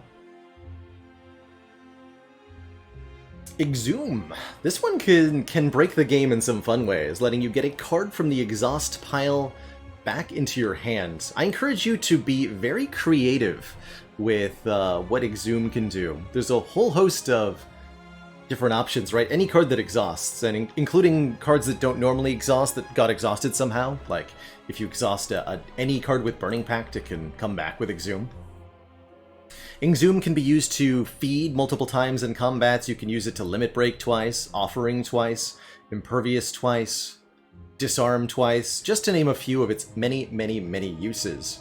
Ideally, when Exhume is good, you have multiple different options for what you can use it on. So if you've got a feed and a disarm, Exhume is very, very good. If you only have one exhaust card, the Exhume can be a little bit more unreliable, since if you draw the Exhume first, it won't be so useful.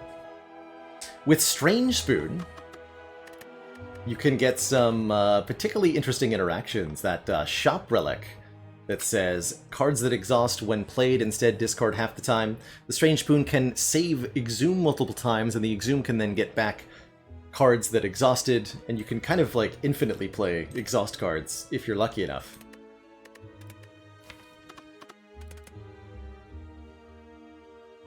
Something to note is that you cannot exhume an Exhume. So you cannot chain with Letter Opener or Charon's Ashes or any other infinite combo. You cannot just use 2 of this card to play one another, as they are specifically disallowed from fetching each other. But you can get all sorts of other stuff.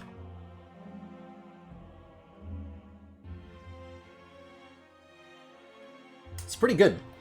Highly recommend Exhume with Feel No Pain in general. It's just a great block source, even if you're fetching back your Ascender's Bane. Feed might just be one of Ironclad's best, if not the best, Ironclad rare card. A little tricky to use. You have to be able to kill your opponents with this card, and they have to be non-minion cards, so no feeding on Gremlin Leader's minions or Reptomancer's daggers.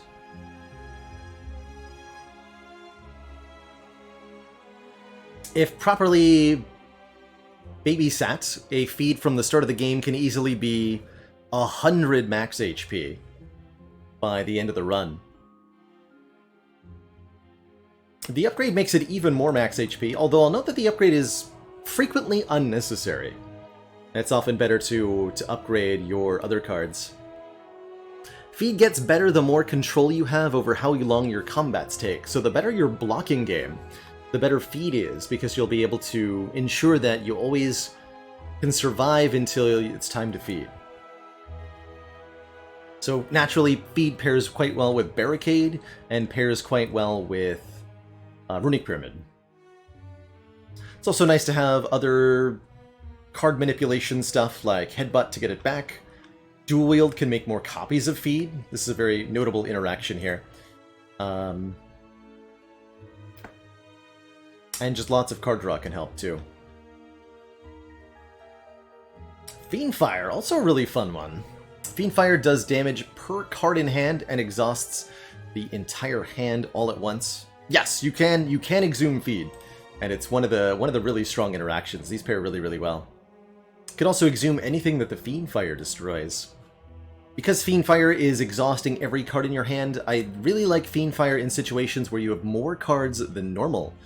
So bonus draw from something like Brutality, from something like Pocket Watch, Snekawai. You can retain cards with Runic Pyramid.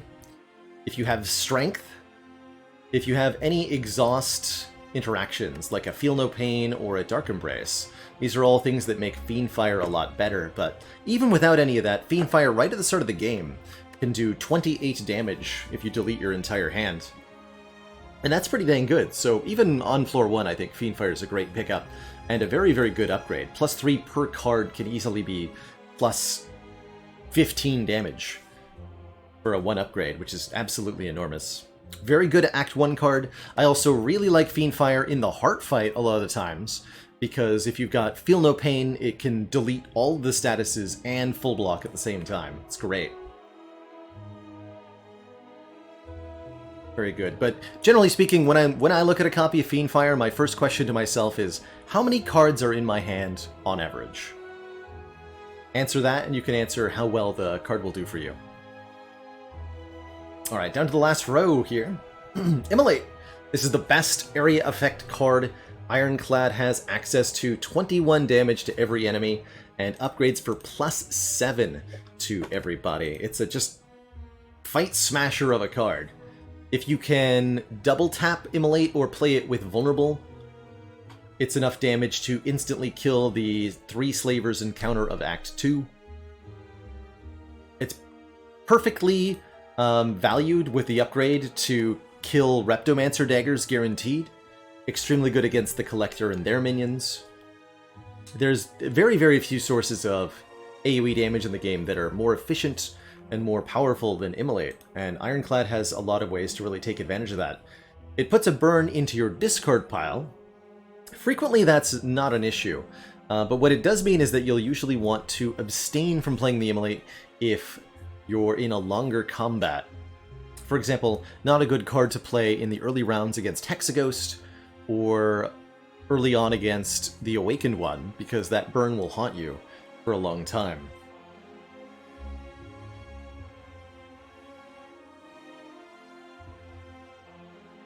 Another card, like Bludgeon, pairs extremely well. Rather than trying to scale this with Strength, you're better off just playing it more times. Although Immolate is less rewarding of that because of the additional burns.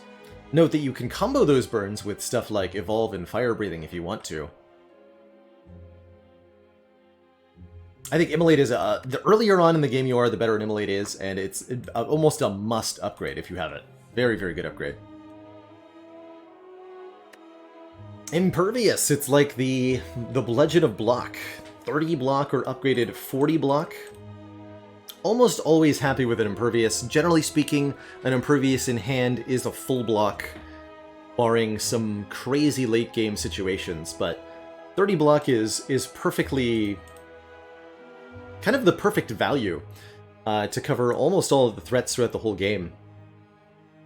Even in fights that make you frail, it goes down to 22 block, and that's about perfect for the various frail fights in the game. Snake Plant attacks for 24 with frail. Spheric Guardian attacks for 22 with frail. Slime Boss attacks for 18 with frail. Like, these are all numbers that even with frail, it's going to be a perfect block for the most part. That makes the 10 block upgrade kind of irrelevant some of the time. Yeah, the Avocado makes you frail and attacks for 21. Also perfectly valued to block that one. That's right. Anyway, what I'm trying to get at is that the Impervious upgrade isn't that useful. Unless you have Calipers or Barricade. In which case, you really want that 10 block. Also, definitely useful in the end game. You know, when you're going to Act 4 in the heart, you do want 40 block rather than 30. Because 22 block when frail is not enough to block the Corrupt Heart. Overall, a very excellent, very easy to use card. A little less easy to use is Juggernaut. Juggernaut's an interesting one. Whenever you gain block, Juggernaut deals 5 damage to a random enemy. And upgrades for 2 more, 7, which is a pretty substantial upgrade. The important thing to remember with Juggernaut is that it doesn't matter how much you're blocking for. It's really a question of how many times do you block. And for Juggernaut to be ideal, you then want lots of little blocks during your turn. Some of the best cards for that are Metallicize. I think a fairly underwhelming card normally. This gives you 1 instance of block per turn, and that combos really nicely. But even better is Feel No Pain. Every card that gets exhausted is 3 or 4 block, and if you have Feel No Pain and Juggernaut in play, then every time you exhaust a card, you will gain block and deal damage. And that's per card, too. So if you Fiend Fire with, say, 9 cards in hand, and you have Feel No Pain and Juggernaut, you will do damage 9 times from the Juggernaut, in addition to the 9 hits from the Fiend Fire.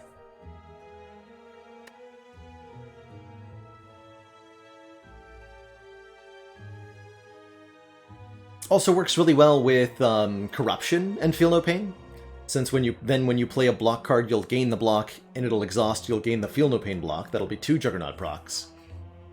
The other things that can make Juggernaut really good, pairs particularly good with Second Wind. Second Wind is 1 block instance per card in hand, so this will also multi-hit with Juggernaut. Rage, which gives block per time you play an attack, pairs quite nicely with it. If you're using Iron Waves as part of your attack mechanism, this is also a pretty good card to activate the Juggernaut. And I'll note that Juggernaut also pairs extremely well with some various relics in the game. Very notably, the Threaded Needle, which gives you block every single turn. This is extremely good with Juggernaut. Also works really well with the Boat Relics, Horn Cleat, and Calipers, not Calipers, and Captain's Wheel, giving you block on turn 2 and 3. If you've got Juggernaut in play, those will also activate it. And like all powers, I really like Juggernaut with the Mummified hand, especially if you can make multiple copies of it. Stacking Juggernaut to be 14 or even 21 damage per activation has been a route to a winning run for me more than once. Alright, last three of the best here. Limit Break. I really adore Limit Break. This is probably the most speculative of the Ironclad rares. Doubling your strength is, of course, an effect that's more powerful the more strength you have, and if you have no strength, this card does nothing. Makes it pretty iffy in the early game, but as you get access to more sources of strength, the better it becomes. I think of this like Catalyst in a similar way. With Catalyst, you want multiple different cards that initially give poison, and then you want to double the poison from there. Likewise, with Limit Break, ideally you want to have multiple different cards that can generate strength. Inflame is a great one since it's nice and reliable. Be wary of Spot Weakness, because if the Spot Weakness whiffs, then so too will the Limit Break. Flex can work. You can double the temporary strength from this, and the doubled strength will be permanent. But drawing the Flex and the Limit Break at the same time can be quite difficult. Now, if you've got Runic Pyramid, it's actually very easy, though. The absolute best things to combo with Limit Break, however, are Strength from Relics. If you get a relic that gives you any amount of strength, then Limit Break will always easily double it. So, the Vajra for 1 strength, 3 if you're below half from the Red Skull, and then, of course, Duvudal can give lots of strength if you've got Curses in the Neck, or Gurya giving you up to 3 strength for resting. And lastly, but certainly not least, the Brimstone, 2 strength per turn. These are all insanely good ways to get Limit Break started. Really excellent question. When do you upgrade a Limit Break? This is a card with a very interesting upgrade. The upgrade on the Limit Break removes the exhaust keyword, enabling you to play the Limit Break multiple times. I tend to think that I do not want the upgrade on Limit Break very often, and here's kind of my reasoning for that. A lot of times, when you double your strength the first time, you know, if you're going from like 3 to 6 or 12 or whatever it is that you're going to, after 1 Limit Break, you often have enough strength to kill whatever encounter you're in very quickly. You only want more and more and more strength over a longer and longer combat in the event that you're in a really long and slow combat. So I tend to find that I like to upgrade Limit Break relatively late into my runs, usually before my Act 2 boss, although if I'm generating enough strength I won't even upgrade it then. Another reason to not upgrade Limit Break might be Exhume. If you allow the Limit Break to exhaust, then you can return it to your hand, sometimes instantly, with this Exhume card, and double your strength again. That's quadruple strength. That's good stuff. But do upgrade Limit Break if you have, for example, just like 1 Inflame to get started, and you need to go higher than 6 strength for your boss fight. You want to go to 12, 24... many hundreds, potentially, if you keep playing Limit Break over and over. This is definitely the easiest way to get 999 strength, the achievement. Offering. This is one of my favorite easy pick Ironclad cards. It's instant card draw, it's instant energy, it's like Adrenaline on steroids. It does cost 6 HP, but the price of admission is well worth it a lot of time. Don't forget that you don't have to play this card every single time that you draw it. Consider whether you can get through the combat without taking damage if you opt not to play it. But just the acceleration provided by 2 additional energy and 3 immediate cards, it's really good for getting powers in play, for comboing cards together, for drawing through to status cards, or whatever it is in the draw pile that you need. Offering is just such a reliable and effective way to get there. Offering does get better if you have more sustain, more healing. So if you're getting health at fires from, say, the Eternal Feather, if you've got meat on the bone healing you when you're below half, can also be a really good take with the Black Blood, as then the 12 hit point heal per combat will overcome the -6 from an offering each combat, or you could even play 2 offerings per combat with Black Blood. Pretty effective.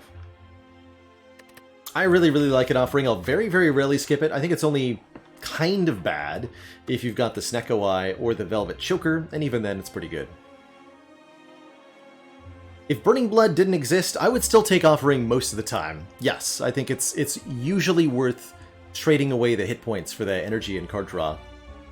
A simple way to look at it a lot of the times is, you know, am I going to take more than 6 damage right now if I don't play the Offering? And oftentimes the answer is yes. Lastly, but certainly not leastly, the Reaper.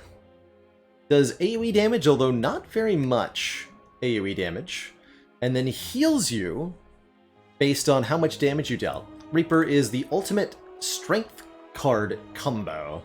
Ideally, you're pairing Reaper with lots and lots of strength, lots and lots of max HP, and being able to use it to restore enormous amount of hit points. I've had a lot of winning decks where the strategy involves setting up lots of strength by just base tanking tons of damage, and then recovering all that health by playing Reaper towards the end of the combat. It's a super effective strategy, and I think Reaper is, generally speaking, a great card if you have any amount of strength, a great card if you have lots of max HP, so if you picked up an early Mango, it's great. It's a good card to make copies of with dual wield, good card with double tap. A couple relics that do make Reaper better. Number 1, Pen Nib. If you line up the Pen Nib, you can double the damage of your Reaper. That means double healing, which is enormous. The Magic Flower makes you heal for more during combats. This also makes the Reaper heal more. And of course, one of my favorites, the Akabeko. Akabeko makes your first attack each combat do 8 more damage. If your first attack is Reaper, that Reaper does 8 more damage. And you will heal for 8 more as well. Great stuff. Pair that with Bag of Marbles for a real fun opening to a combat. Alright, well those are the rare cards of the Ironclad. Let me know in the comments below if you enjoyed this vid. And be sure to like and subscribe for more content. Thanks so much for your time and for watching this video. Hope you enjoyed. See y'all next time. Toodaloo. Alright, cool. Thank you so much for hanging with that, everybody. I'm not actually leaving, of course. That was just the sign-off for the video.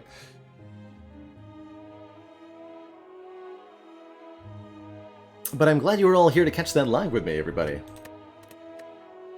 It's fun to make. I'll be doing more of these. Probably next week we'll record the same breakdown for Silent and Defect and Watcher. At least one of the two. I do plan on doing a rare card breakdown for every character.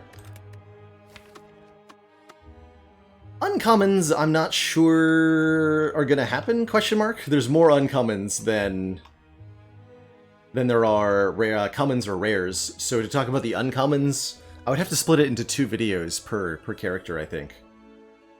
Because otherwise it's like an hour-long video, right? Check out the beta arts. I could go through Spire and rate all the beta arts. That'd be fun. Osiris, thank you so much for the incredibly generous 10 gifted subs. Much love for that crazy support. And Goose with Socks, thank you so much for the 2 months. Liking and subbing. Heck yeah. I've already done videos on the uncommon and rare colorless cards scenario. Those are some of the earlier videos that I made up for the YouTube channel. So those are already up on the YouTube. Unsalin, thank you as well for the Prime sub and the 2 months best viewer.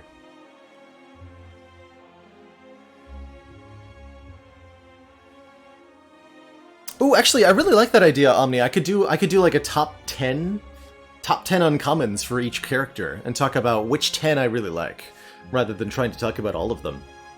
That's a really good idea.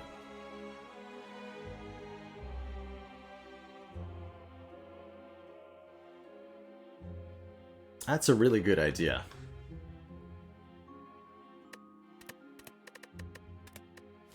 Or worse 10. Alright. I know some folks have been waiting very, very patiently for the gameplay to start. And I'm here to let you know that your waiting is at an end.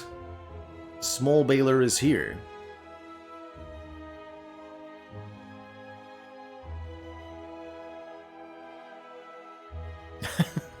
Just in time to disappoint Bobber. So, quick recap. Oh, let's change the title and all that. What are we at? 15, 16? 2, 3, 4, 5. 1, 2, 3, 4, 5. Yes, we're at 16 out of 26.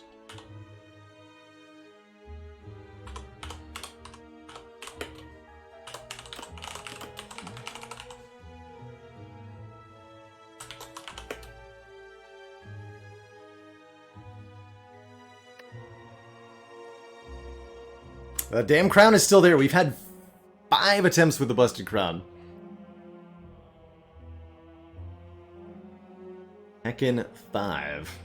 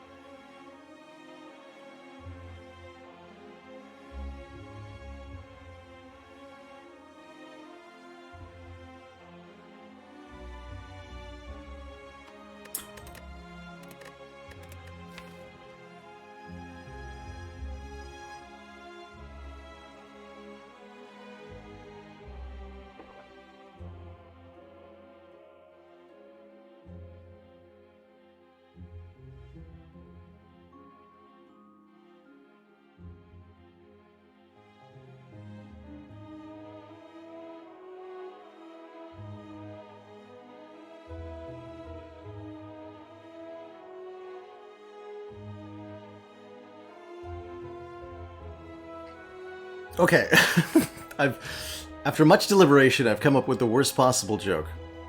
Liskin! You know, I tried traveling to a new country recently, and to my absolute surprise, when I arrived, everybody was electrocuting yogurt.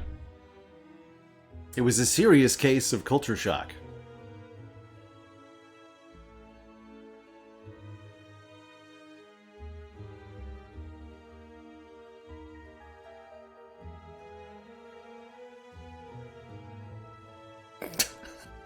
And they're gone.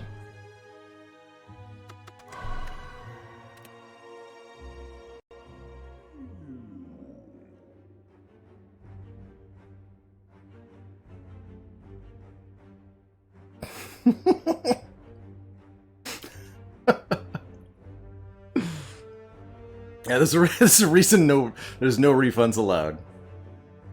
This man right here.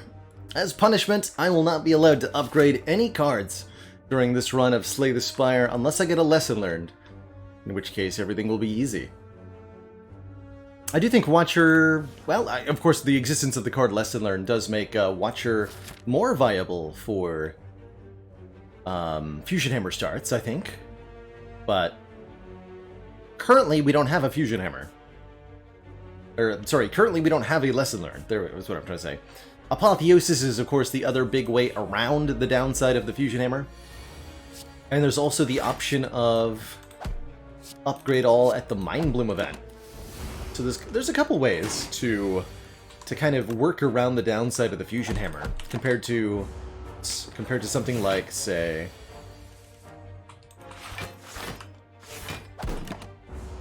the Ectoplasm, where there's no way around that downside. Triple boop, hitting it up with a 9. That's 3 by 3.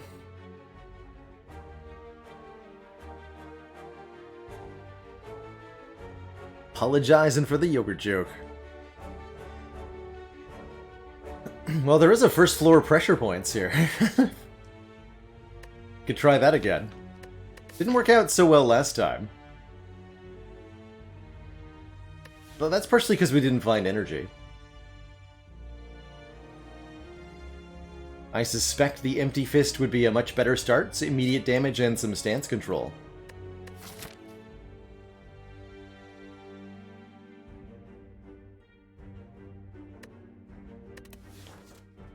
Pressure Points Redemption Arc.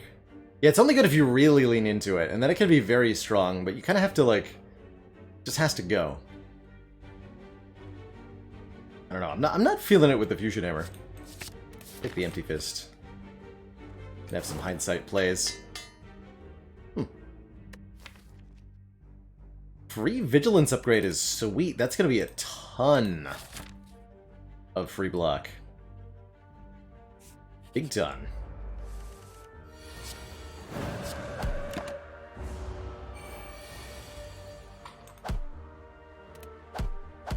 Oh.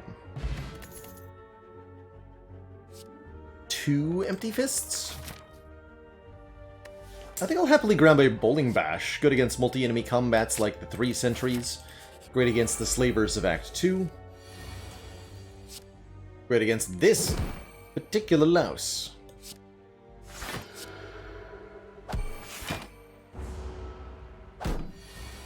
Class that scales with upgrades better.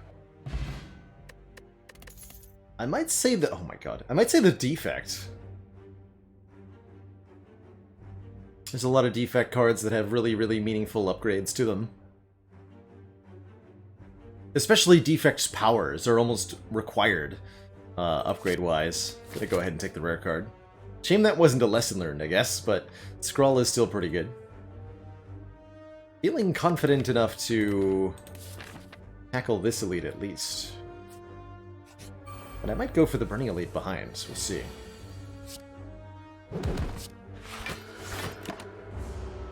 Maybe I should kill the looter first? No, it is the children who are wrong.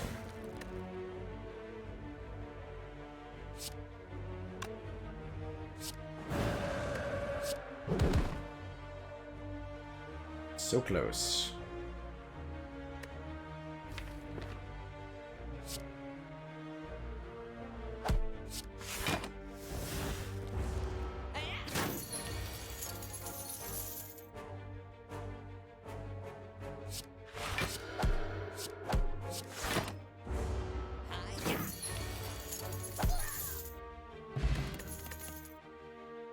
Bonk. Wallop's an excellent, excellent card. I love it for its just no-nonsense, do damage and get block at the same time. Definitely a card that suffers from being unable to be upgraded, but Wallop in general is a card that you can scale crazy-like on the Watcher. Add Vulnerable, add Wrath, suddenly this is 27 block and 27 damage. Retaining Stance Change is not bad. I actually quite like this Tranquility. I think the card I should be taking a little bit more often, but Wallop seems great. And I am happy to see the 3 Sentries. That's why we took the Bowling Bash. Let's see. Bowling Bash would be exactly 42 damage in Wrath Stance, so I'm going to do my damage here. And we might perfectly kill this one if we're lucky. Come on, Scrawl. Good.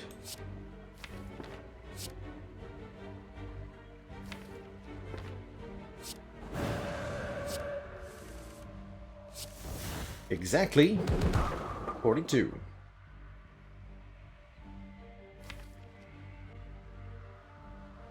That's less great. Probably just go Strike, Empty Fist, finish you off as well. Take maybe 10, but maybe only 2. Only 2.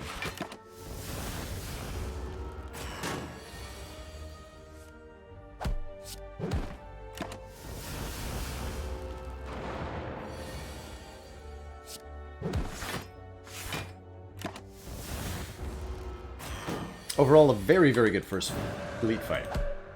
Definitely one that makes me feel pretty confident. Potions? Hello?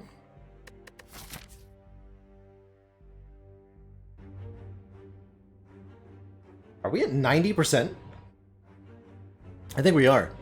Your potion chance starts at 40% and increases by 10% for every combat that you complete without getting a potion drop, so 50, 60, 70, 80. We must be at 90% potion odds now. Do I have a favorite character? My 2 favorites, Fork Dud, are the Defect and the Ironclad. I like both of them quite a bit. Ironclad gets the most overpowered runs in my experience. When Ironclad is strong, he's so strong. And Defect just has so many different ways to play, so many different ways to win, that I really enjoy it. Another rare being offered to us. Master Reality upgrades cards created during combat, which is nothing. Another Wrath Source in Simmering Fury. I actually kind of like that. For a follow-up for another attack. I think what I'm going to do is grab the Simmering Fury and head for the Burning Elite here. We also get to rest up, so we get full HP going into this Burning Elite.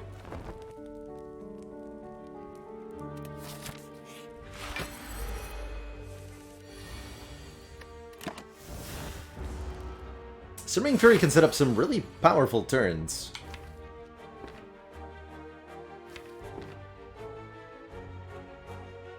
Scrawl, Vigilance, Simmering Fury? Sure.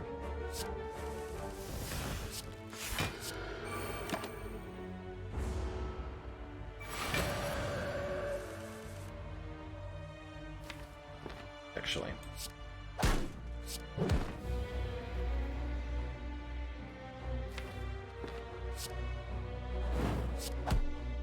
Wake up. Good.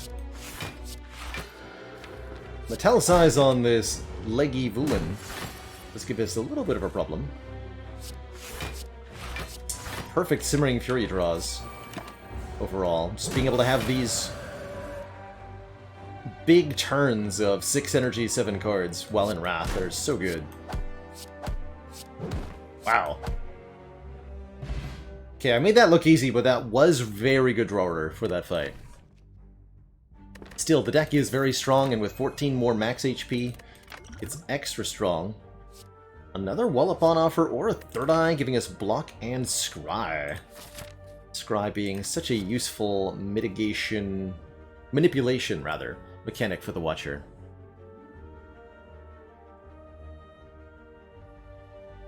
I'm gonna grab this Third Eye.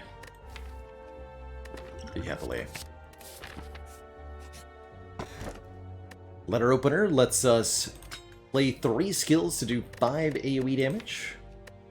Quite good on 4 base energy. We've got lots of skills already. Always appreciate a good damage relic, and Letter Opener is definitely a good one.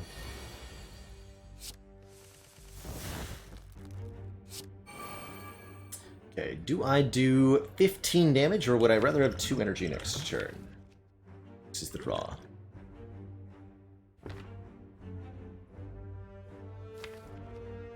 Looks like I'd prefer the 2 energy. Also, and 5 damage. Yeah. Better to play Vigilance there. So 12, 30... 30 plus 26. 56. Attack potion contains. 56 plus 40 is 86.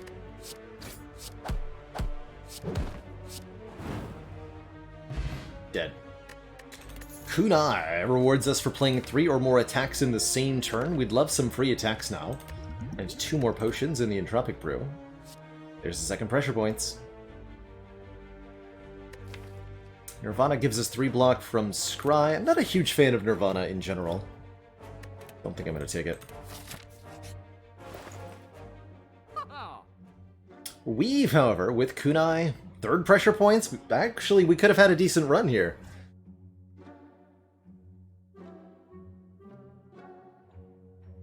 Shame about that Toxic Egg. Flurry of Blow is so much cheaper than the Weave. Probably better, too, with how much stance change we have. That's perfect. I'm not going to take them both. So do I go Mental Fortress, card remove? Do I... We're fighting Hexaghost, right?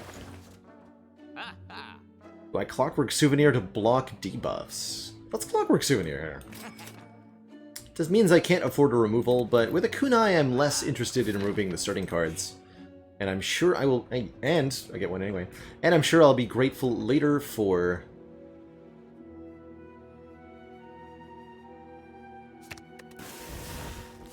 the ability to block debuffs.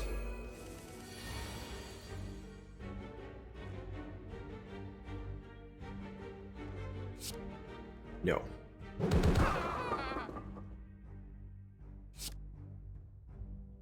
Let's go Third Eye.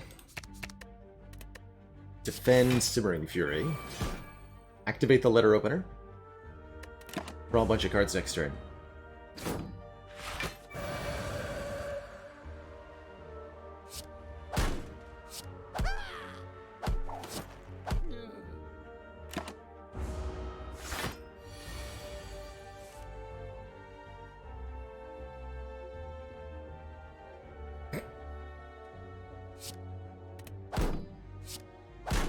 Oh no, we have Xaxes. Okay, I thought I was going to take damage to the Shield Gremlin for a second there.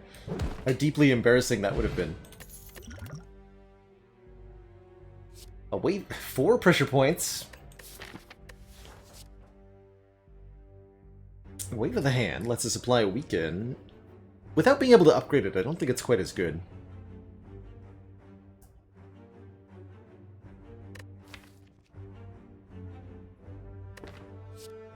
Could have been the pressure run. It's true. Except we're going to be murdered by Hexaghost on turn 2 for having too many hit points. This is actually good. Please damage me. Save me.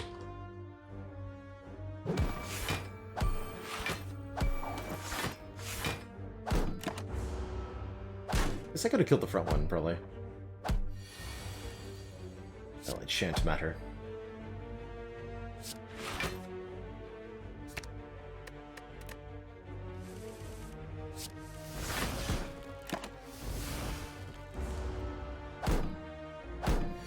Never too late to start, I suppose, when it comes to the pressure points, right?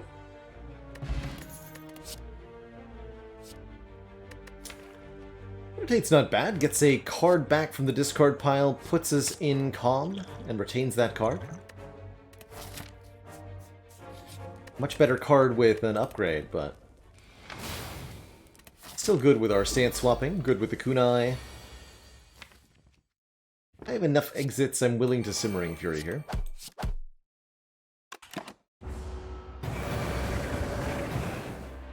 Now I can Wallop and then Vigilance.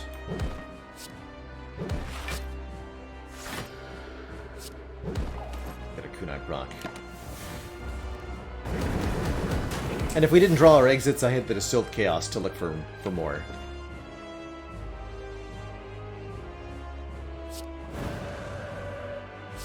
Shuffle now. Hurry. Scry.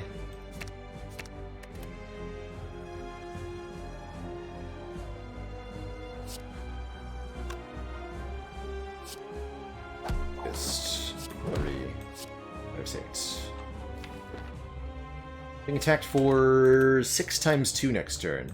Get back to the Third Eye.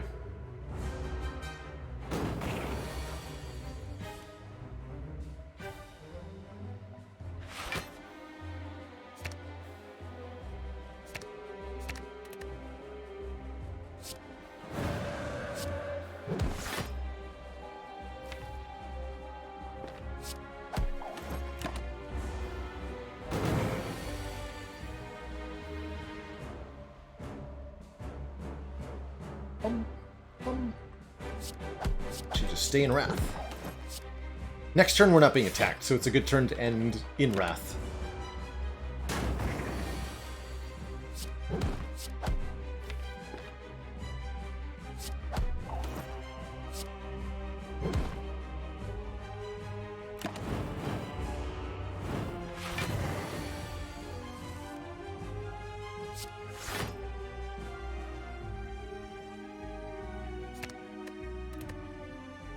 Alright. Play your game.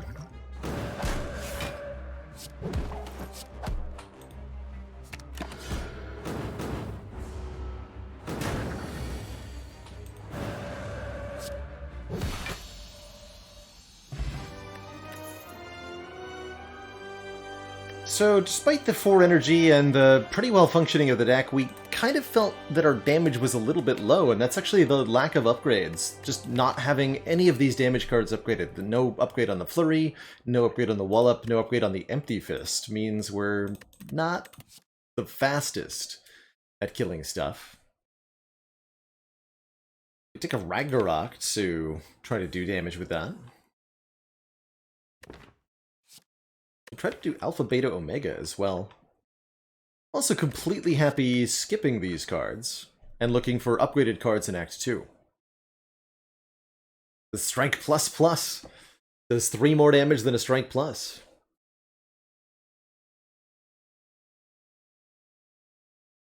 Not a single lesson learned on offer. I tend to like Alpha Inferior Donut with lots of card draw and lots of scry, and this deck is about halfway there. We've got the energy to pay for it, we've got Scrawl to draw, we've got Third Eye to fetch. The other thing that I tend to like it with is a relative lack of stance changing and direct damage. And it's a card that doesn't need an upgrade too badly. This is not a bad Alpha, truthfully.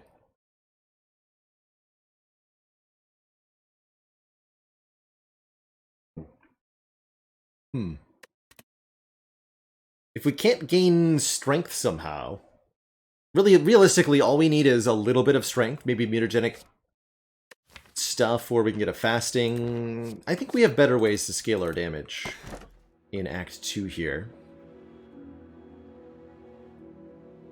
Some interesting choices. We could go up to 5 energy with the Coffee Dripper. Had we taken Alpha, I would like 5 energy a little bit more. It's still pretty good, especially with the Scroll. Black Star can get us double relics from elites. That's pretty spicy. Or double strength potions with the Sacred Bark. Not too bad with a Entropic Brew. Really like Black Star, especially with Fusion Hammer. Fusion Hammer encourages you already to avoid rest sites, go for more elites to get money, relics, and then heal up at the rest sites. So the Black Star fits quite naturally into that.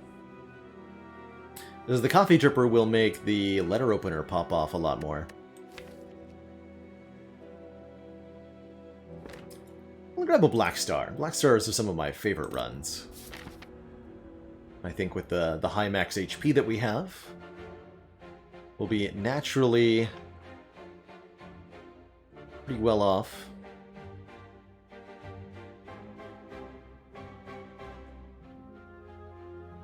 Heal up here and then fight some elites.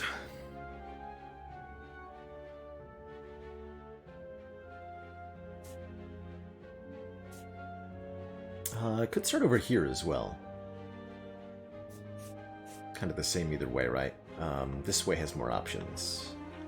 We'll start on the left. Foul birds.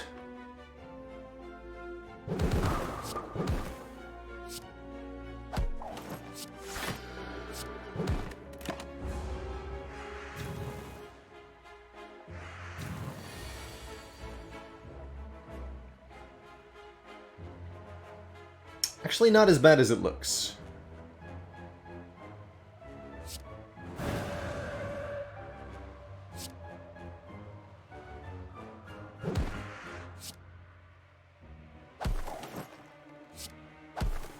Can knock one of the birds out of the air, and then the kunai gives us enough block to take 0 here.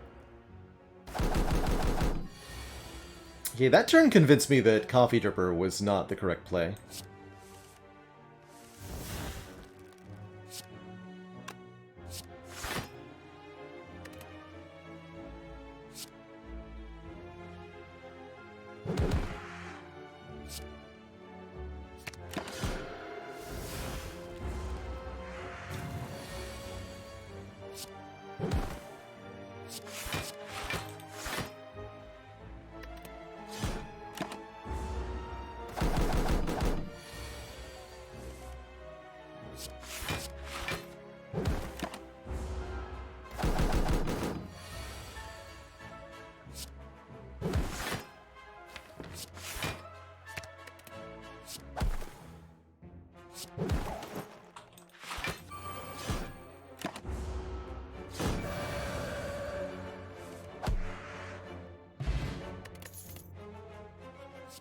Rock to the hand. Gives us block whenever we attack the enemy. Great with the Flurry, great with the Bowling Bash, great with Wallop. Another card that really would love an upgrade, but it's not bad. Not one bit.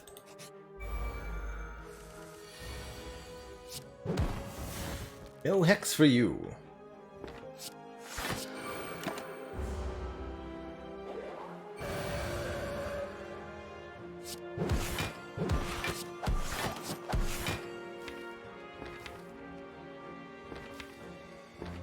Back by Vigilance. Since we're always attacked next turn. It's like for quite a bit, too.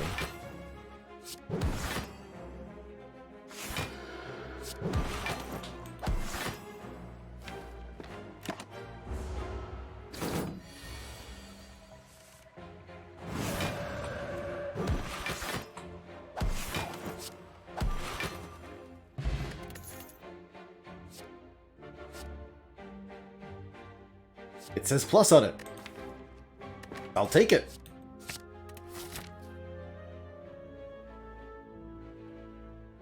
Want mutagenic strength. Bites would be okay. I would take bites, I think. Would not take apparitions. Would love to upgrade all strikes and defends. Okay, I think there's enough good events that will pick a fight. Hello! Pay up to pass. A reasonable fee of all of my gold? No way, you stinky nerds. I would love to apply Weaken on turn 1 by stealing your relic, though. Might have to drink the Entropic Brew here. Let's just see what's inside. I'll strength potion here. This is a dangerous enough combat. I don't really want to mess around. Oh yeah, bites with Blood Vial too, that's right. Definitely take bites then.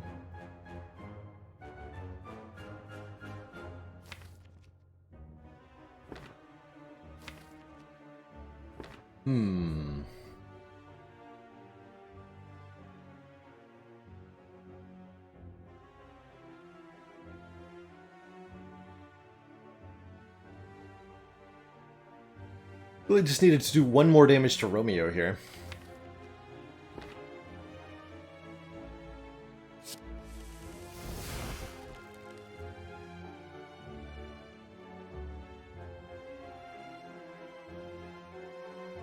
I can kill 2 of them. Bowling Bash, Interruption. Oh, I blocked Bear's debuff, so I have full block values. Okay, hold on. That changes everything. I didn't realize we blocked Bear's debuff.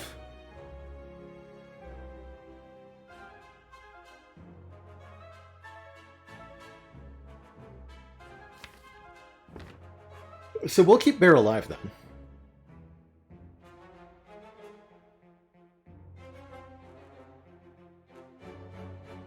So it's what? Flurry, Strike, Bowling Bash, Third Eye? Something like that?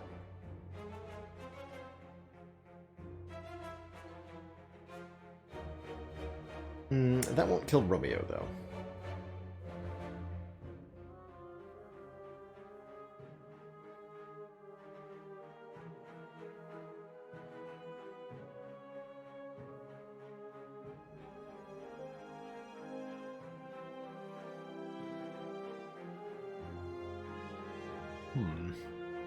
It's not quite perfect. Deeply unfortunate.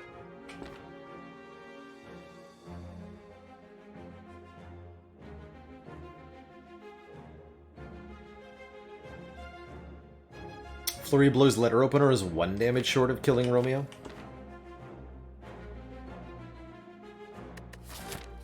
We do have a Recite coming up.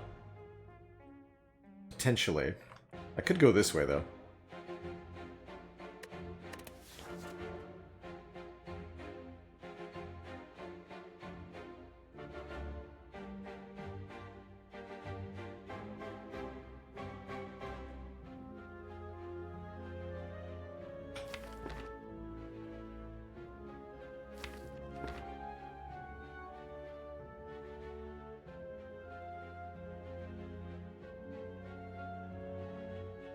Alright, in that case... Ooh, that is also not a kill. Newtoot.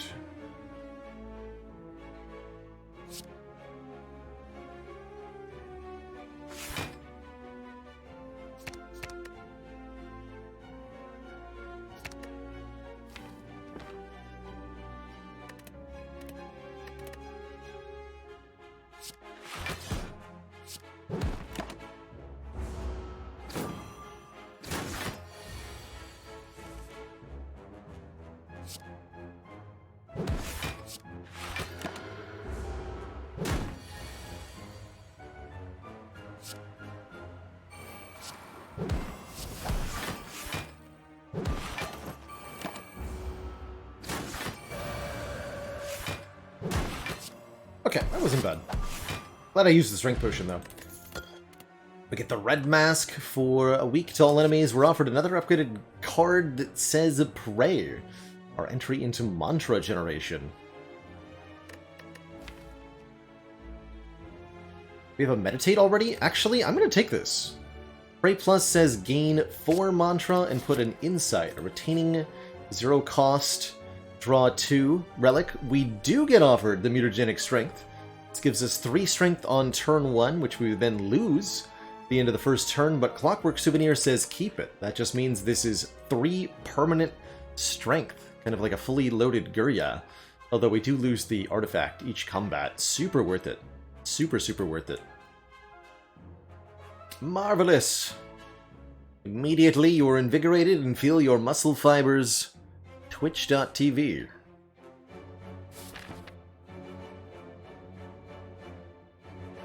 .com. Alright, we have enough health. I'm going to go right for the elite here.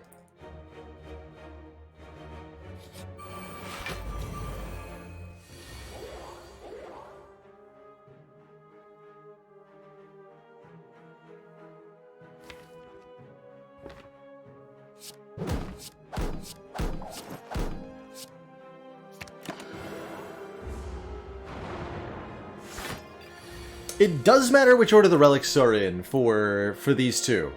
Yes. If you have the Clockwork Souvenir first, then you'll start your first turn with 1 artifact and 3 strength down, and the artifact will get consumed at the end of your turn. This means you can use the artifact for other things during your first turn. If you have the mutagenic strength first, then the artifact will be instantly consumed and give you the 3 strength immediately. Kind of a little odd that they do that, but that is how it be.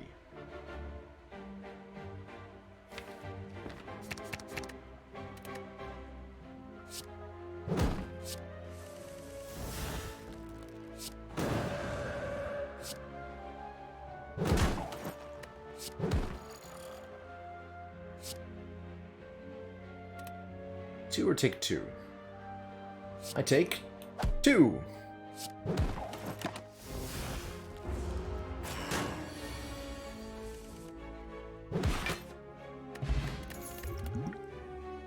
Second, third eye? Yes. More scry, please. Okay, excellent fight for the Talk to the Hands.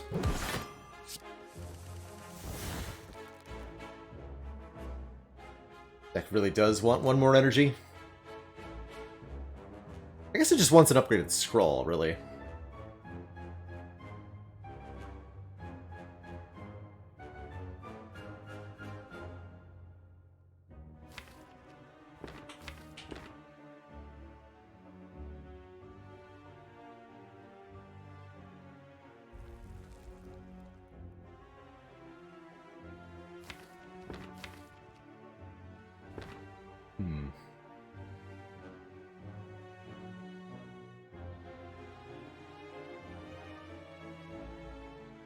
So this is either Mental Fortress plus Meditate or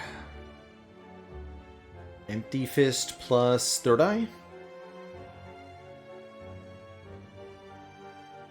If I choose to Empty Fist, I get a Kunai proc versus getting Mental Fortress in play. Get Mental Fortress in play. I also take 2 damage this way. I wouldn't have done the other way, so we get a wound. Not a huge deal, but it is a little bit. Just a bit.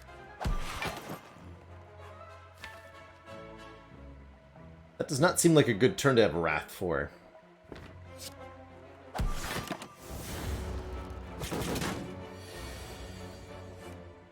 Oh. Would have been alright.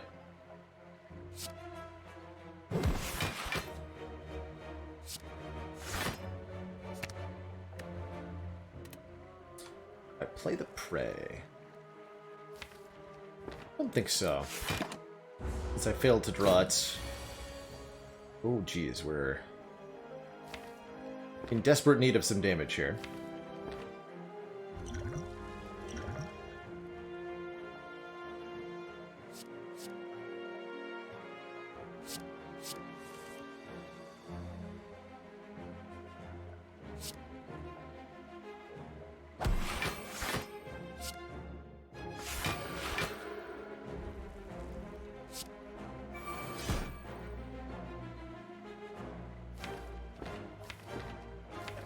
all the good Wrath stuff next turn.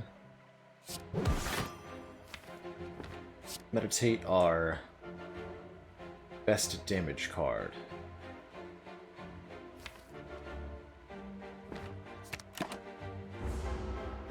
Just wallop.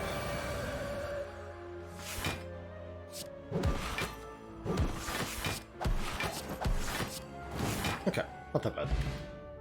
Get a Dead Branch. Whenever we exhaust a card, add a random card to our hand. Very, very, very good with Fusion Hammer in general, I tend to think. Since the random cards won't be upgraded anyhow. Just Lucky Kunai is half decent. Halt is half decent. Skip though. Now we just need a Master Reality. Shame we haven't seen one of those all run.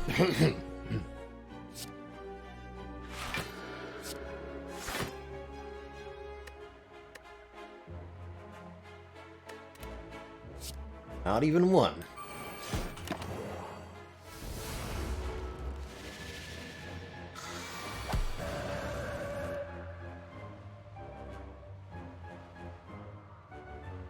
The greatest Snecko turn.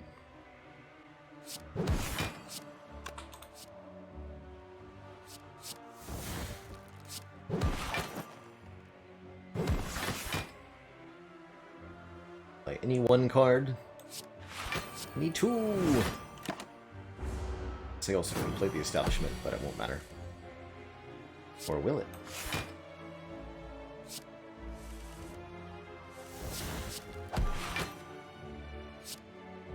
Pray for salvation. Stuff.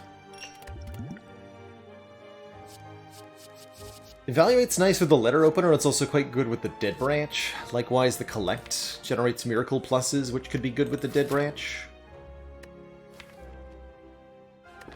It is an unupgraded Evaluate, but still decent. Still decent. I think I'll skip, though.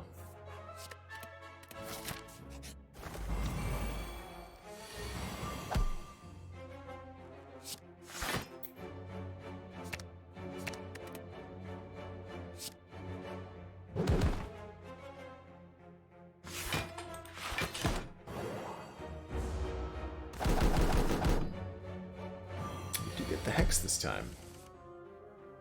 Didn't get it last time, because last time we didn't have the mutagenic strength.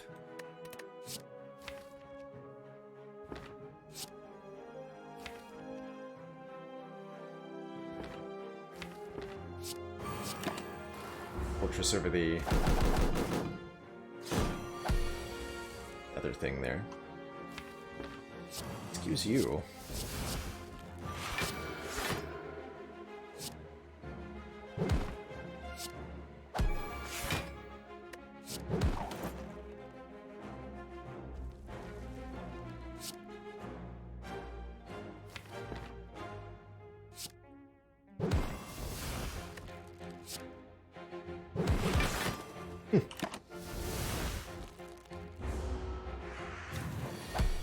That worked out.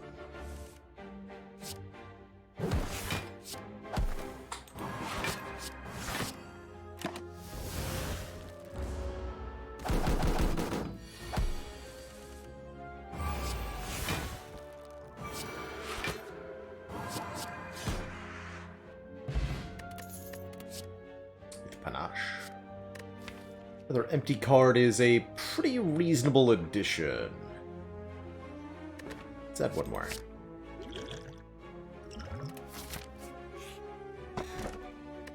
Teardrop Locket would start us out in Calm Stance, giving us bonus energy the first time we change stances. Really like that. Basically kind of banking +2 energy, but better. Alright, one last event. It is a combat. The Mystic and Centurion. No prob.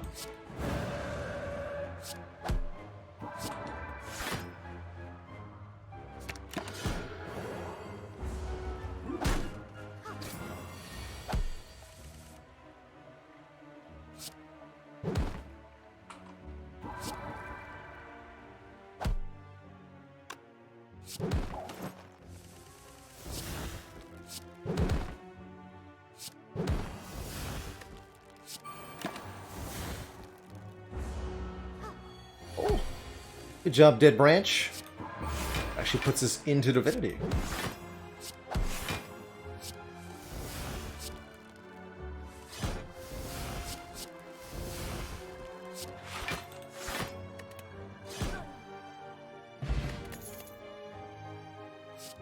Thanks to any of these. Swivel maybe could do stuff. Remember that we have a Black Star? That's exciting news.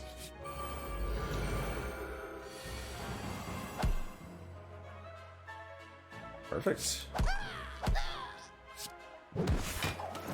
Blur. We're healing to full probably anyway. That'll be good the second time we draw it, but not the first.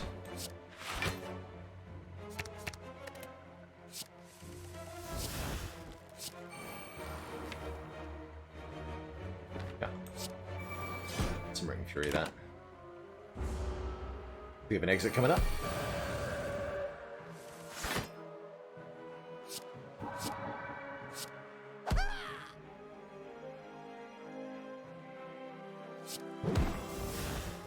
Ooh.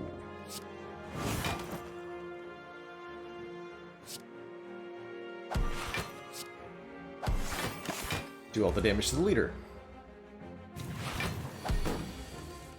Get 'em, boys.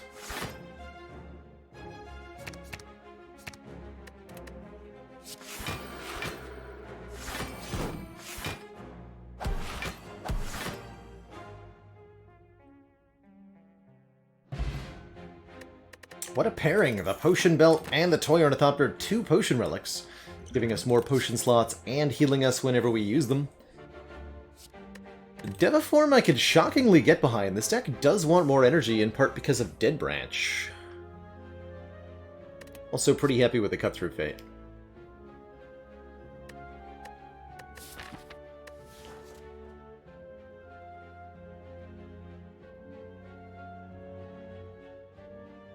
Yeah, worst case scenario, that's right. Worst case scenario, Devaform creates a new card with the Dead Branch.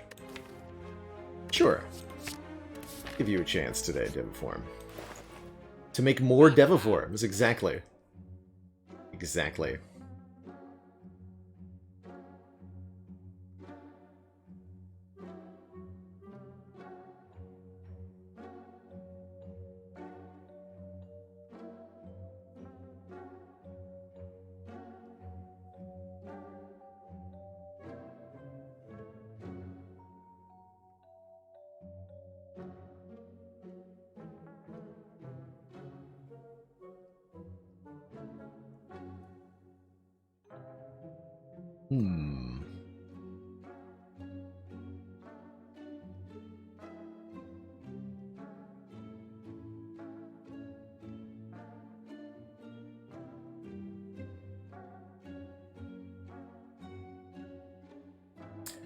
Heptopus.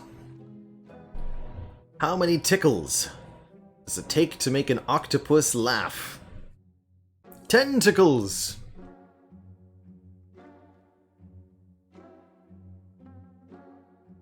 I actually really like the purity here, by the way, letting us exhaust cards in hand to get new ones. Pretty hype. Card removal looks pretty good. Dunk 1 strike.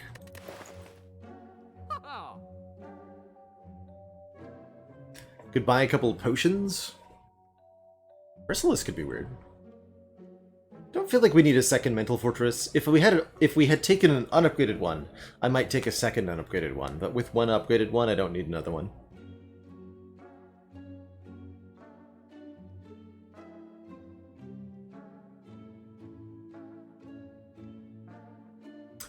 Hello and welcome, Alper Yarali. Sorry if I butchered that. The goal here is to get a win with a with each of the 26 different relics that you can start a run with. So we're currently making an attempt at the Fusion Hammer, but the goal is to ultimately get a win with every single different start that you can have for boss relics. Dirty Strike, remove all that. Leaves me with 148, enough not for any relic. And I don't want anything. Nothing! Didn't feel motivated to buy a potion there, although Forge Potion was not bad, by any means. Bonketh the Backman. Oh, oh man, Dead Branch on point with that Judgment Generation. Look at this.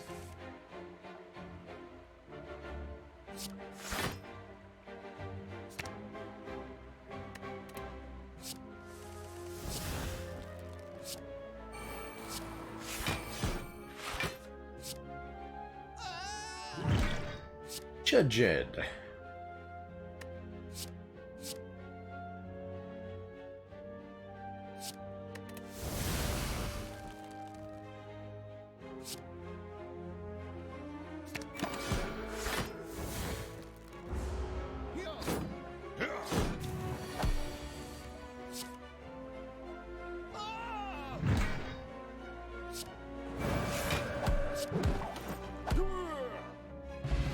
That was pretty good. We get a Guria. Hey, that's something to do at rest sites. We can now lift for more strength.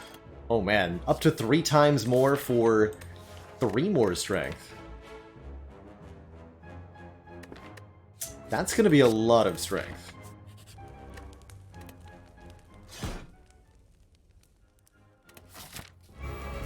Really glad I didn't take Alpha, Beta, Omega now. Peace.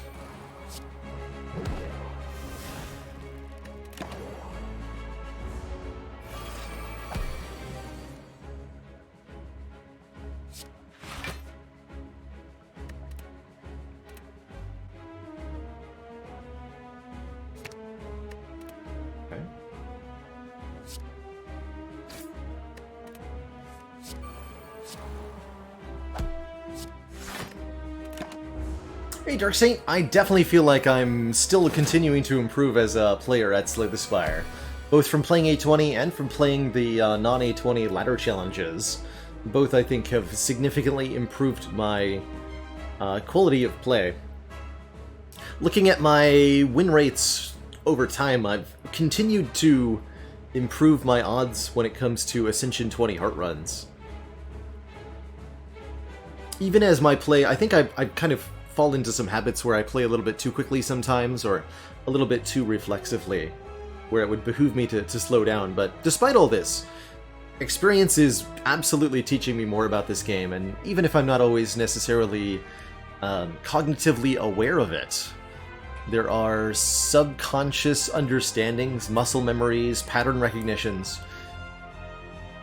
Experience is a wonderful teacher, and yeah, definitely getting better. Even with more than 4,000 hours of Slay the Spire experience now.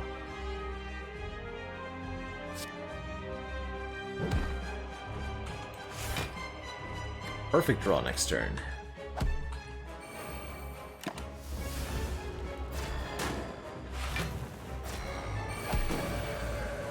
Put my face. Sorry, I have how much energy this turn? You want me to do what? Oh.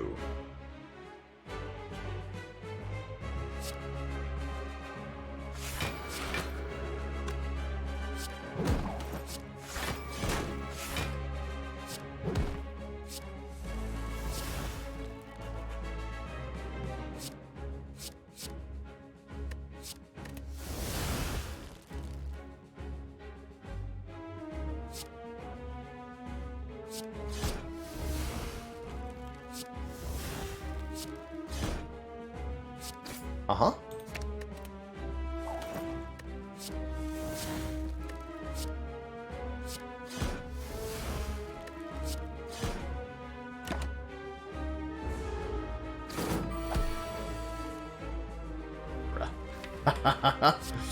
More. More.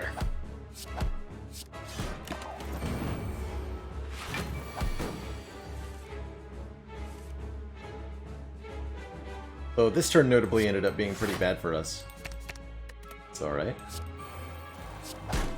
Don't play the the eruption. 100!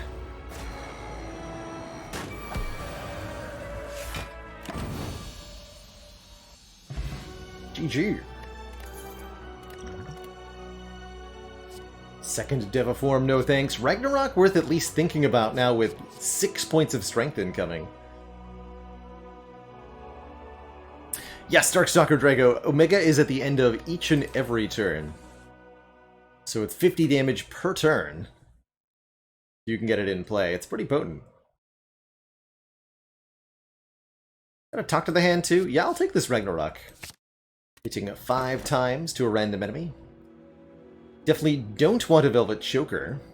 That would limit us to 6 cards per turn. We could take the Calling Bell for a unique curse and 3 relics. 1 common, 1 uncommon, 1 rare. Uvu Doll, question mark? Realistically, I think I'd prefer the 5 strength, for the 5 energy of the Philosopher's Stone. We do give our enemies additional strength, but we've got lots of max HP to work with, as well as some healing over time. And generally speaking, a Dead Branch deck cannot have too much energy. I'll take that.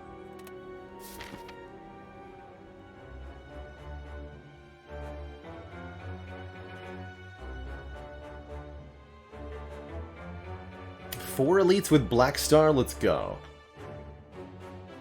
I am in.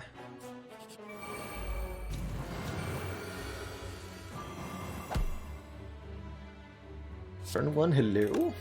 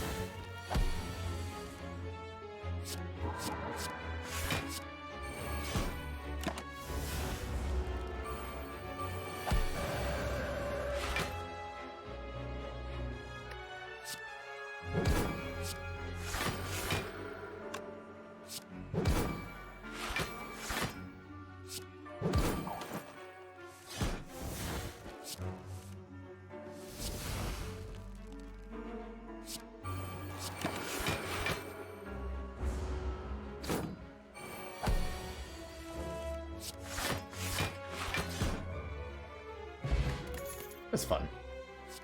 Upgraded Cut Through Fate. Great with the Kunai, great with 5 energy especially. Happy to take it.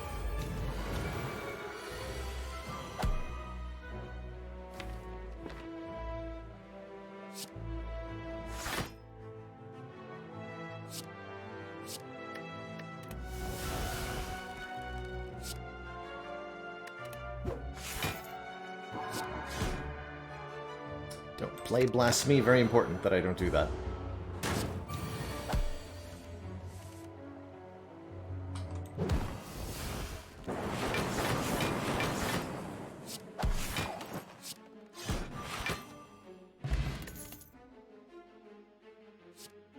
You're in calm, draw 3. Inner Peace is pretty good with the Teardrop Locket. Pick one up. Take a couple events. First event, Writhing Mass. This enemy might saddle me with a curse, depending.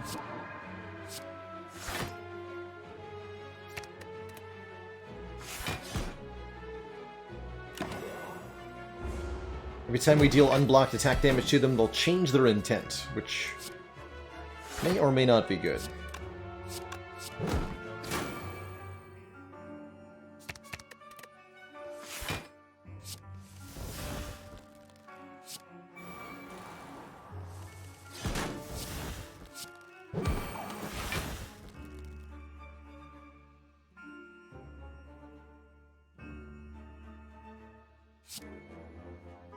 Oh, question mark? Damn it. Well, I suppose I knew that was going to happen. Very well.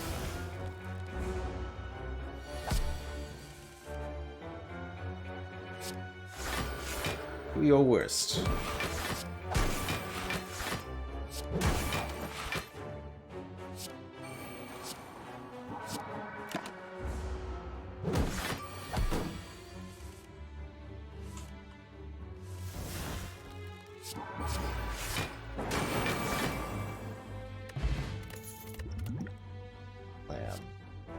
3 scry every turn, that'll help us dig through the fairly enormous pile of unupgraded cards that we're dealing with.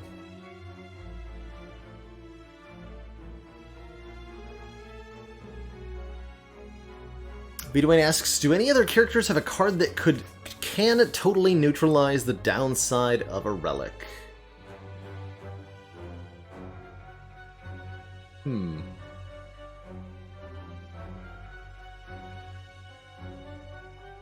Yeah, actually, that's a great example there, Carly Slade Jepson. Reaper, or probably better yet, Self-Repair on Defect, can both mitigate the Coffee Dripper's downside pretty significantly.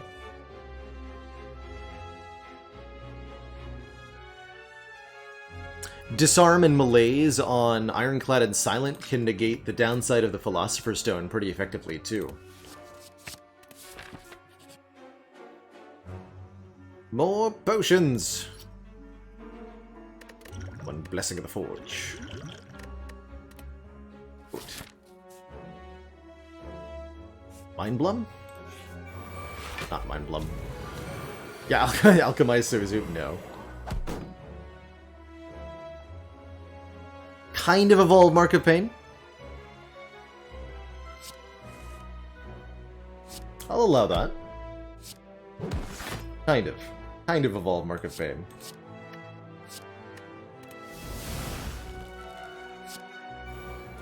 Master Reality.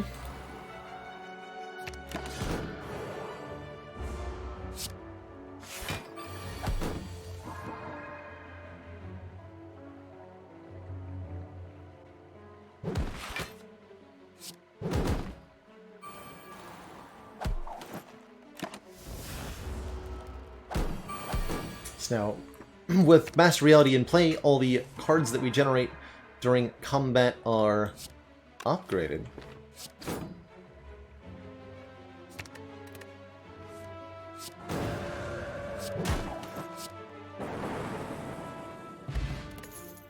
Supposed to drink a potion there. I will take another wallop now that we have 4 points of strength. And counting.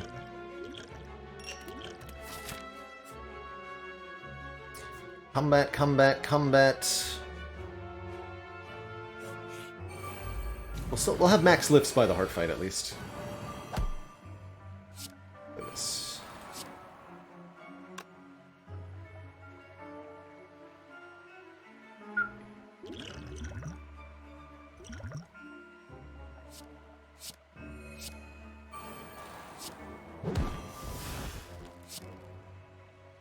Close.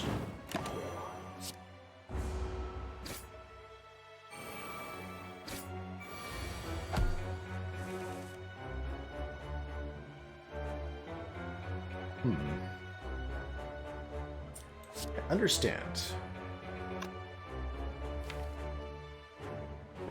Well, that's very scary. How about if I do this?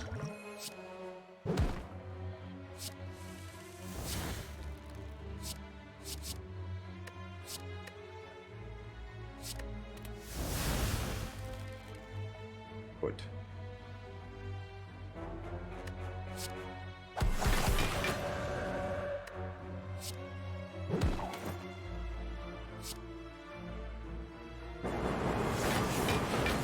Again!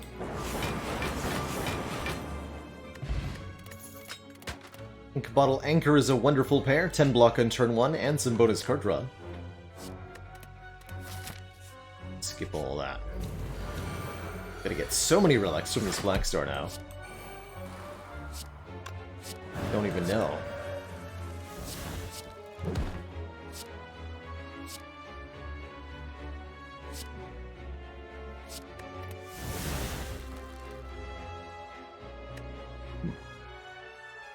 It's actually only 3 dexterity that provides, because then I don't get the 3 dex from the mutagenic strength.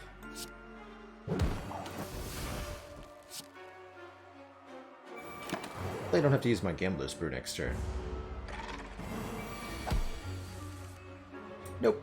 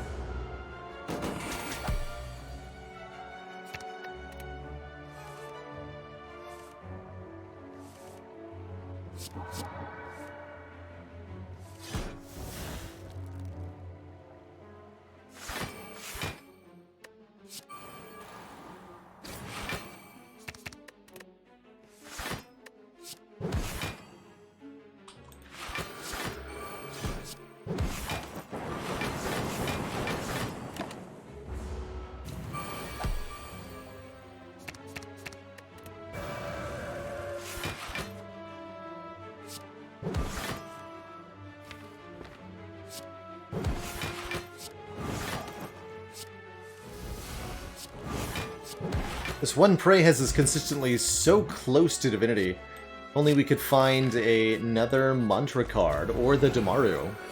I think we'd be there.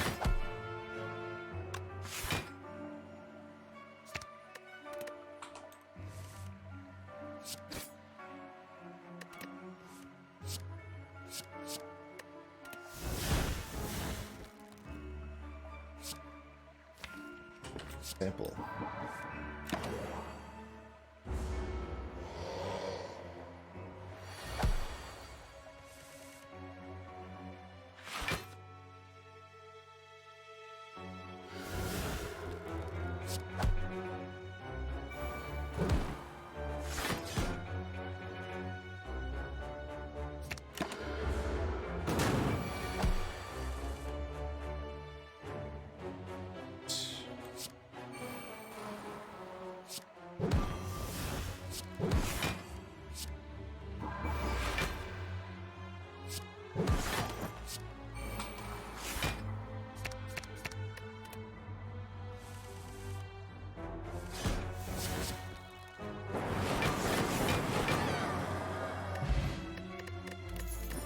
Blue Candle lets us exhaust curses. We can play the Ascender's Bane and the Parasite, actually, to get new cards with the Dead Branch, so the Parasite's no longer bad. And Shuriken will give us, you guessed it, even more strength. Because that's what we needed, was more strength. Gotta take the Sapphire Key, although a bottled Deva form certainly would have been pretty good there.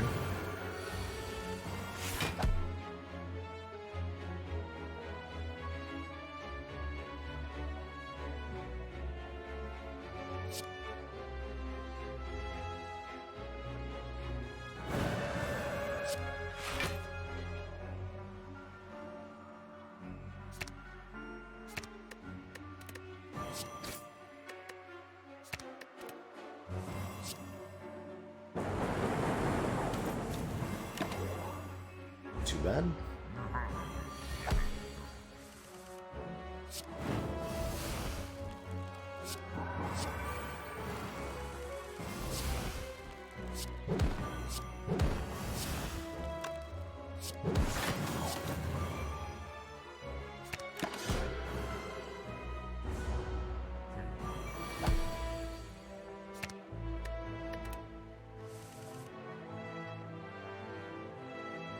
Well, that's not a good Divinity turn. Or is it?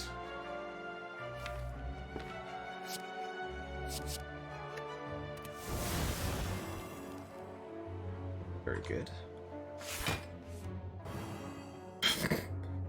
Thanks for the poorly timed Mental Fortress. Sure.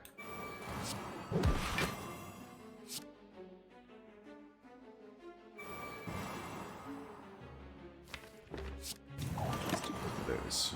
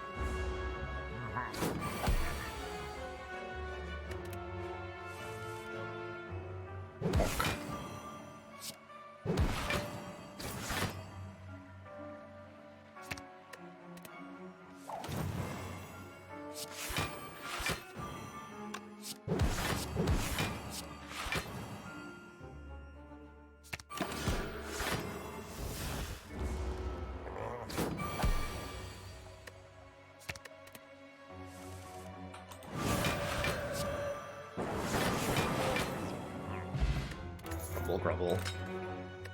Bronze scales are just in time for Heart. Singing Bowl a little late, but not too late.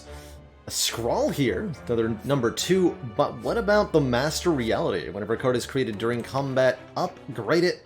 We saw one earlier. This plays so well with the Dead Branch, upgrading any and all cards that we get from that relic.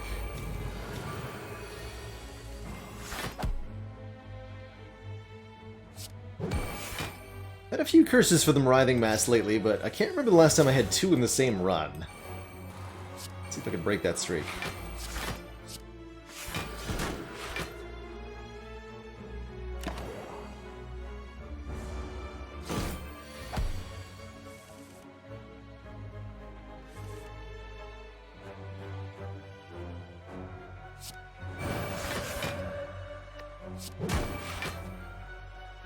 Perfect.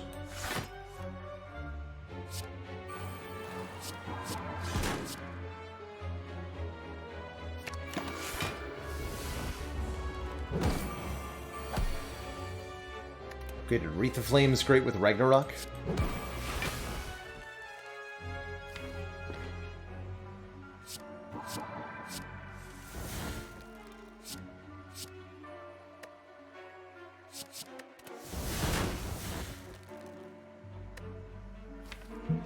Omniscience, huh? Good.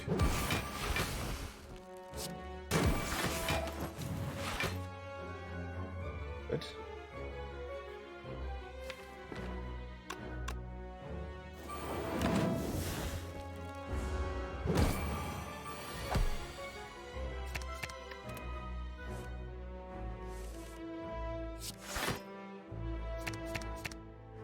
Oh, we drew them to... Oh! Wait a minute. 13 times 5, how about 19 times 5? GG.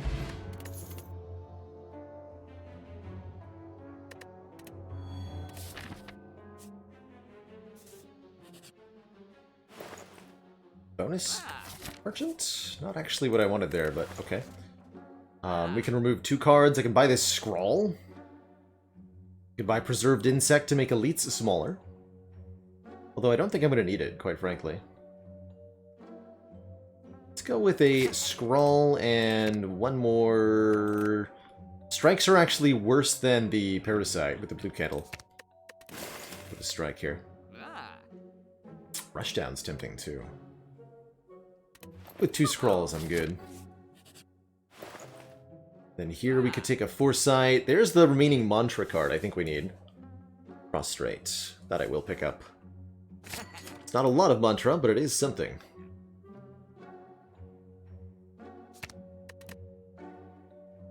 I almost want to remove Eruption at this point. Almost.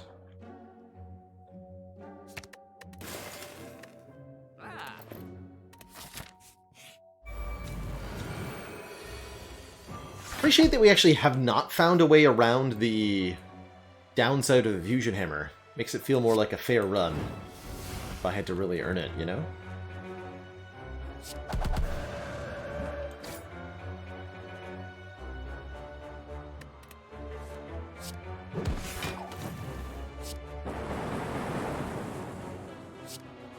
Xaxes.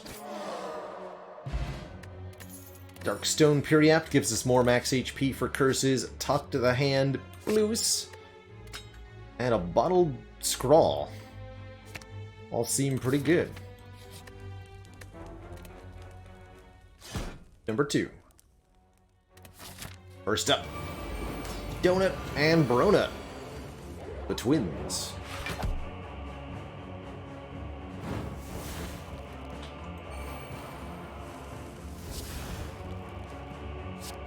Reality.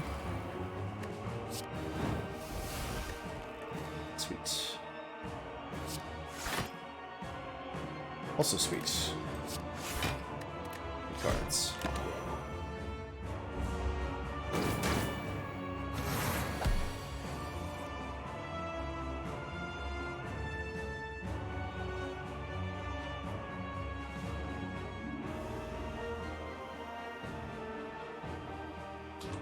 Reroll.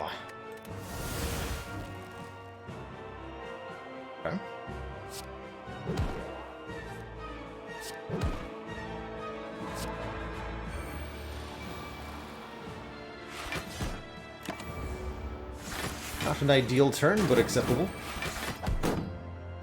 Really need to not let that happen again, though.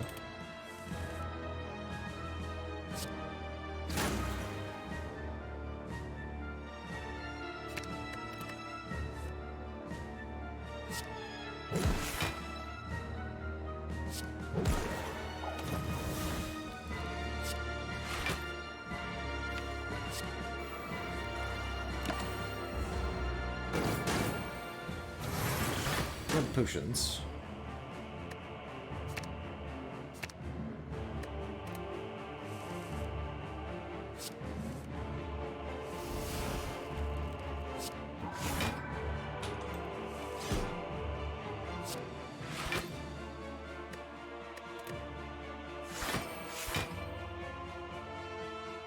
Perseverance is back.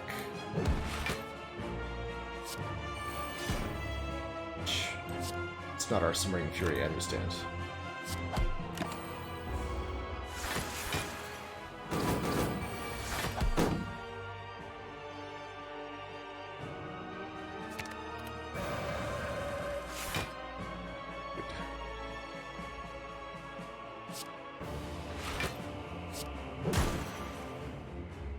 Good.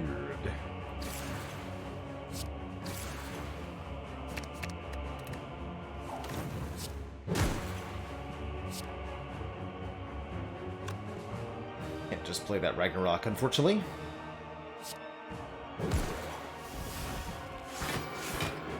Think about my actions.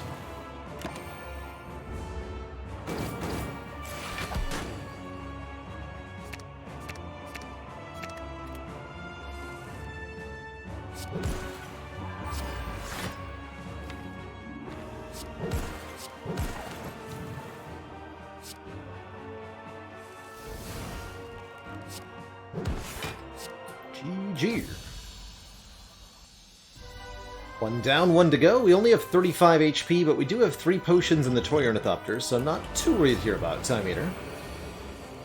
But Time Eater is definitely a big meanie, and could absolutely ruin our day.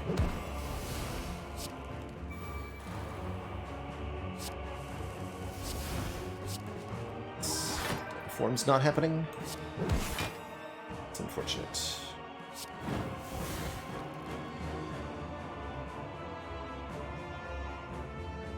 It's unfortunate.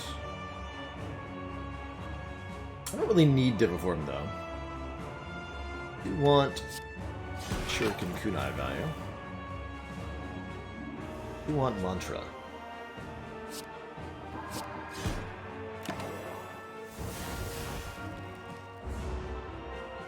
Hey look, Mantra.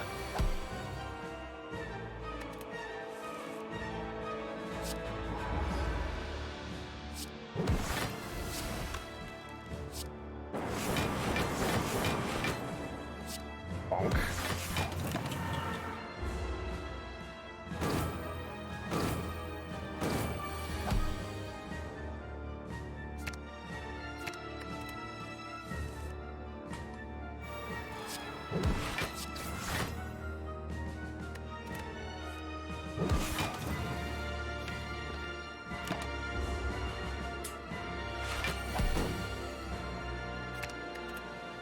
All debuffs purged, including those Talk to the Hands we had.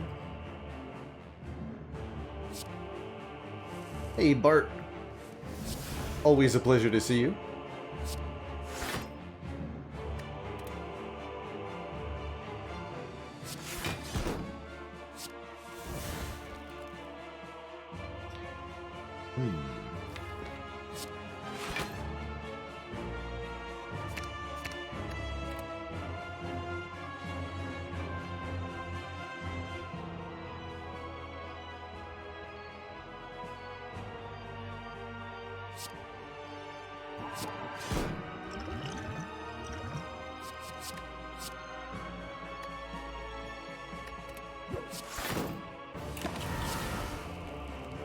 Needed to play enough cards to cause the turn to end there, so that this turn could be unrestrained.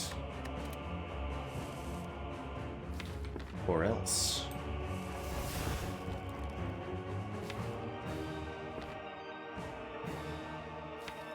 Let's see, so Prostrate is in the draw pile. That would put me to 6-8 mantra, so Prey does get there.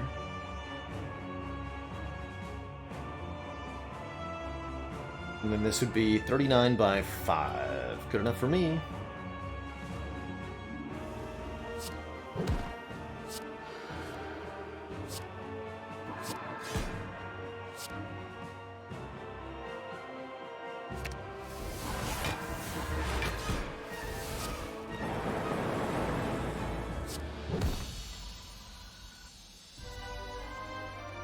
GG. Two thump. Deep pulsing red. We felt throughout the room is this. The heart of the Spire, the source. All this letter opener value, 328 per run. Not the best letter opener I've ever seen, but certainly not bad. Certainly not bad. Definitely gonna lift one last time. Who needs a stinky rest anyway? And buy a flex potion, and boy howdy will I ever.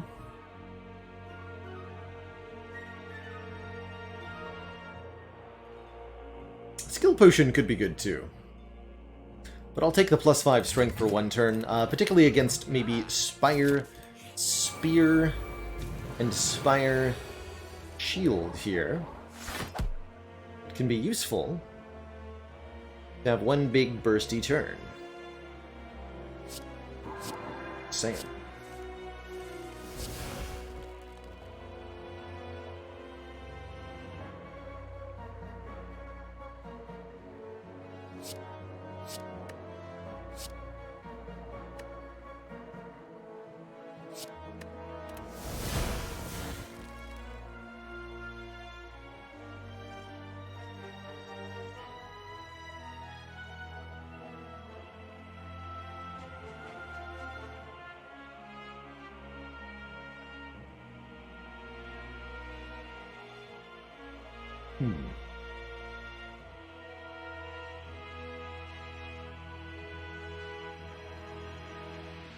The Flex Spot combined with Midgeon to have only one debuff. Not in this case.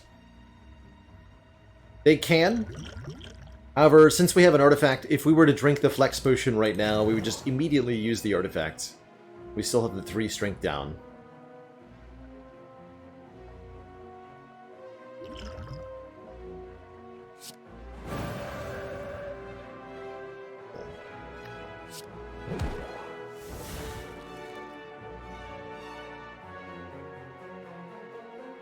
Plus 32, that's just 70 anyway.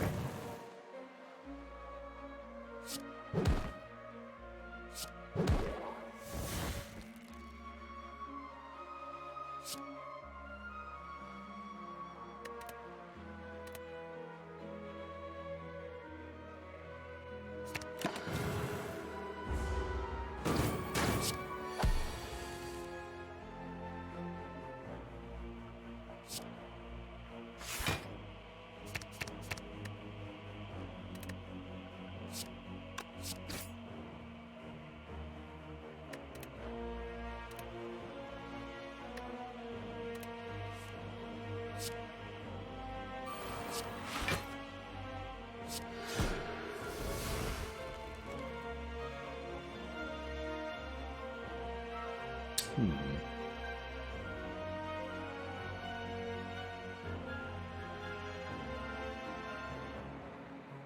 $48 damage incoming, so we're taking quite a bit, like 30-some.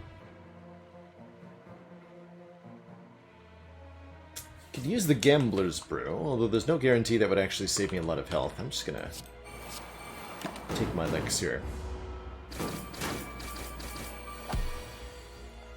Hopefully that doesn't end up killing me against the heart.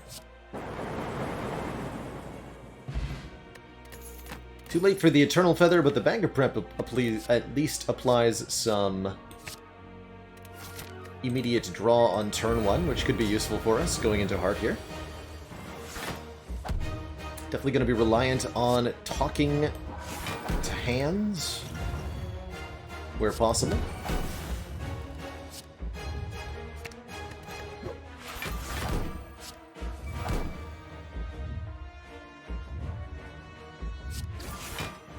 Looking.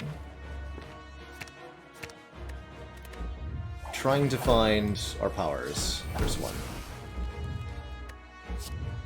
Trying to get dex procs and such too. It's these three. Second flurry of blows. That's pretty good.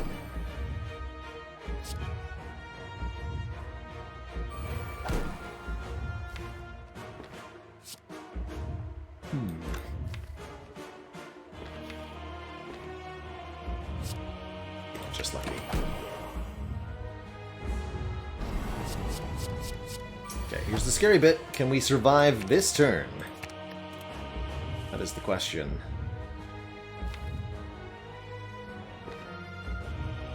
Oh hell, that's one I shouldn't have taken that prey.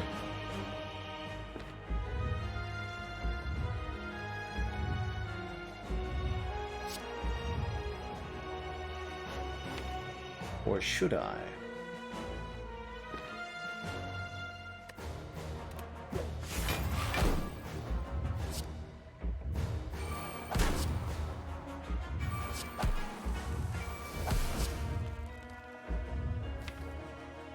I definitely think I've bungled that. What's my outs now? To leave calm.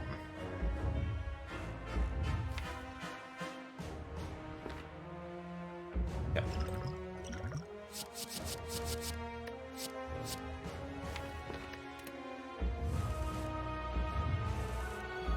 Bang.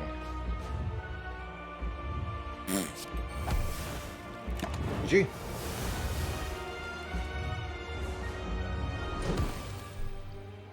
That just happens sometimes. Especially with Watcher against Heart. Few too many... Should not have added the prey. Few too many... thingamajiggies. GG. We'll have to go again with the Fusion Hammer at some point.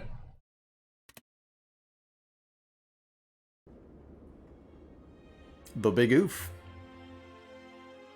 That's alright. We can't let Watcher have all the wins anyway. It'd be too easy.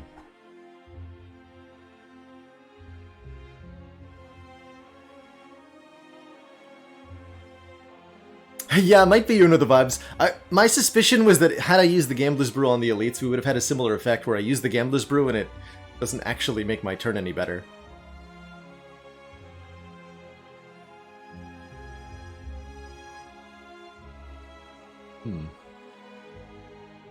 Anywho, there's going to be plenty more runs where that came from. Next up, the Ironclad on Ascension 20. I want the Runic Cube run here. That's what I'm hoping for. Before we jump on into another run, though, I am going to take a quick break, refill my legs, stretch my water, renormalize, and all that jazz. When I'm back, we'll play some more. Don't go nowhere, everybody.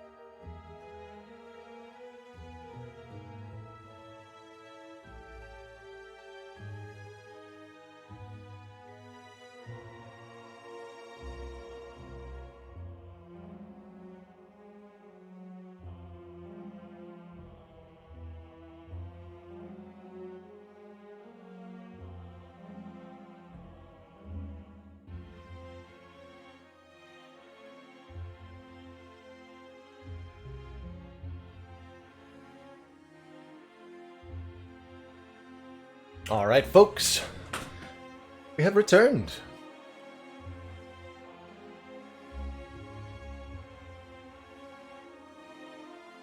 We have returned. Is it a Fusion Hammer rematch? We haven't had any run-it-backs yet.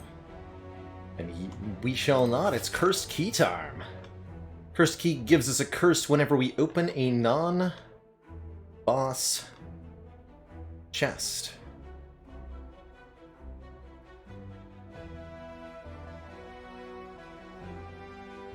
So that's the chests in the middle of each act. And any chests we find in question mark rooms as well.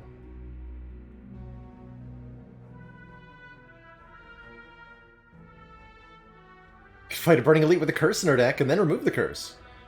Pretty decent act to open up a chest. Pretty heavily incentivized to take the blue key at the first opportunity. Other than that, though, I'm pretty happy. Ironclad with 4 energy is a good time. It's also, you can consider this front-loaded energy. Or a front-loaded energy relic, so to speak, in that the downside of this energy relic doesn't start applying until later. Actually quite like a first floor rampage. Are we fighting Slime Boss? That does make Disarm worse. Disarm is pretty good in general, though. Heck, I'm in a mood. Let's take a first floor rampage. Not exactly going to try to build around it. Generally speaking, I would advise you not to try to build around a rampage. But a rampage is a perfectly cromulent Act 1 card. It does quite solid damage during stuff like the Lagavulin fight or any of the boss fights where you're going to draw it multiple times. I did have to take one after all. Alright, that's fine.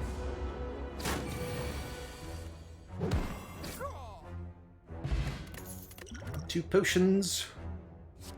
And I'm quite happy with a Twin Strike, too. Not a big fan of Wild Strike in general.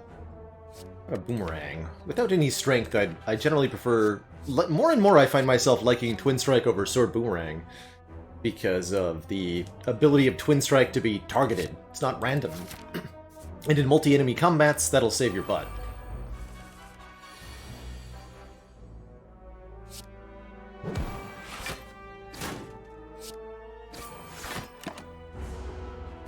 Or energy. So good.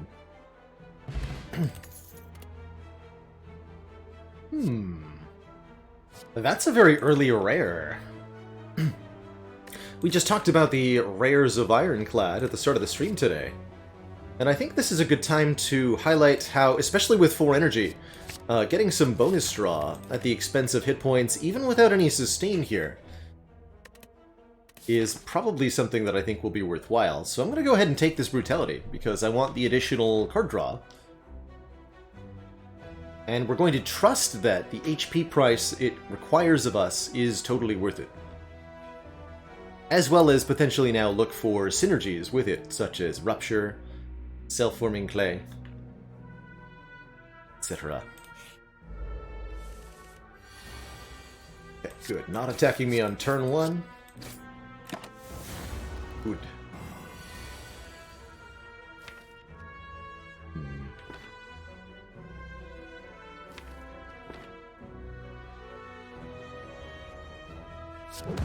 Right.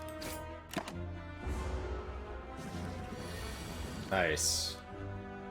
Wow, that paid off. Was lucky. Although, given that we had enough damage to kill one of them, it's pretty likely only one of them would be attacking. Bash Strike Strike is tragically not a kill here. Just shy.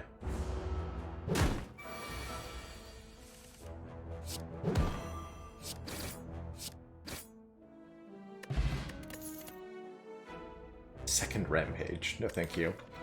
Flex is a lot better with the Brutality that we have giving us bigger draws. Scales nicely with the Twin Strike. It does need an upgrade, but I feel like we could give it an upgrade. Probably not something I'm that eager for.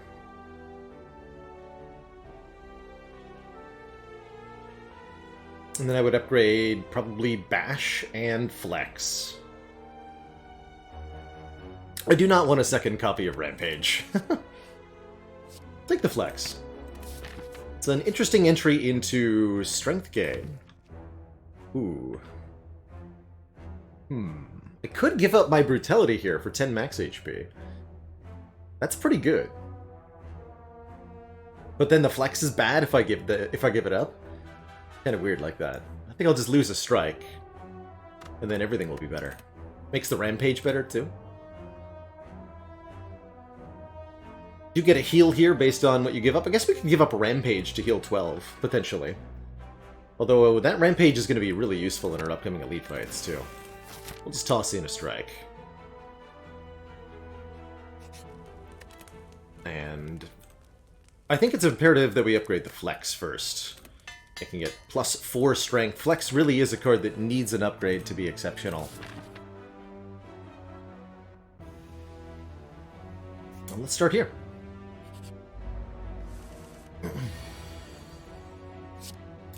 Vitality on turn 1 is ideal. We will have to play the Flex against the Knob. Not thrilled about that. I could Skill Potion turn 1 looking for... Well, I should have done that before... Yeah, I played the attacks. Then we could have gotten, like, Shockwave or something. I should have done that. But I'll just say that we want to use no potions. Easy. Oh, no. Bash, you betrayed me. I play this for +8. I am probably going to get hit next turn, based on what we've drawn here. Unless this can bail me out. Guess we'll use it now. I was hoping. Okay. Yeah, I was hoping for Battle Trance or Offering or... yeah. Something like that. Does make for 1 Angry Knob, but ultimately 14 damage this turn and no damage next turn is going to be a lot better than 8 damage this turn and 24 damage next turn. Wow, that hand, though. Okay, not a bad Knob fight. We get a Mummy Hand, incentivizing us to take powers and making the Brutality quite a bit better. There is Inflame. Literally a power. Shrug's good too, though. Dilemmas.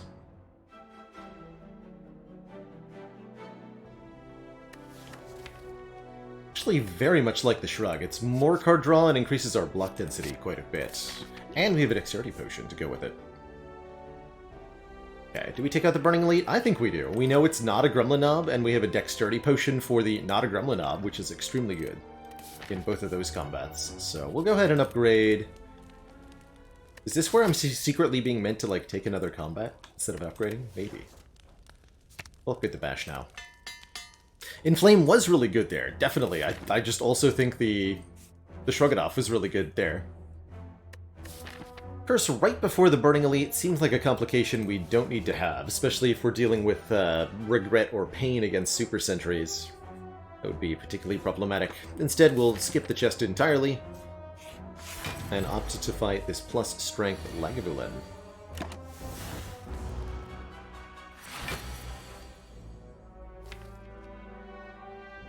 Okay, so I'm not gonna wake up by playing the Bash this turn, that's for sure. Seems like a pretty okay wake up. Actually ideal to draw the Brutality on the last turn. Take less hit point damage.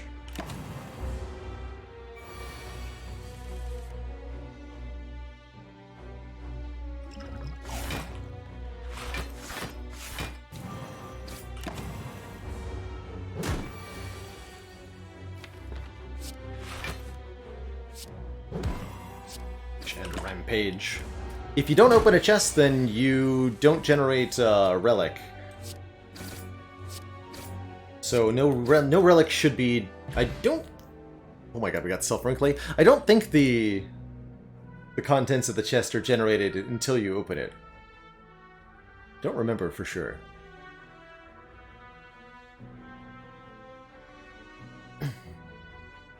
Upgraded Bash worse both against Sentries and Lega. I would dispute, I think, whether it's worse against Lagavulin. It's true that we can't play it without waking up the sleepy boy, but that's definitely a fight where you don't get a lot of opportunities to play Bash, and having the extra turn... See, we just get an Inflame now.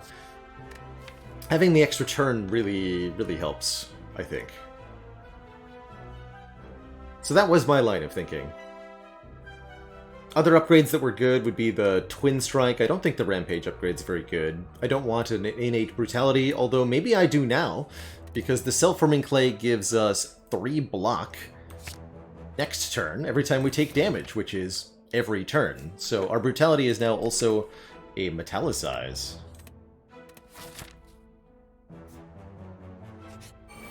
For stores, the contents of a store are generated as soon as the floor is loaded, so the relics are removed from the shop whether or not you click on it.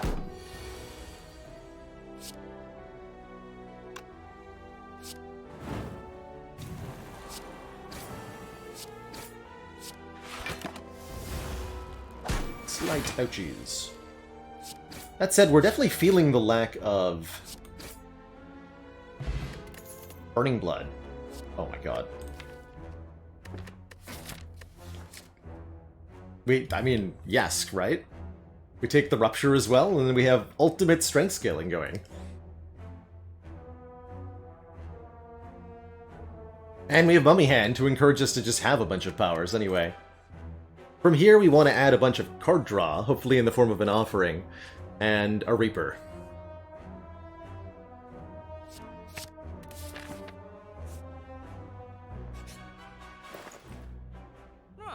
There's the Offering. Pantograph would have been nice for the healing.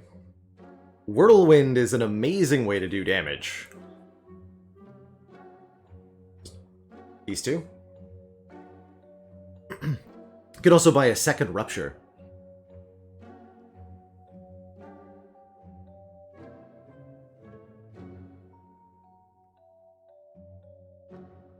We're fighting Slime Boss, right? Yeah, I'm definitely gonna do Whirlwind Offering. That sounds fun. Spin to win!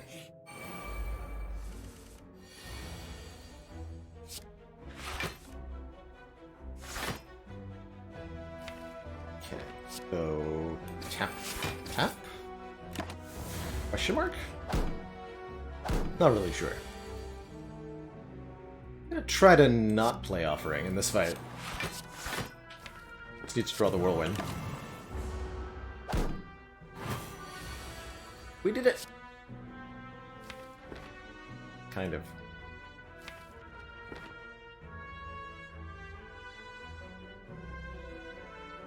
Right.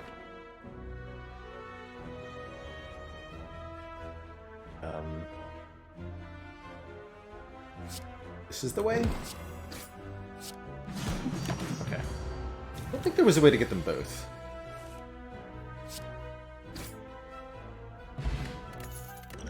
Another potion makes me feel a lot safer. Second Whirlwind. Oh, I really like that.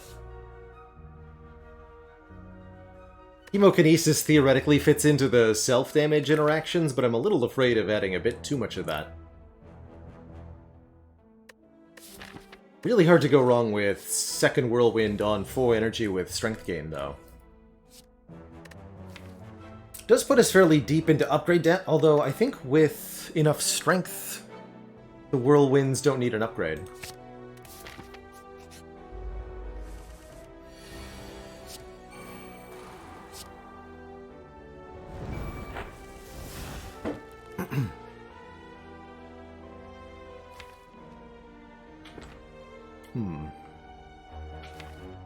Flex helps with that regard too, because now we have a lot of opportunities to flex Whirlwind draw. I'm gonna Gambler's Brew here. Don't really like this draw, and I do like our odds against Slime Boss.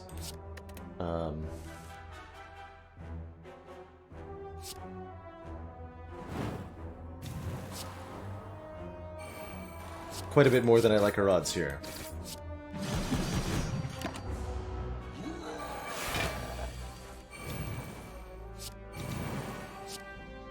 Nice. Yeah, this deck slaps, and a strike dummy makes it slap even harder. The twin strike just got +6 damage, and these strikes got +3 apiece. We're offered a shockwave for weak and vuln, or a second inflame. I think it's gonna be a shock. Yeah, it's definitely gonna be a shockwave. Holy crap! What a run! My God! What a beast of a run! Question is, what do we upgrade? I don't think we need to rest before Slime Boss with this deck. Probably want to upgrade either the Rupture, one of the Whirlwinds, maybe the Inflame, or the Offering. The plus draw on the Offering feels really good. In particular.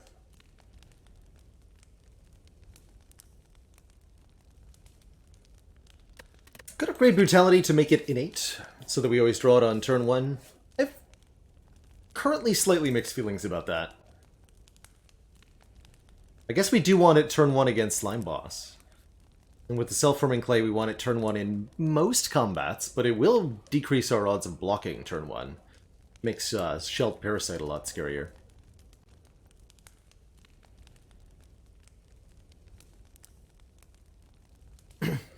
Upgrading Rupture makes it 2 strength per self-damage instance, which is 2 strength per turn. It's very, very good. I think that is what I want to upgrade before Slime Boss here. It's the Rupture. See? This is also a reason not to upgrade Brutality. Sometimes the upgrade does nothing, because you draw it anyway. Easy. Easy, easy. I suspect we can do this without using the Colorless Potion, though it does depend on our precise draw order.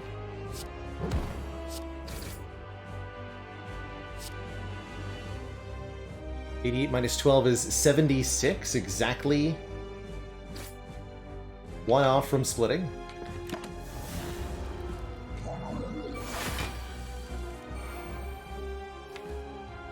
Neat.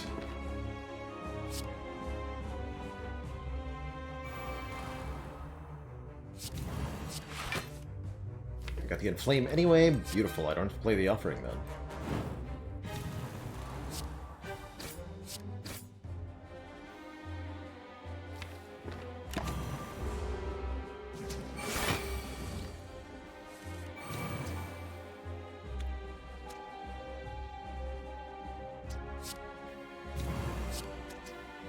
You have the Colorless Potion?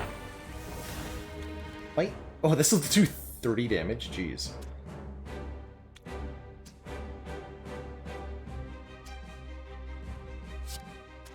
That's just filthy.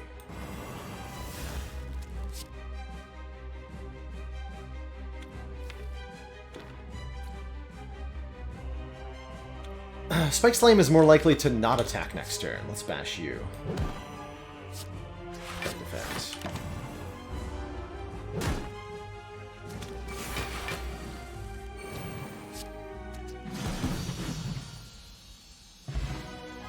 GG.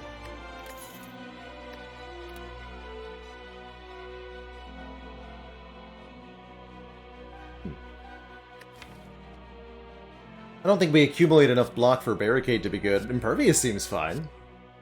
It's a great way to block on turn 1, especially against Shelled Parasite, Snake Plant. Easy to grab with Offering. No Reaper, of course, which is definitely the card we most wanted from the rare pool, but I'm not unhappy with an Impervious. And we can still win big on the Boss Relic here.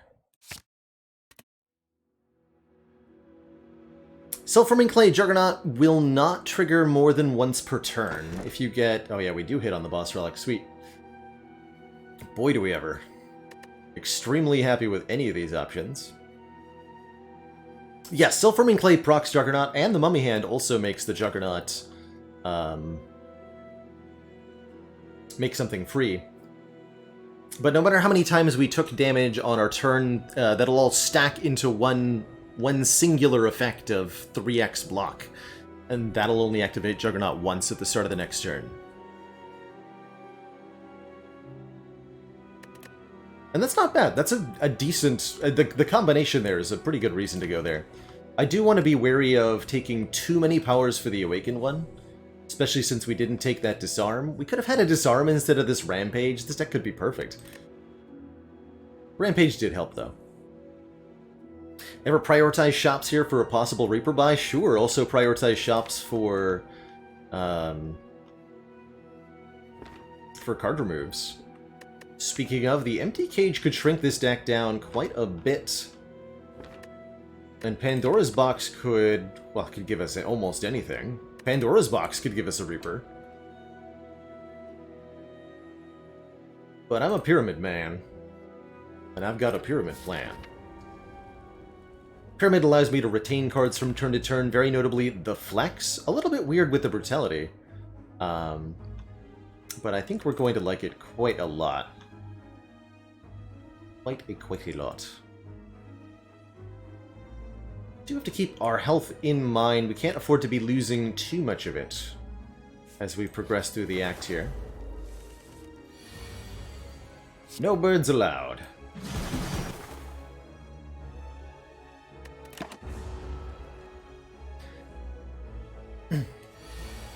When is Pyramid good? That's surprisingly difficult to kind of boil down into a simple set of guidelines, but the core idea behind Pyramid is that conditional cards are going to be more effective because you can control what turn they're played on. Conditional cards being cards that are better on some turns than others, cards that require some other condition to be true, or cards that need to be played alongside specific other cards in the deck. Flex is a great example of this. It's a very, very powerful and effective card if you draw it with the stuff that you need it, that you're going to play alongside. Pyramid guarantees that. So cards like Flex, cards that scale with the number of cards in your hand, cards that have zero cost. Impervious is also a very good card with the Pyramid, so that we can always have the block available the turn we need it. So many different reasons to want the Pyramid. The end result being that it's almost always really good for some reason or another.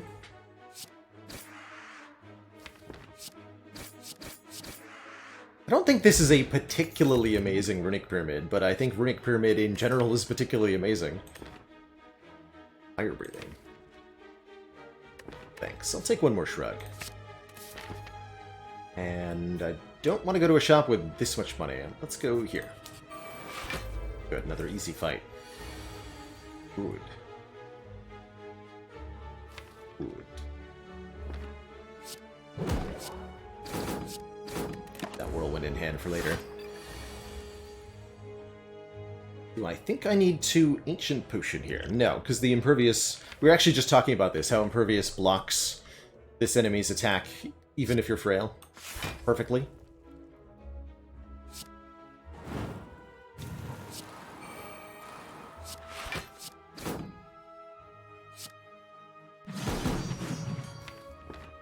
Which I'm hopefully drawing. Played the Brutality for the extra other. Yeah, we just do the thing. Bam. Oh, well, actually, I should have mathed that I had lethal. I've cost myself 1 hit point. Tricked by Impervious, yet again.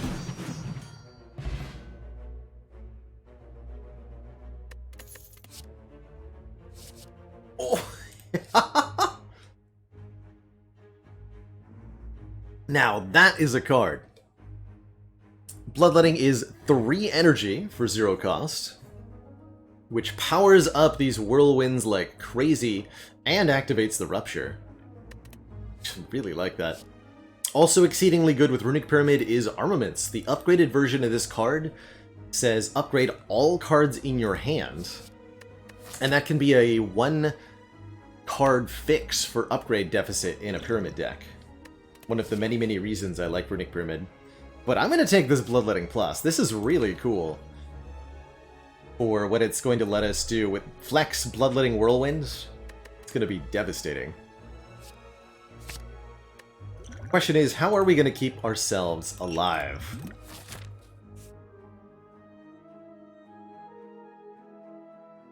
Big rest energy. I'm going to sleep so hard. I think I'm going to take a...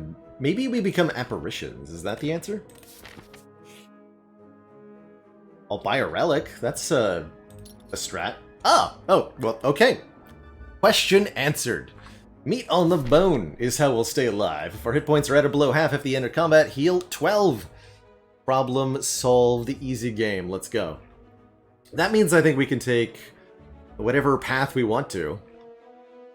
Only 2 elites is the max, sadly, but... Oh, and here's bites, too.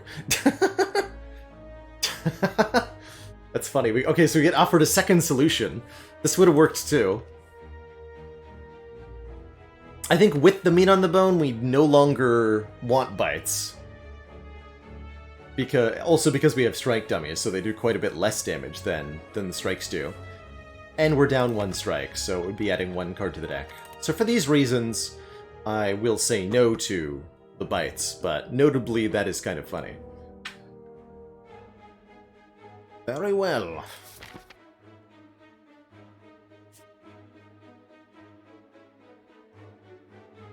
If we had to feed, those bites would be good. Not gonna go to a shop with this much money. Get 2 rest sites. Yeah, let's go for a bunch of combats.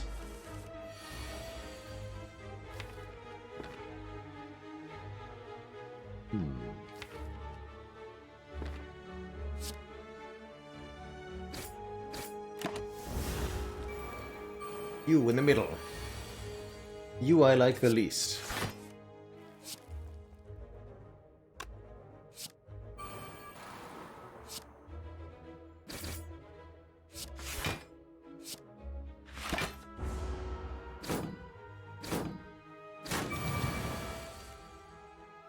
Okay.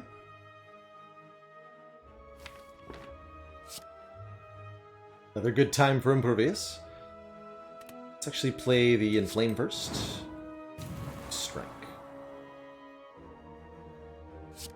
G-Max Happy Meal, thank you so much for those very generous 3 gifted subs.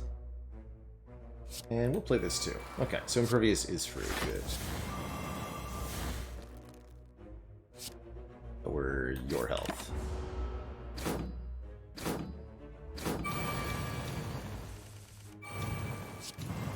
Don't have to play the Bloodletting. This already is the old buzzsaw. GG.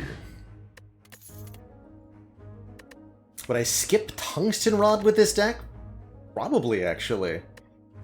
Second Wind is quite powerful in a Pyramid deck, letting us exhaust any non-attacks that we want, which could include our own powers, particularly against, say, Awaken One. That it could be a good thing to do.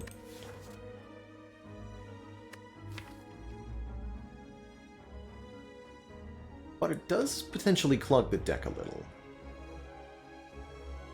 Tough call here. I'm gonna opt to skip this. But I might regret that later. Okay, we want the event to be after the chest.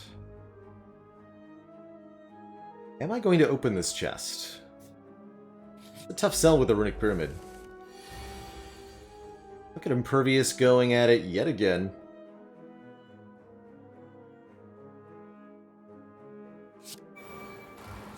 It's easy.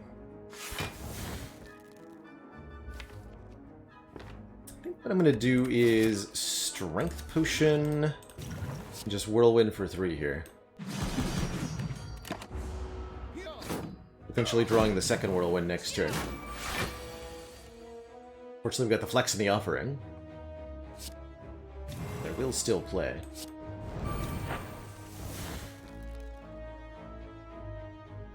And this still works out just fine.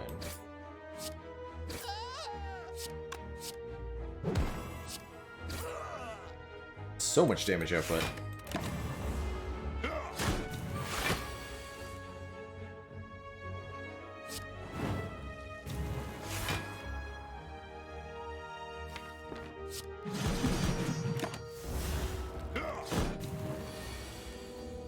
Half HP is 37, so we could at most go to 49. That's not really worth it. More strength is more good. I love this Burning Pact. It's card draw and lets us exhaust a card in hand, potentially destroying unwanted statuses or other hand clog sources. The weaken from clothesline's okay, but we have a shockwave. We're good. Really happy that's upgraded for free, too. And, that's right, lets us exhaust curses, which is kind of extremely important.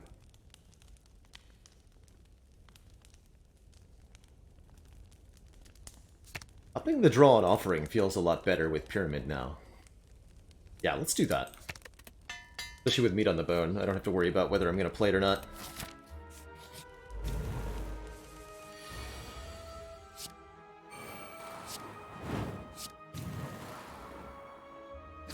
With 4 energy, I don't think I need to Ancient Potion this curse. The Ancient Potion's a very, very valuable potion because of our Flex card. So, yeah.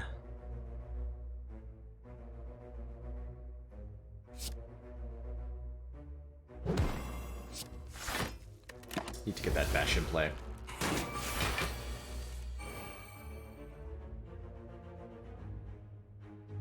Okay, another 18. Shrug costs 3. Healing does not appear to be an option. Offering could change that.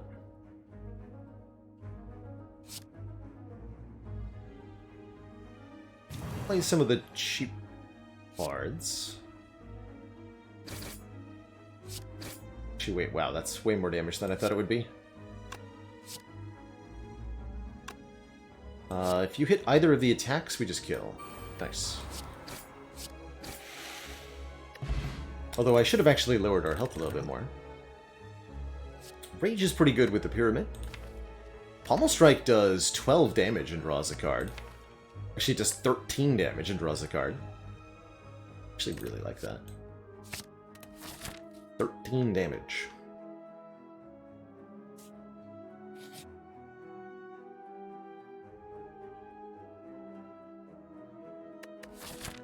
It's a long time to live with a curse.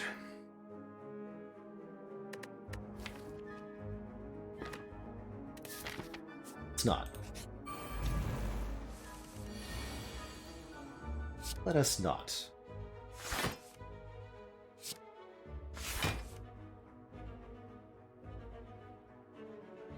Actually need this turn, but if it's free, that'd be nice.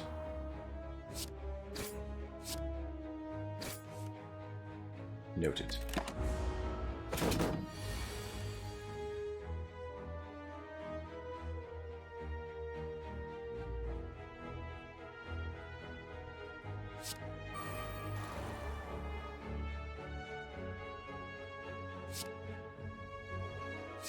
Ditch this.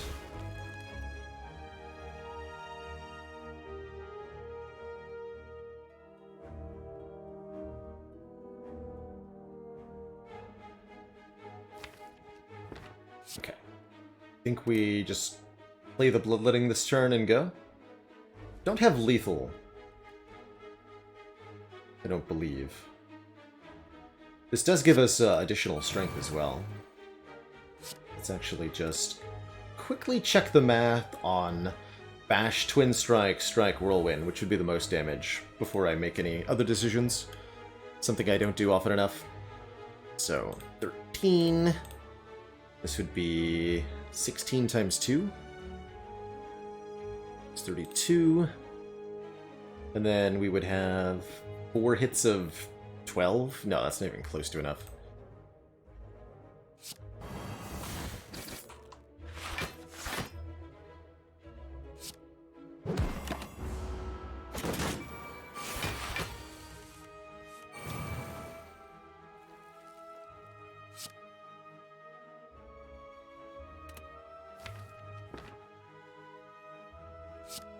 Looks like we get a kill next turn. I'm just gonna go ahead and play the Impervious.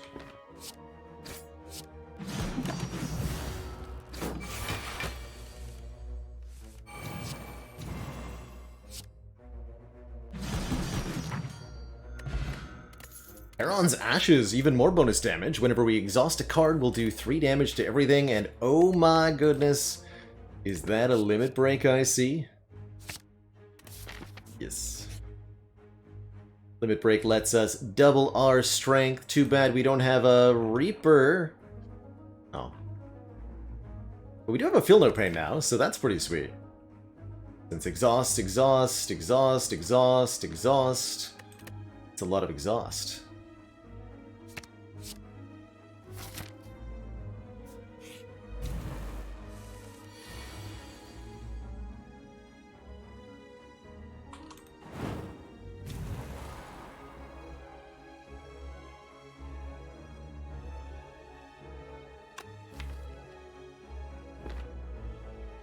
Actually, I want to take 6 damage anyway.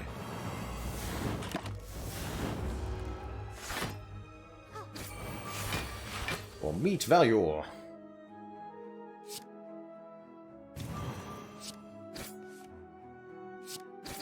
Holy crap.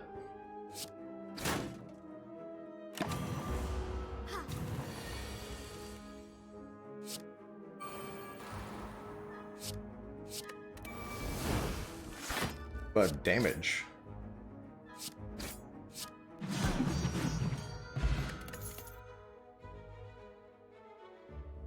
I would take either of these with an upgrade, but we don't need to be taking unupgraded commons anymore.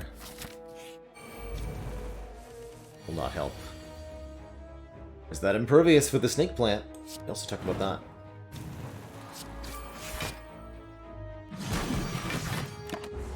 Never really sure when I should play the Whirlwind. Because I have 2 of them, I'm not as compelled to hold on to them like I would be normally.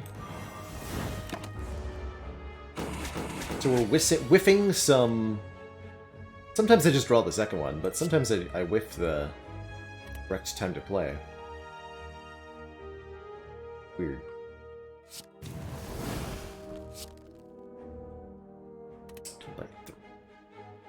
Just play this then.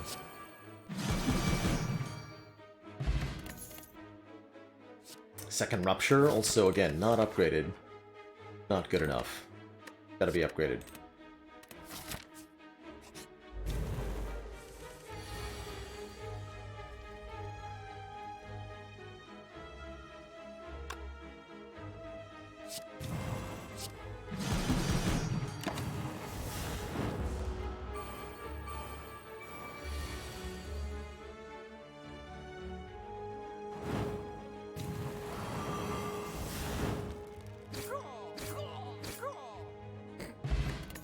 Very satisfying.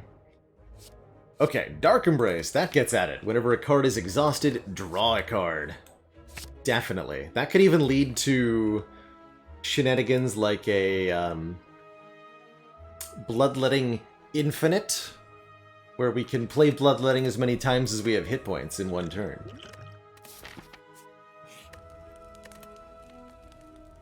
And that's probably actually my upgrade. I don't feel like this deck needs an upgraded limit break whatsoever.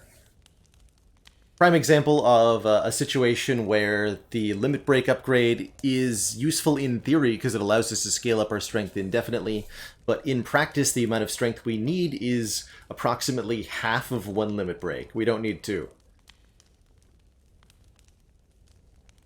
Let's go with the Dark Embrace upgrade question mark. Inflame upgrade's also pretty good. Like, especially in this situation, better to upgrade the Inflame and have more immediate strength with the limit break than to upgrade the limit break.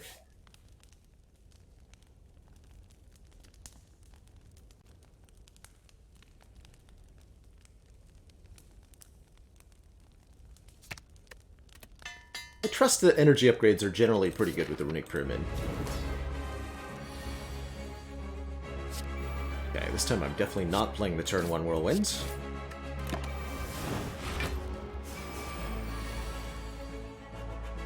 Good.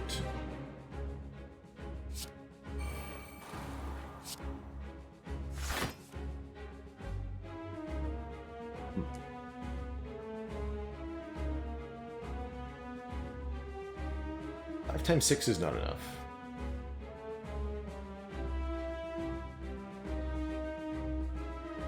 Only this whirlwind was upgraded.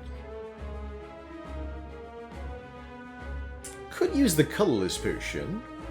Don't even have to necessarily do anything. We'll have plenty more cards next turn.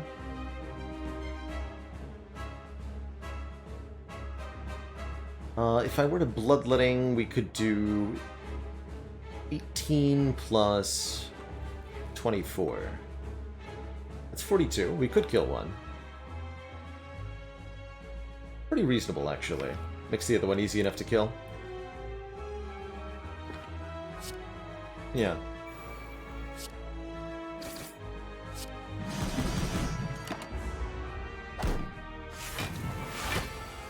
Ooh, and that prompted a resummon. That was super worth it.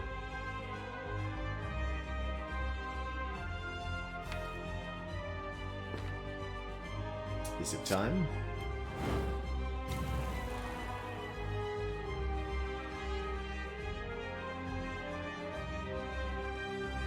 It's time.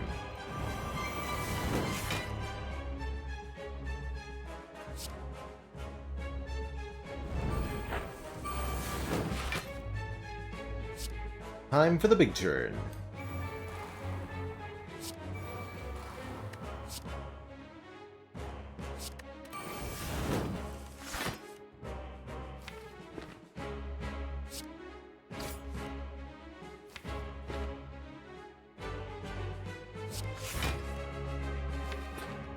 Well, that's unfortunate.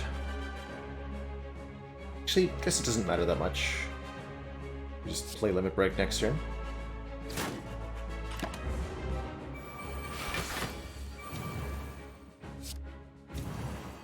Yeah, Limit Break takes us from 9 to 18, and 18 is plenty. We don't need to go to...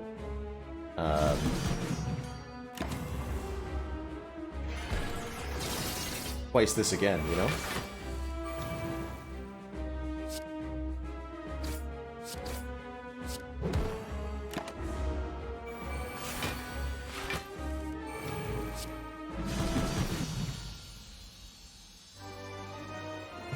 Slice and dice. Second Limit Break. Interesting.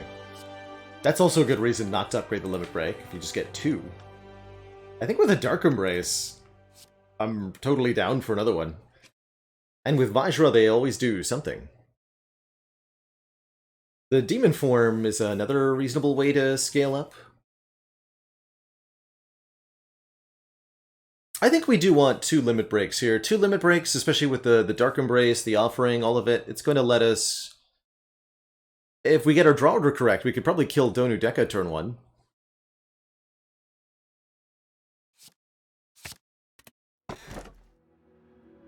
But what about Dunu Sneka? Deck wants more energy. It doesn't want it in the form of a Velvet Choker. It doesn't want a Snekawai with a Runic Pyramid, not without a Corruption in this deck. So, I'll take more energy in the form of the Philosopher's Stone. Does it ever skip? No, we want the bigger whirlwinds. We want the bigger whirlwinds.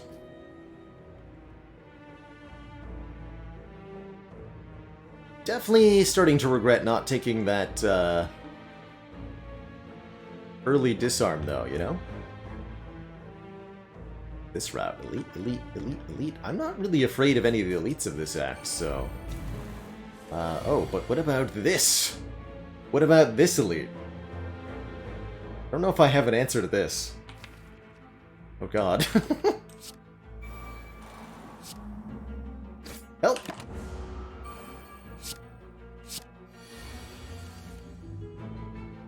Oh, we have Charon's Ashes, actually. That'll do it.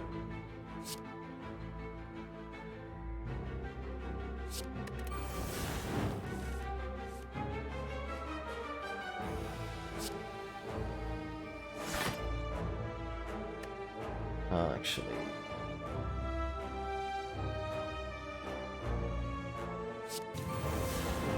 Oh, yeah, you're taking damage at the end of the turn, too. Good.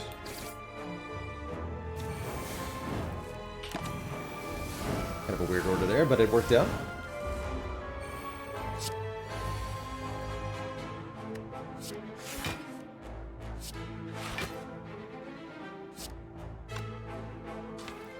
Please continue to add dazed to my deck? Question mark.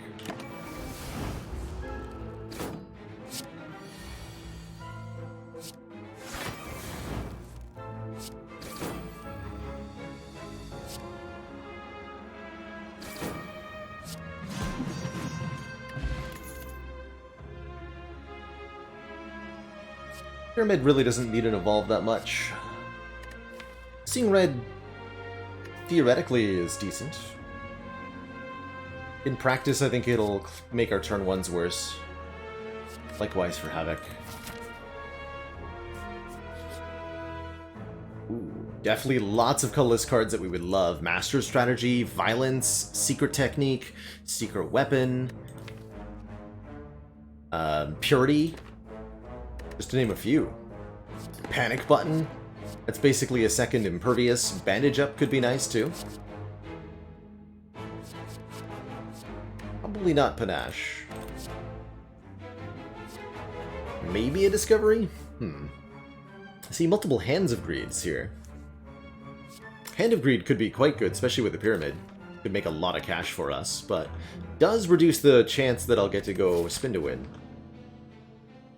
There are 2 shops on the intended path. That's a lot of money. If I potentially take one of these Hands of Greeds. Definitely taking this. Patience seems really unlikely to get used. Don't really trust the magnetism with the Pyramid, even though we do have Mummified Hands. Alright, let's try to make this Hand of Greed work. A quest for you, dear Ironclad.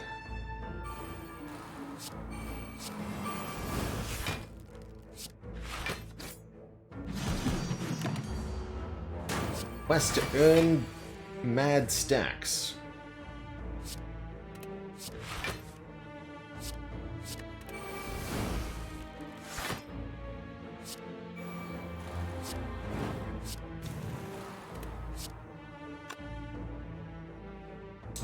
Would this kill? Don't want to kill.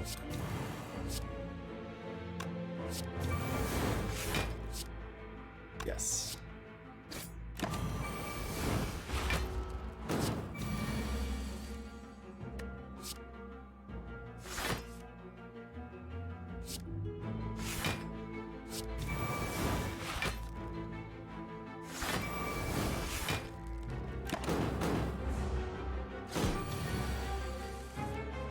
Quest. Succeeded! Flap is okay. We have an upgraded... No, we have an upgraded Bash in addition to Shockwave. We don't need more Vuln. Do I take an event? With the Hand of Greed, combat is a slightly higher average payout.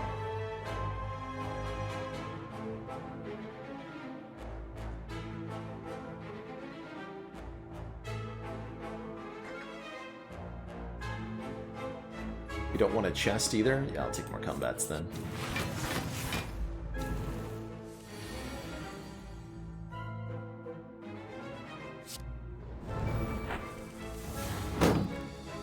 Bonk. Okay, somehow I've drawn only block.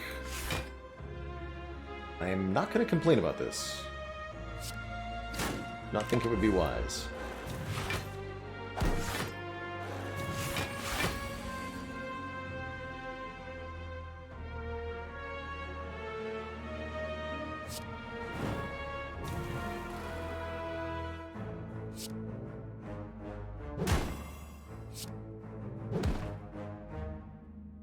Oops. Math? Ooh, wrong order. Yeah, I did that to myself.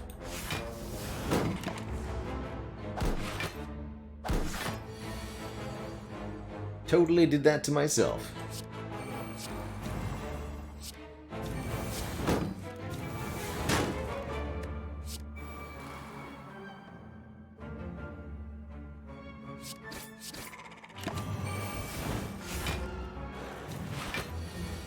See if I can redeem it by drawing the other one at least.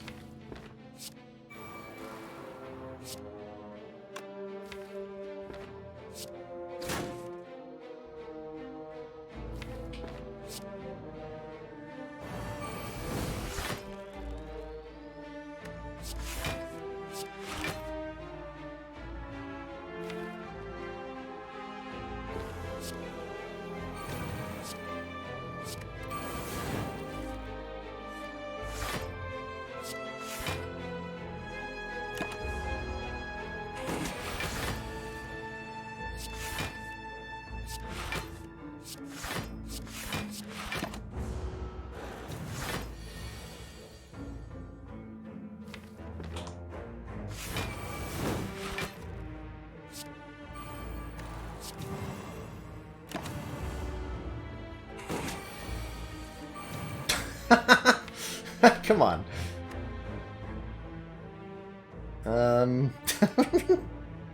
Fine.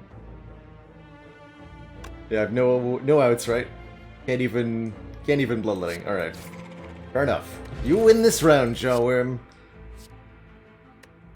Ooh, True Grit Plus versus Whirlwind Plus. It's gotta be a True Grit here, actually. With the Feel No Pain and the Dark Embrace.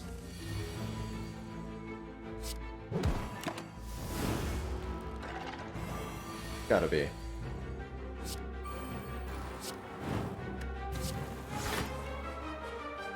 The bigger worm.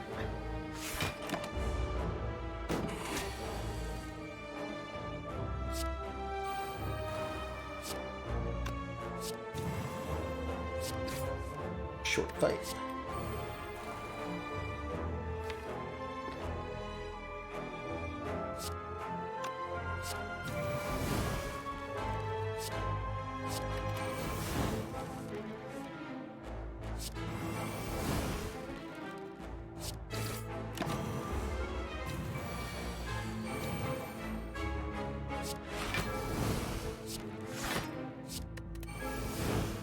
Blank Owl, thank you so much for the Prime sub and those 5 generous months of support.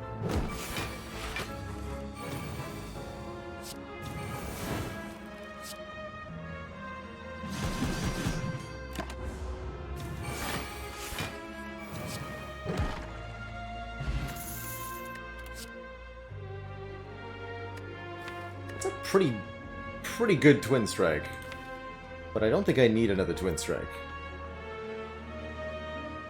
No, I don't think I need another Twin Strike. Do I need another Shrug? Not really. Okay. First elite is Reptomancer. Should not be afraid to use potions here.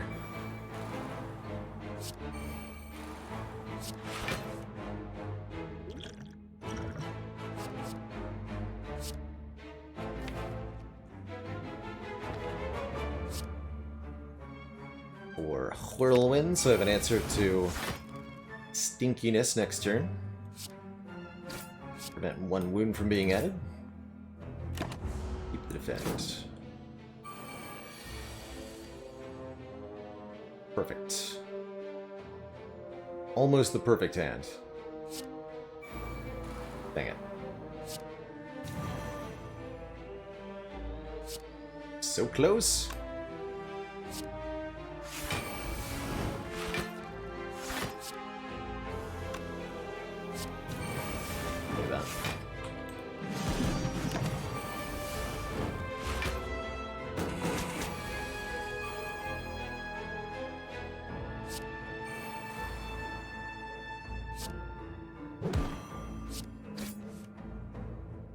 Limit break.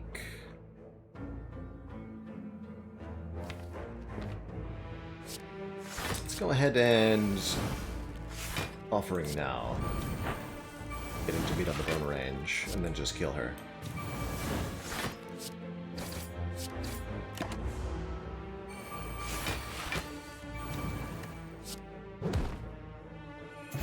Perfect. Oh, love a bag of preparation with Runic Pyramid. 2 more cards on turn 1. That's kind of like having 2 more cards in hand for the entire combat. Extremely good. Warcry is... Not that helpful. Do not want to add wounds to my hand. Alright, well we've earned maybe, what, 100 gold from Hand of Greed? Could have been 40 more, but, yeah. Brimstone is a little absurd. Doing all sorts of fun nonsense by giving us 2 strength per turn, and all enemies gain 1 strength per turn. Brimstone plus Philosopher's Stone. That is a very short life expectancy. Skull combos nicely with the meat on the bone, giving us 3 strength when we dip below half. Definitely want to remove a card. Let's just do that right now.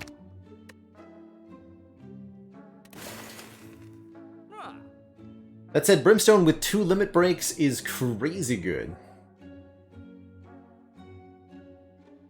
Something else I really like here is Panacea, giving us an artifact charge, or upgraded 2 artifact charges.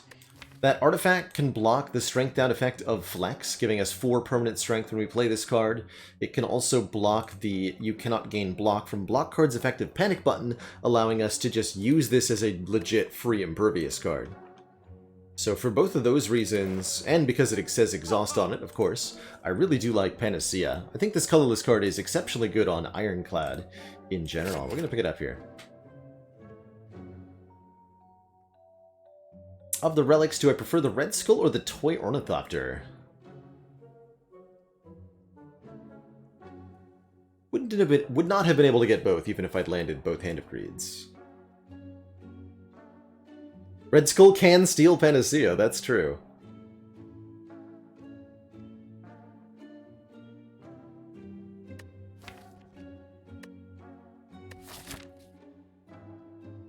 Take the healing one. Confident in my ability to get our strength up regardless.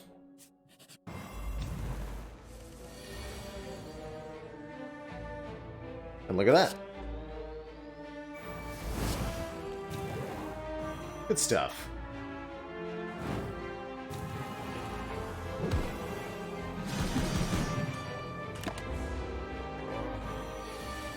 Seven strength, turn 1.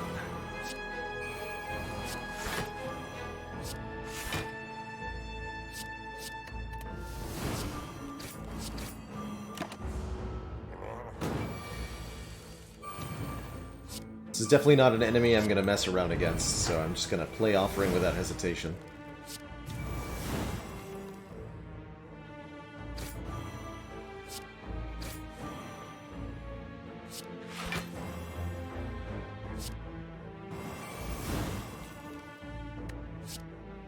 Bloodletting.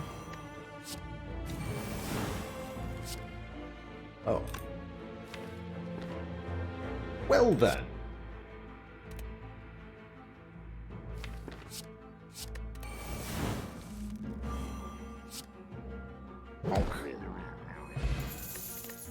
Singing Bowl allows us to scale our max HP, but a second Burning Pact is better. Definitely. Way better. I have to open this chest. And take the blue key. Instead of the Akabeko, we get a Doubt Curse, which gives us weak if it's in our hand at the end of turn. That's not a big deal. I'm going to recall here, too. It's also not a big deal. The Repto rematch.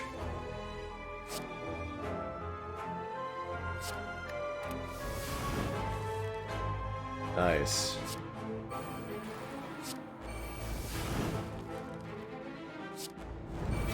That's why we made that Sage draw 5 on it.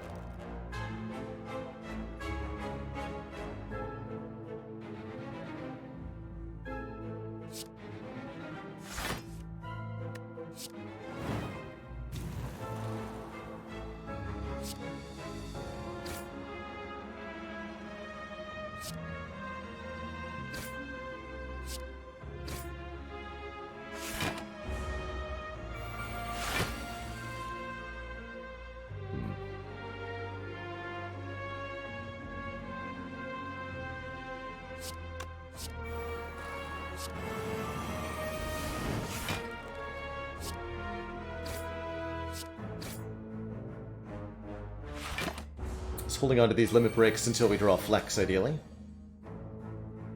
Or until I get fed up with the current situation.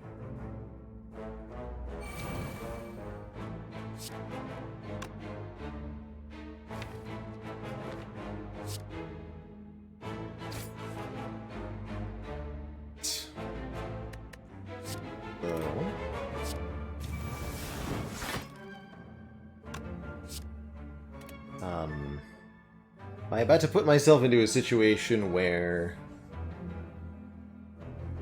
I can't not kill Reptomancer. Hold on.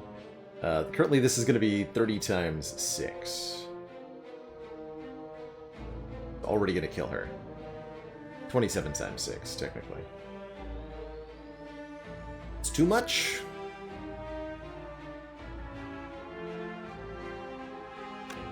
Panic button. Get this down.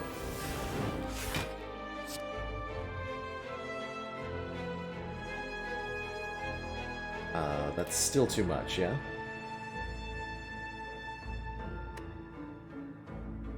Right, like, I'd rather just play the Whirlwind and kill her. 19 times 1.5. What does that actually round to? 28 times 5 is 140. Okay, so this is fine.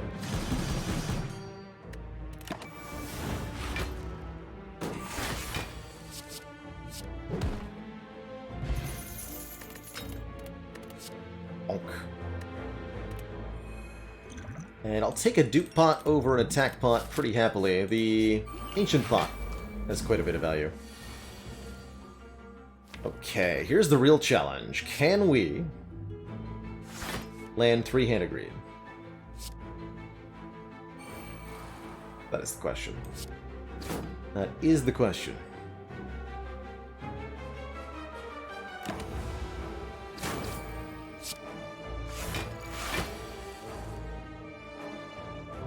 Probably not with these draws.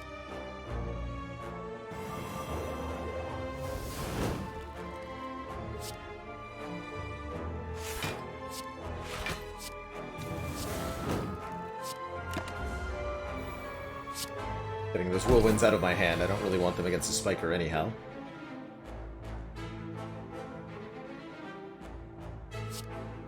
How dare you?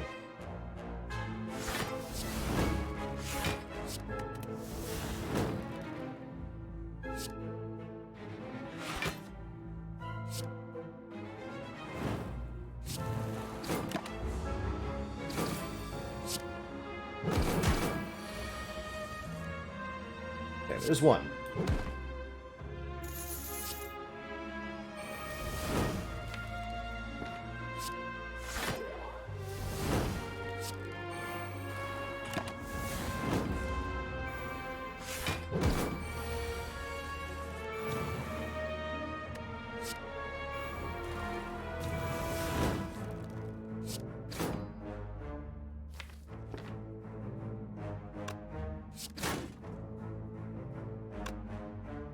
You're just gonna die.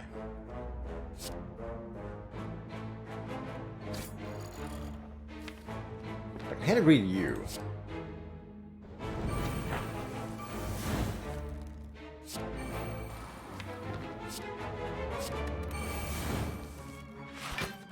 Maybe. If Karen's Ashes lets me. Oh no, the thorns! Fruit juice. Tempting. Dupe Pot is extremely valuable with Limit Break, though, and the Ancient Pot is extremely valuable for not dying to the heart, so I kind of want to carry these exact potions to the heart. To that end, I'm going to leave the fruit juice on the ground. You can't drink it off the ground, because that would be uncivilized. And I'm not going to smash either of these to pick it up.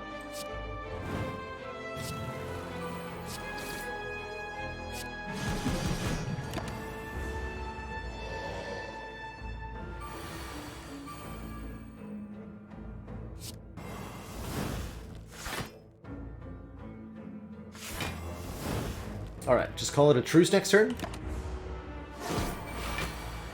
Good on ya.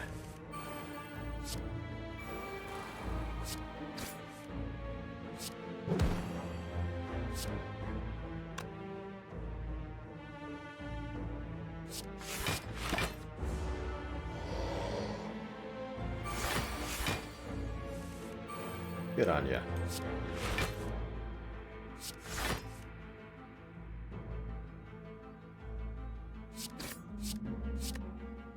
Shouldn't destroy all my attack cards.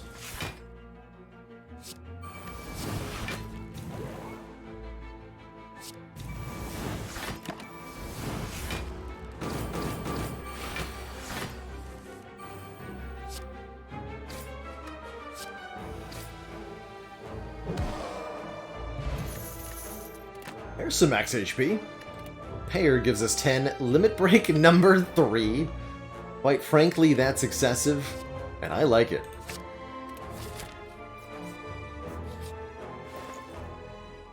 Second Hand of Greed.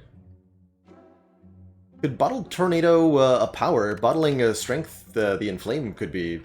Actually, Bottling Dark Embrace is extremely good. That better than anything else I can do?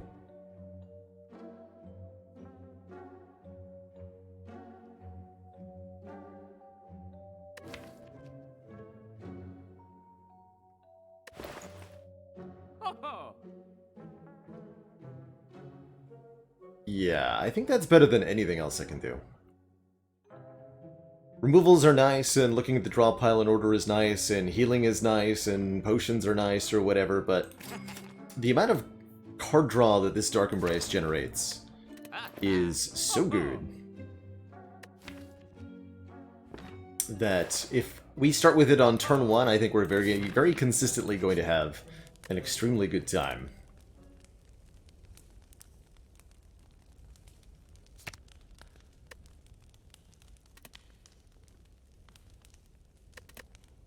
Tempting upgrade.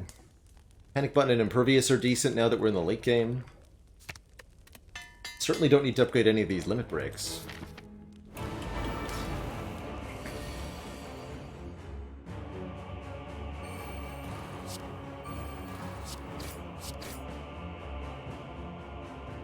Greetings, Mr. Time Man.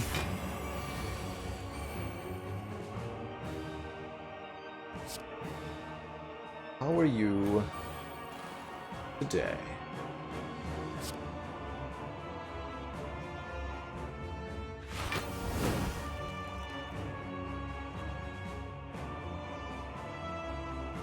And clog here.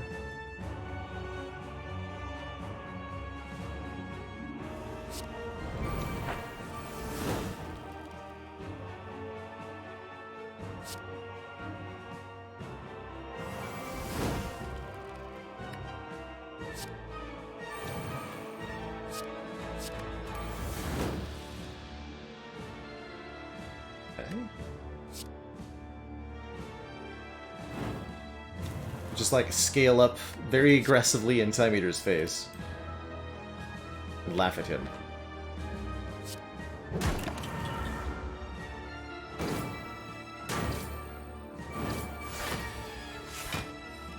Taking a turn off? That's not a good idea.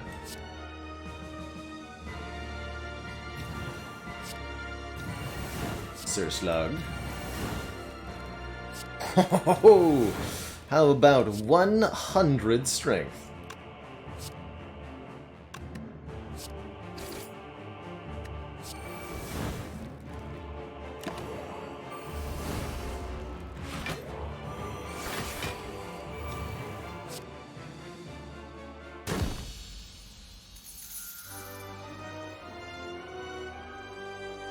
Okay, next up.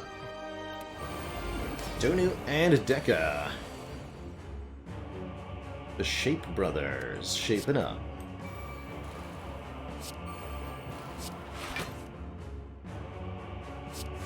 Not yet. Actually quite like the Dazed from Dekka, so we'll go for Donu first.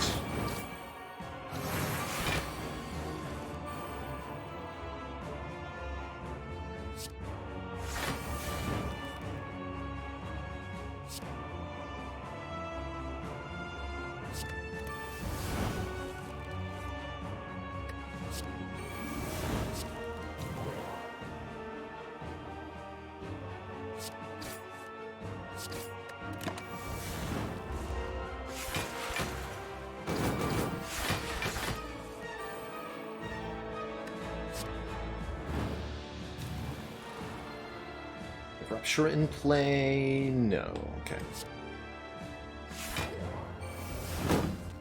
That with the artifact.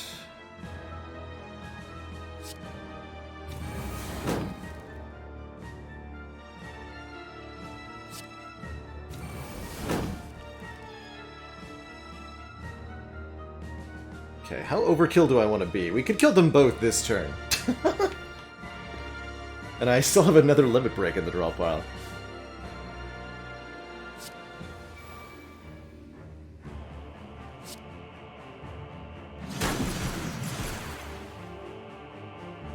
That was perfect.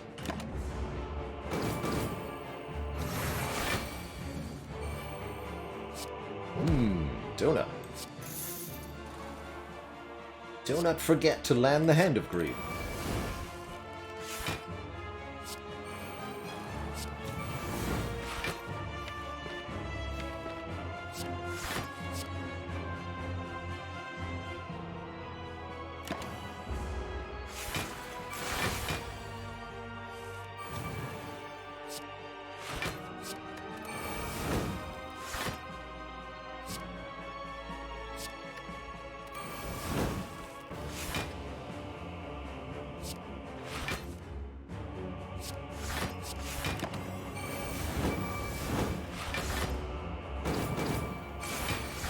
One and a two. GG.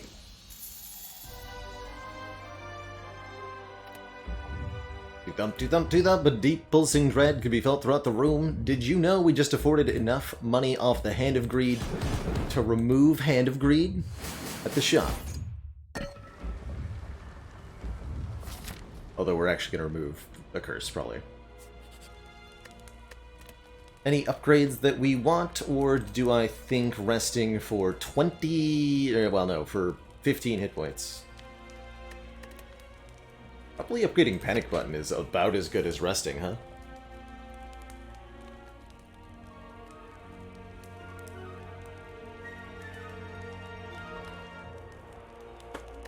Or maybe Feel No Pain. Although the thing is that if we rest, we get those hit points no matter what our draw order is. I think is a good reason to rest.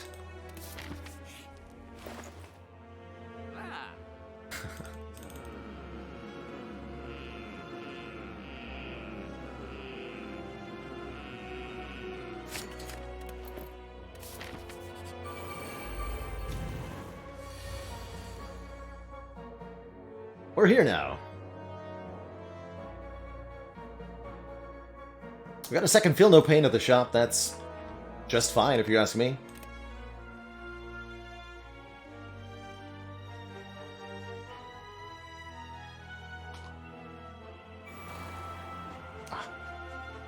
Free time. Fine, I'll destroy Twin Strike then. You monster.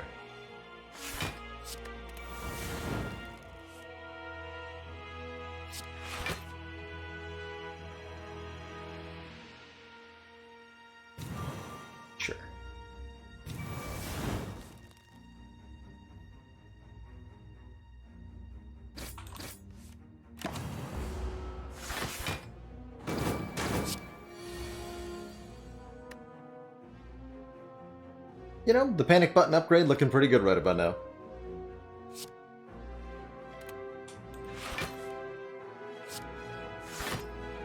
Can I kill Spire Shield next turn?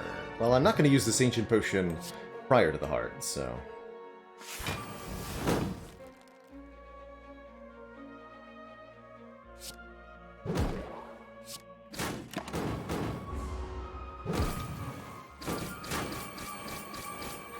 some block from the self-forming clay. Oof. Looks like I might have to use the duplication potion here. Let's take a look at the math.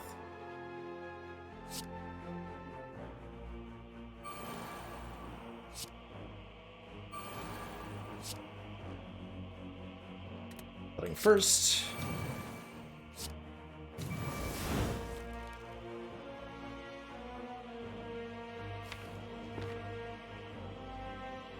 19 times 7. Oh, I think we got there. 133. Perfect.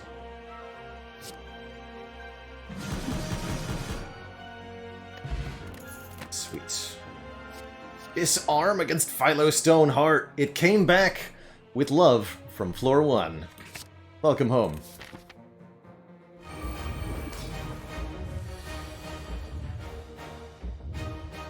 Have you ever seen a turn 1 as beautiful as this? Wow.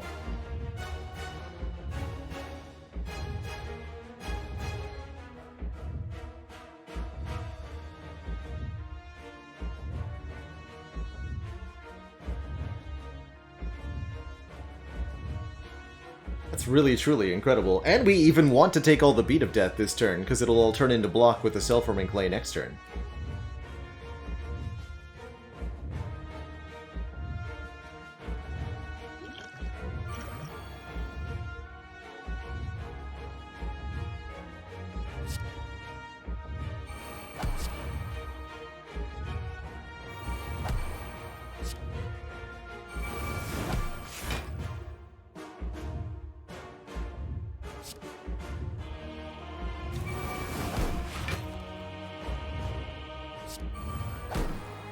Shockwave too? Sure.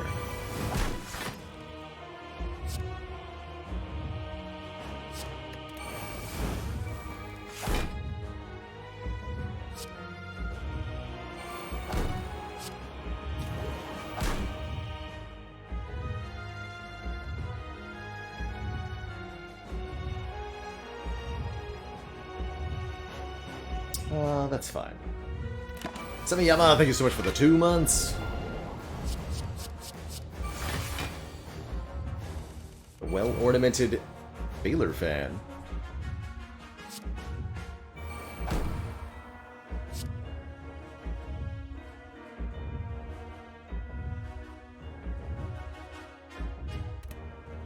Mummy Hand and Strike have had a perverse relationship this run.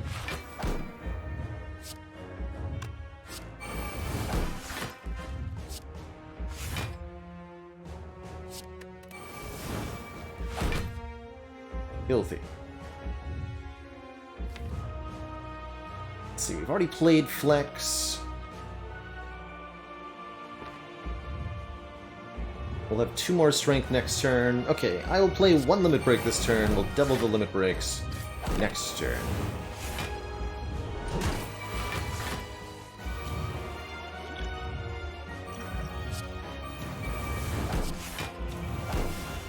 $128 Strength, please.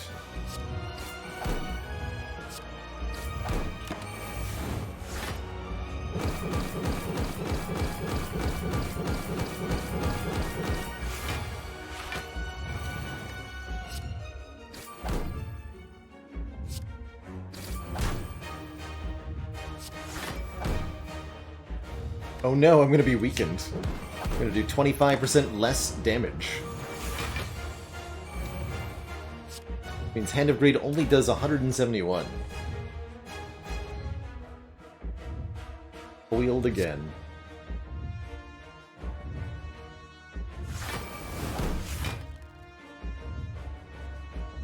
Guess I can play this, huh?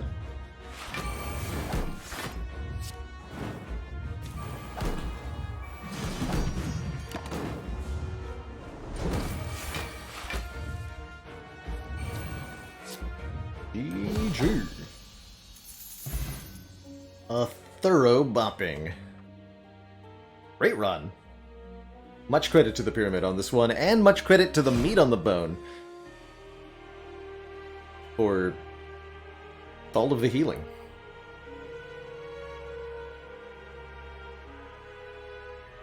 Mark another one down.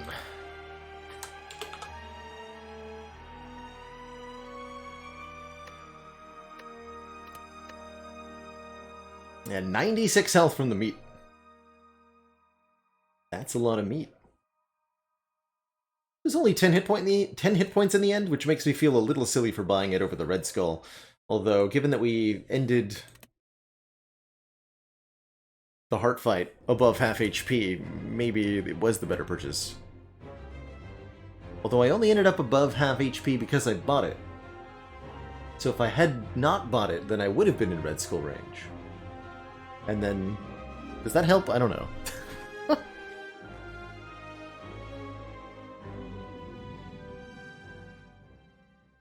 I'm just confused now.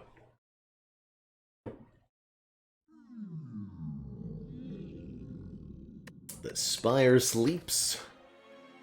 So shall I. GG, 3 limit breaks. It's the key to unlimited power.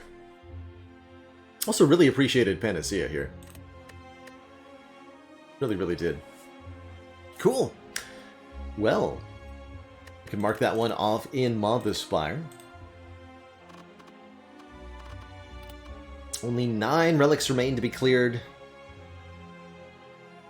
Increasingly likely that either the Runic Cube or the Mark of Pain will be the last to be completed. I guess we just do Ironclad runs only if we get down to that. And I think at this point, yes, Ironclad now has, I suspect, the most wins. He's been doing well with the boss swap runs. Actually, let's look at our stats for this challenge on the Ironclad. Let's count wins. 1. Ironclad has won with Cursed Key, Black Star, Astrolabe, Ectoplasm, the Runic Dome, and the Empty Cage was the start of the challenge. So 1, 2, 3, 4, 5, 6 wins, 2, 3, 4 losses. That's pretty good. It's pretty good, Ironclad.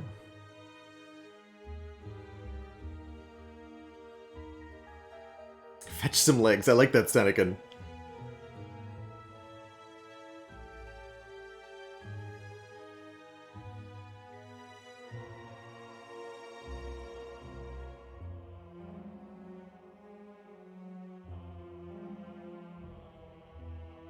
Sean Demet says, you mentioned before that I tend to want to avoid boss swaps on Clad more than the other characters. Have I had a change on that opinion as a result of these? I don't feel like this is nearly a large enough set of runs to really get a feel for that. Certainly in the runs that we did lose, this one in particular, and this one, the lack of Burning Blood is definitely a major contributing factor to our death in Act 1. And that's what part of the reason I tend not to like to give up the Black Blood. Act 1 and Act 2 especially, it's so much healing and sustain that it really is a nice carry through the early game. You get so many hit points to use as Ironclad that you can deliberately spend them as for a resource, or use them as a safety net. And without it, you might have disastrous beginnings. But that's okay. Because everyone can have disastrous beginnings. Right, Silent? Oh, it is the Wristblade start. Let's go. Let's go. The Wristblade says 0 cost attacks deal 4 additional damage. And there's quite a few 0 cost attacks we could potentially get our hands on. Shivs, of course, are the most likely, the most prevalent, the most powerful. But we're not guaranteed to be offered Shivs by any means.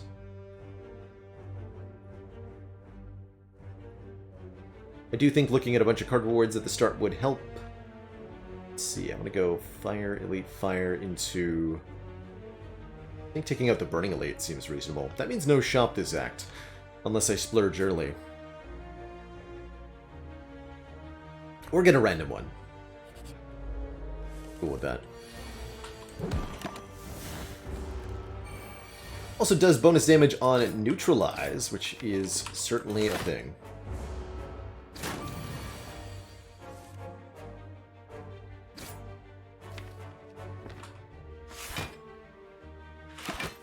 Probably have to short our block at some point here. I go with right now.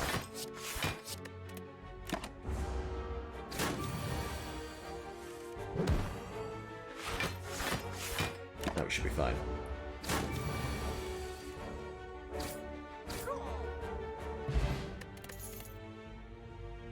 Okay, no zero-cost attacks. I'll pick up a Sucker Punch.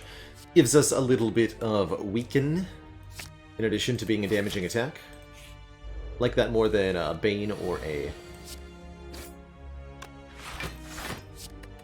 other thingy. Outmaneuver. And can stack with the Neutralize for extended turns of Weaken like this. Quite helpful.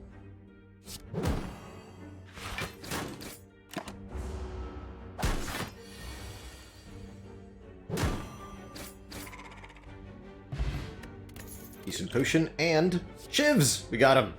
3 shivs to our hand, that's 24 damage for 1 energy, upgraded 32 damage for 1 energy. It's an incredible amount of output. And we're happy for it. I'm gonna be weakened, I want you to have less HP.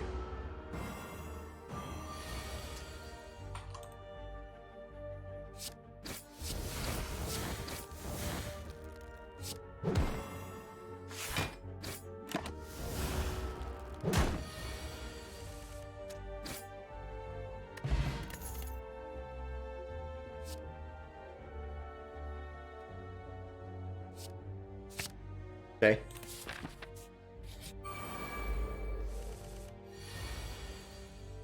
I'm in.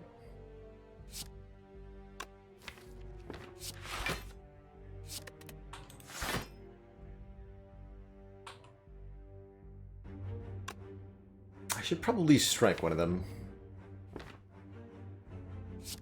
This one.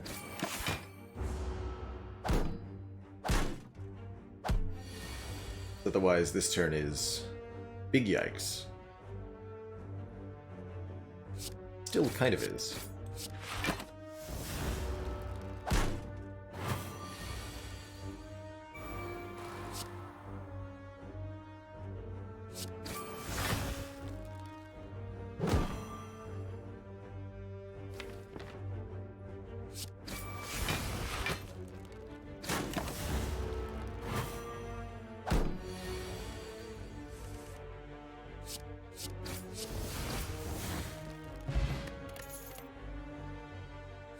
Endless Agony is a zero-cost attack.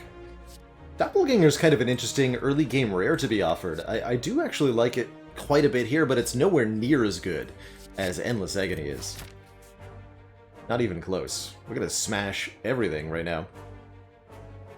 We do want a bag of prep, or maybe just an ink bottle would be a good way to get some bonus card drawn here. Removing stinky cards, like strikes, also helps quite a bit. Goes out of here.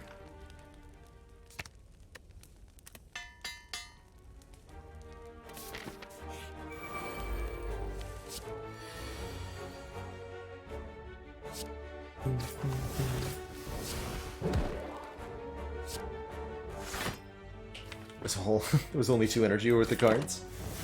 Okay.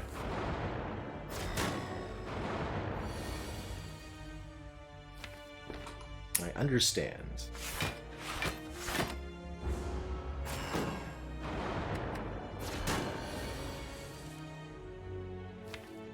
Last card, huh?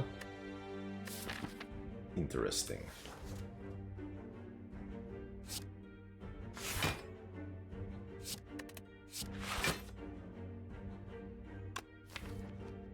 Only 8 damage each? Okay.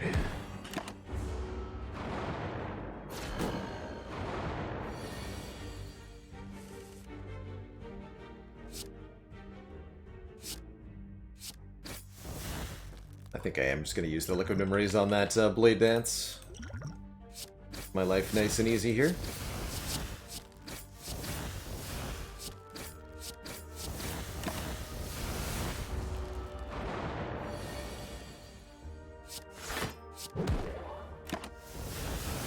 Looks like we're resting one time, but not a problem. Oh, maybe we're not. Eternal Feather is here to heal us when we visit rest sites. Nice. That'll be 9 hit points at each of these, so a full 18 hit point heal. That's exactly a free rest. Slice says do 10 damage. It's okay. It's not as good as Agony is. It's not as good as the Blade Dance is. If we need more immediate damage, it's a decent take. Otherwise, we should avoid it. It doesn't increase our feather healing. Wait, 15? No. 3 per 5 cards. 9.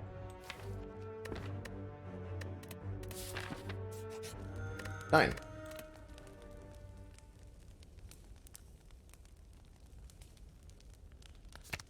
This is not a good upgrade yet. Neutralize upgrade feels better, Survivor upgrade feels better. Oh, I got you. All good. Hey, more hit points. Who needs resting? Who needs it?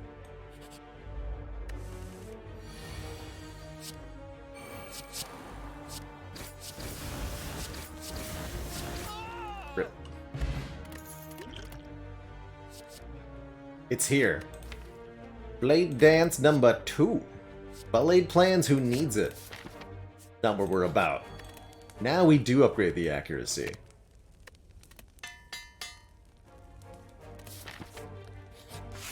Lagavulin, more like dead Avulin.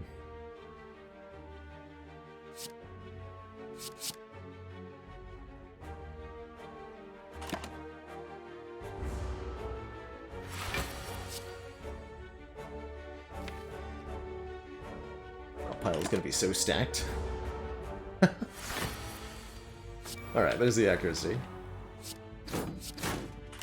Was that a good idea? Not sure. But I kinda like it, right?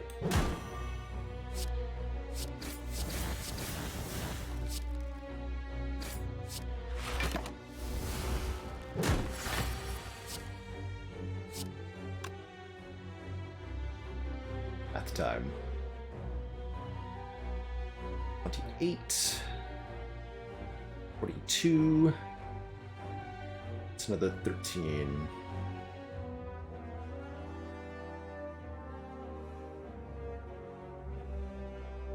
Plus 16 plus 13.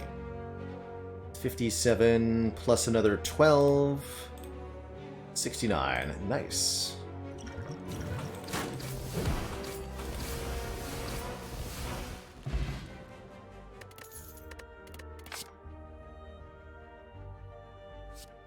Maybe it prepared?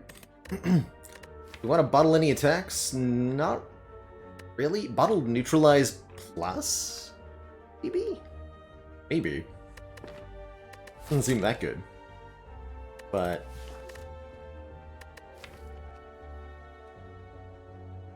if we bottle the Endless Agony, it is still counted as being drawn. Yeah, so we'll get both. And then if we find a gambling chip, I'd be very happy. But I think a bottled neutralize will be a reasonable inclusion most of the time. I don't feel like any of these are good enough to be worth adding. Our damage output's already stellar. Is the right word.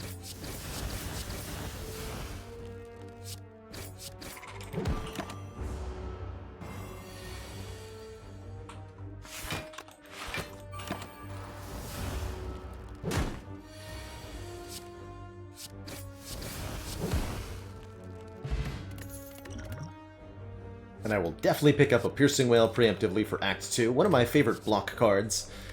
We saw one already, but it was up against a Blade Dance, and there was no way I was going to take it. But now that it's not up against a Blade Dance, I'm like all about it. Yes, please.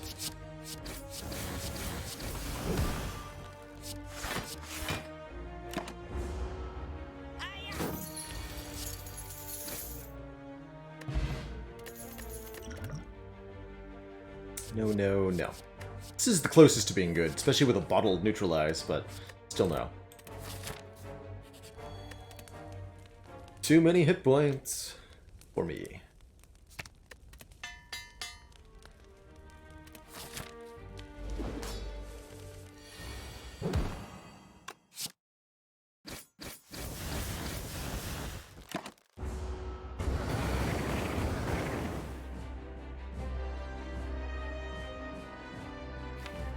There's no way we're actually reaching the Inferno turn. I'm gonna go ahead and play that. Only blocks for a little bit compared to defend plus Survivor, but I also don't want to redraw it. If I was planning on the fight going longer and planning on blocking the Inferno with that Piercing Wail, then I would have tried to save it for that. But as you can see, we have more than enough damage.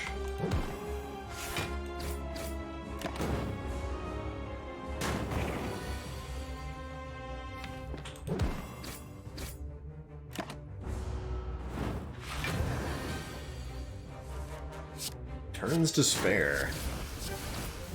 GG.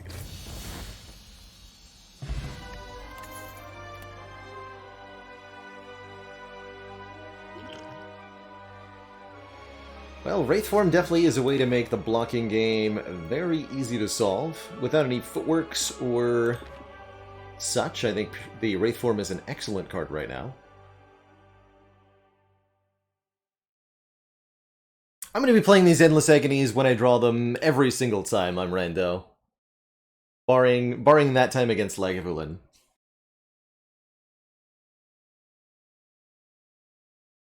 Pretty much always want the immediate damage, and this deck in particular is so fast that we're not going to have the opportunity to redraw anything. Don't want Pyramid though? Oh, we definitely want Pyramid. It's a little awkward with the Blade Dances, but we definitely want a Pyramid. Corpse Explosion's kind of okay, but we honestly just kill everything. Since the Shivs divide their damage nice and evenly, it works out pretty well. However, none of these are a Pyramid. Instead, we're offered the Boosted Crown. This is definitely the beginnings of a heart-winning deck, but trust me, this is going to need help against the heart. We need an After Image, or a Tungsten Rod, or a Lizard Tail, or something. Don't have any discard, because somebody didn't take Prepared. So I guess I'll just take a Slaver Scholar. Get extra energy during bosses and elites. Leaves us a little under-fueled during the regular combats. But that'll have to be okay.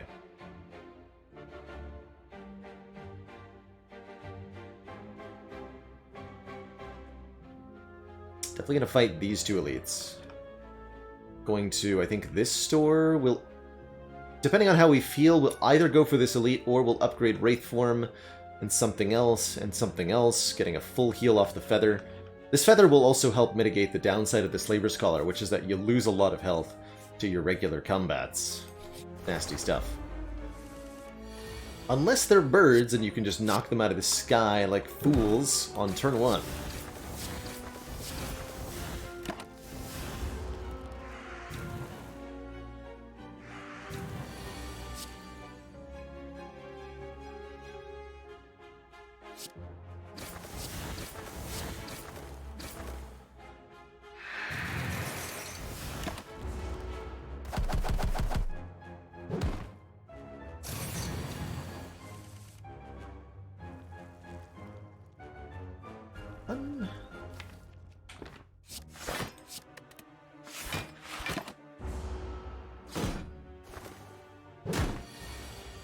Not thrilled that one of them got back in the air. Let's prevent this one from getting up. You know, let's ground this one.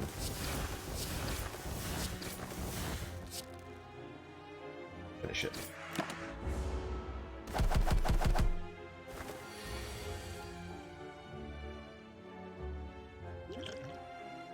$21, we block for 18, it's only 3.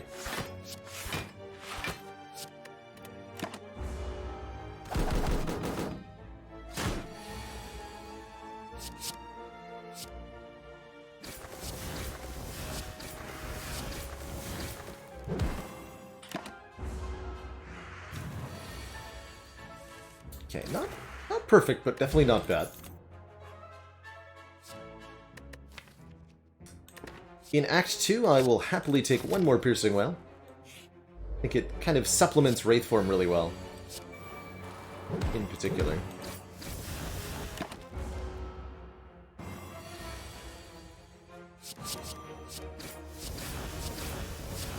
Dear God, that is a lot of damage.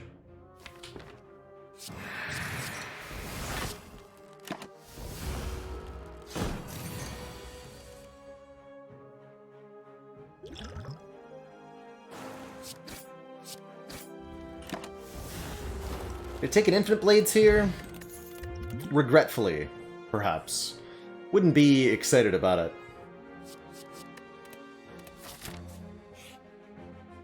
Would rather take a Cloak and Dagger or two. Let's see, speaking of daggers, Ritual Dagger.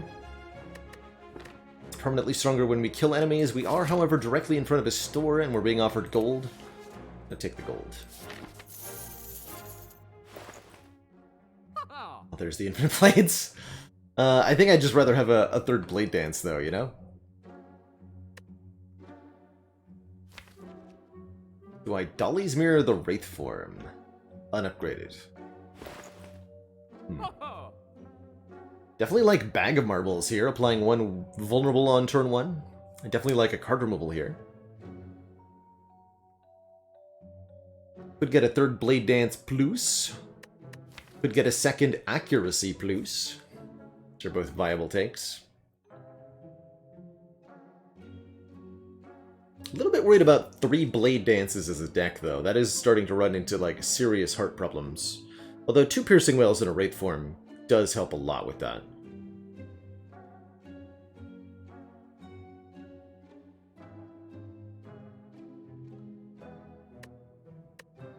Mirror Neutralize.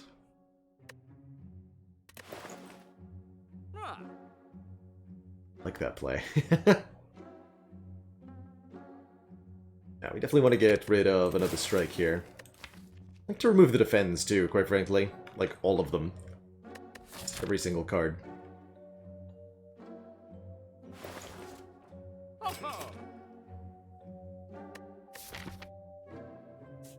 So, current pathing does not hit a shop.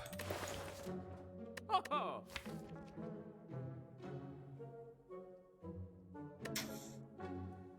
do one more Blade Dance. Of course, we're going to find an upgraded Blade Dance for free shortly, and I'm going to feel like a fool. Well-laid plans or After Image would both be good. What's the plans? Yeah. Let's just retain up to 1 card.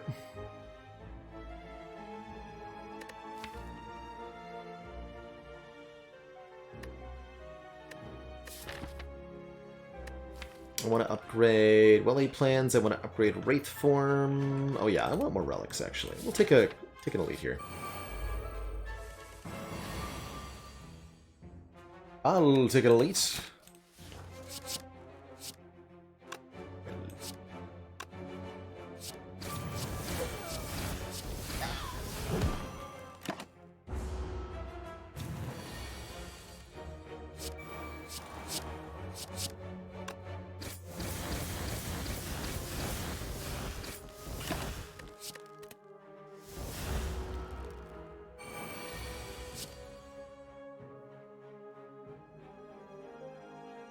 Perfect kill and 1 off. You will live.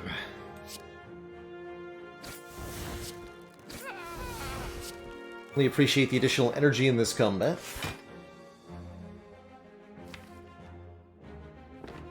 Am I ever killing you? Probably out of necessity, yes.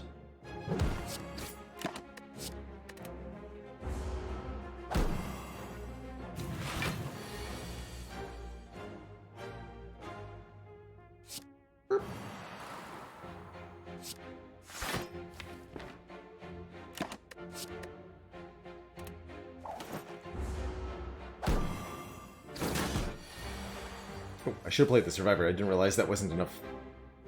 Block. Excuse me.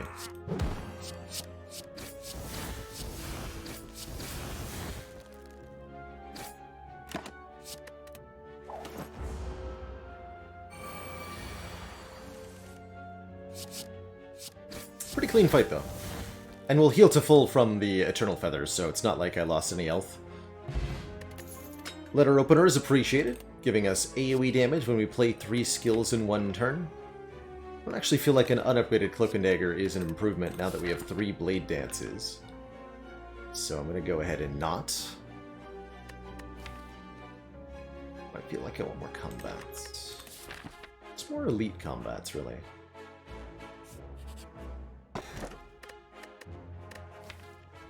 I'm never not going to play attacks. I mean, sometimes we might, especially with the Wraith form. But I have a suspicion that the Sapphire Key is going to be better than the Art of War here. Wraith form... Yeah, exactly. Right, because that.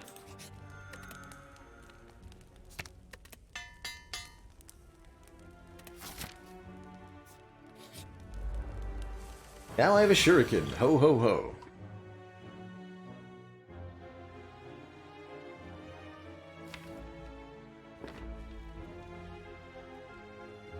Let's see. -6 puts you to 7, 1... some bigger number. It's worthwhile. Blessing of the Forge? Most of the other cards are upgraded, right? Use it here. Time to open the mail.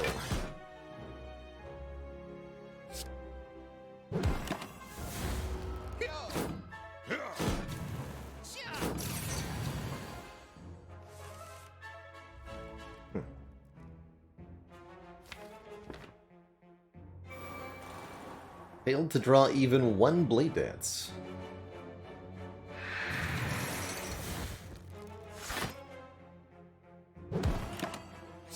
We drew Wraith form with the plans. We're getting entangled, so we can't play our shivs this turn.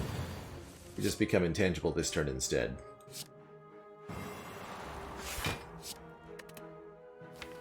I guess this is the other situation where I let Endless Agony cycle, so I have to apologize for saying I wouldn't do so earlier. I literally can't play them.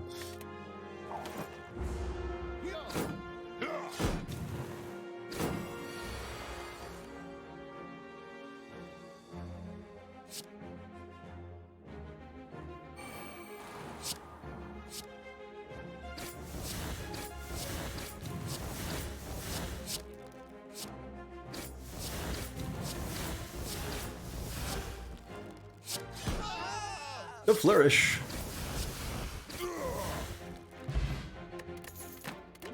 Pretty happy with a potion belt, giving us more potion slots to work with.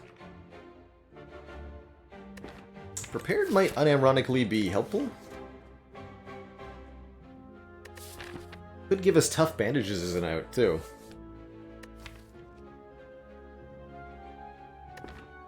Okay. I'll take this prepared with the intent to upgrade it. Works with the letter opener, too. Like the Snecko. Nope.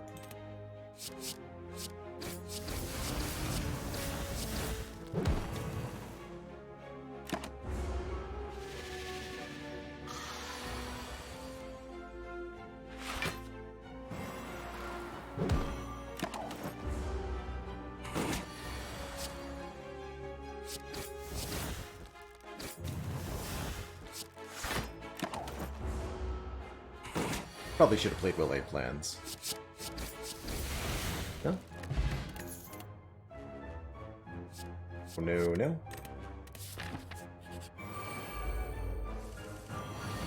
Book of Stabbing literally too scared to face us.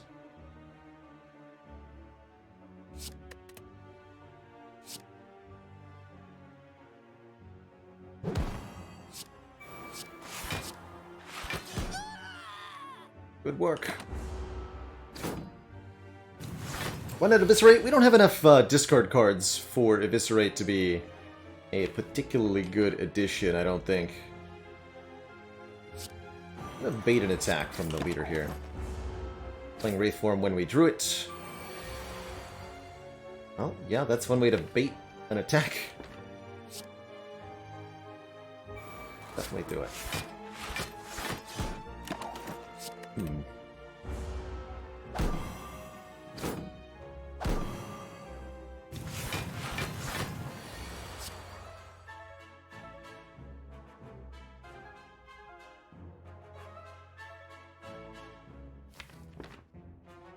Let the stabbing begin.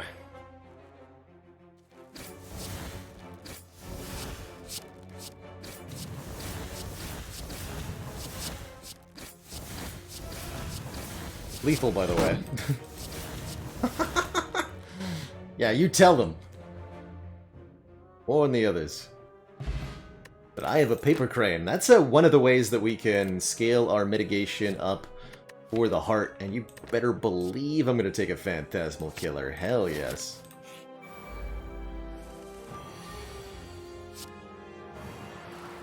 No. Bad plan. I don't think that was lethal turn 1. I didn't check, but I should have.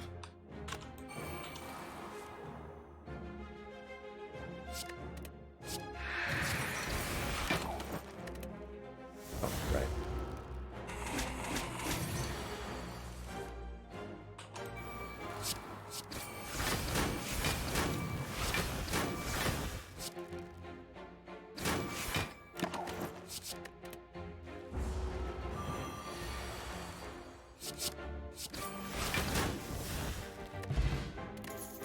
That'll be helpful for heart, too. Don't need this. You have enough shivs. Ocean Jar gives us intangibility on a turn of our choosing. I actually think that with the Slaver's Collar, the Prepared upgrade is better than the Phantasmal Killer upgrade, although the PK upgrade is pretty good. Letting us draw through to the Phantasmal Killer with more reliability. Or otherwise just helping out.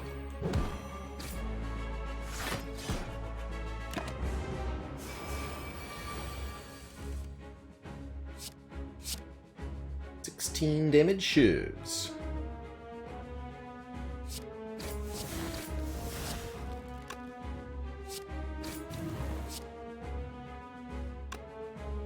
Oh, we get them both? Nice.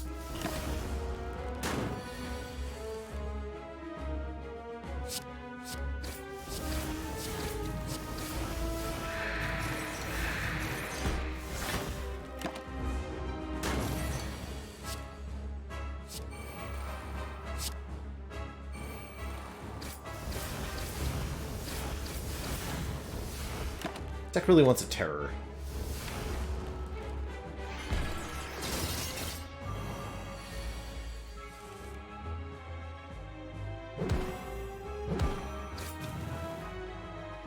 Gonna keep this maybe for a Phantasmal Killer turn.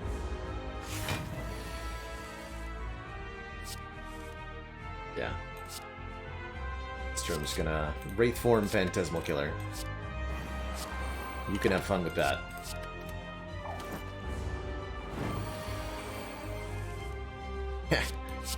Get him.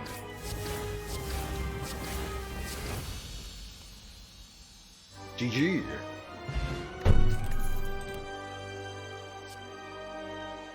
Okay, both the After Image and the Malaise are here.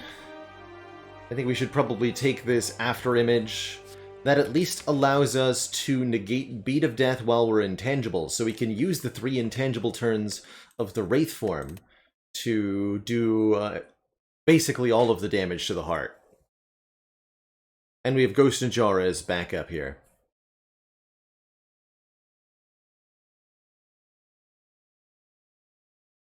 The Malaise works pretty well too, but with 2 Piercing Wails and a well-laid plans, I think we're fine. We have to take this because of Beat of Death on heart.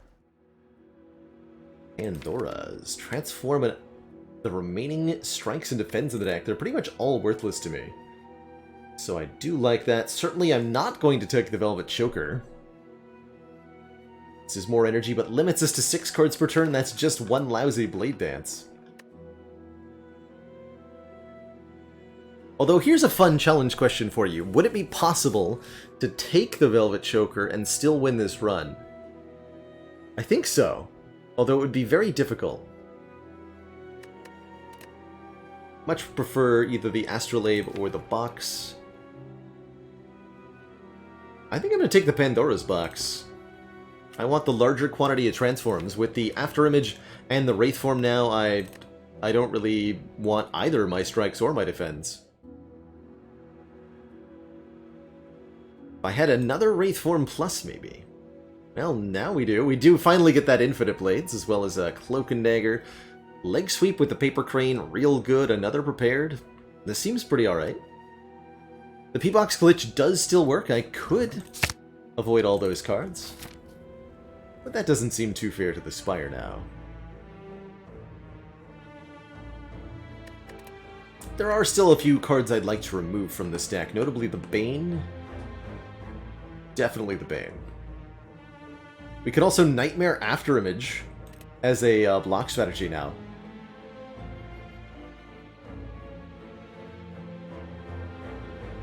In order to make that more viable, I want to reduce the cost of some cards in the deck. I want to get upgrades down on Nightmare and on Phantasmal Killer to make this a little less heavy.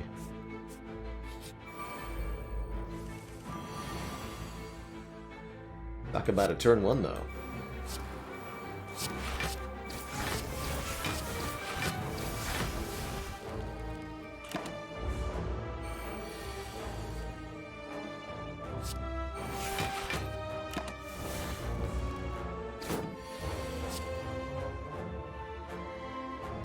Oh no.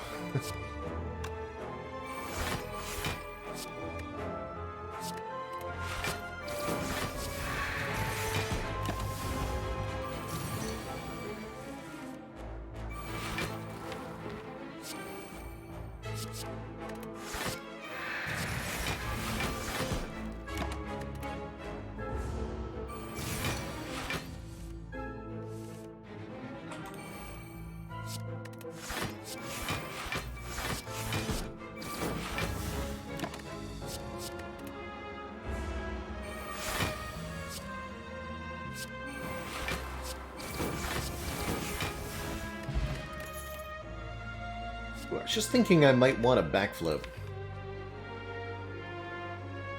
But maybe I prefer an Acrobatics. It's more card draw, less block. Escape Plan's pretty good too.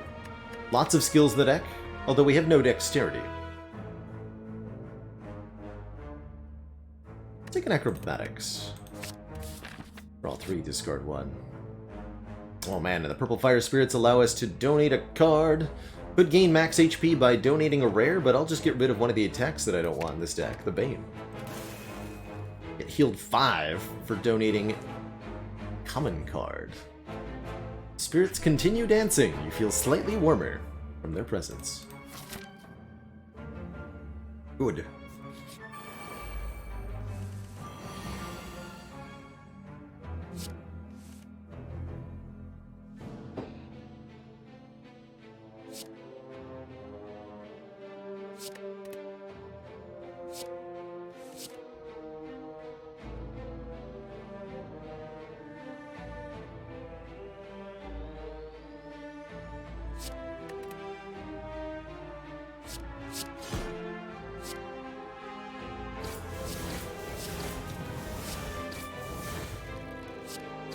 Won't be enough.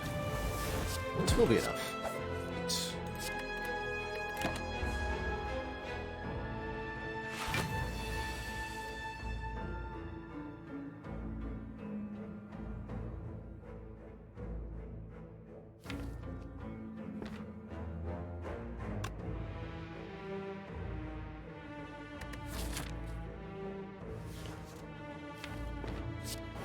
Let the Wraith Foreman take one.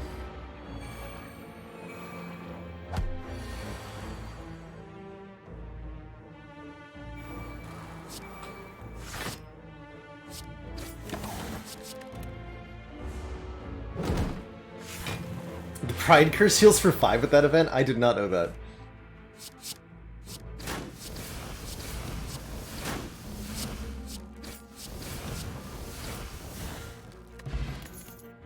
Pretty cool. There's the terror I wanted. Take that. More damage. Kind of overkill, actually, but...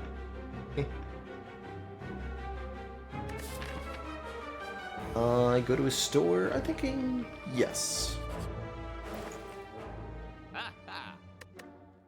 This is not the Whirlwind run. I was really hoping that Ironclad was going to see Chemical X on his run, but alas, he did not. Although we could maybe get away with another Blade Dance. That's also unnecessary. Maybe Infinite Blades is the actual overkill that I don't want. You know what? I think that's correct. Remove Infinite Blades. That's how much I don't want Infinite Blades in this deck. In the Shiv deck.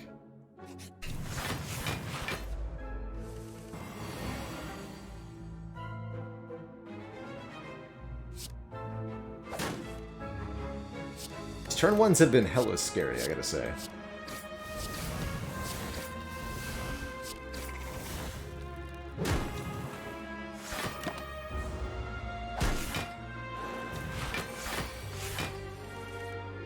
Just because our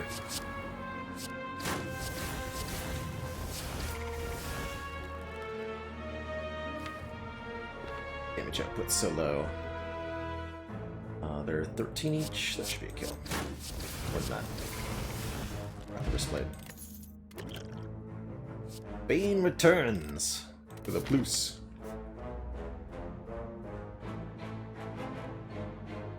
Too bad I still don't want it. Okay, Terror is also a good card to get an upgrade on. You might want to consider an upgrade on the After Image as well, just so that we can guarantee that turn 1 against Hearts. Although, if we're looking to Nightmare it, we don't necessarily want it to be an 8, so maybe let's hold off on that.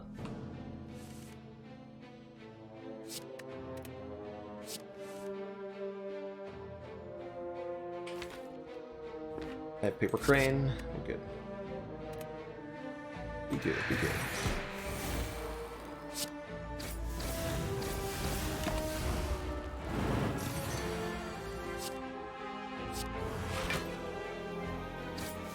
Even here, I don't really want these Endless Agonies to cycle. I don't want to draw them again.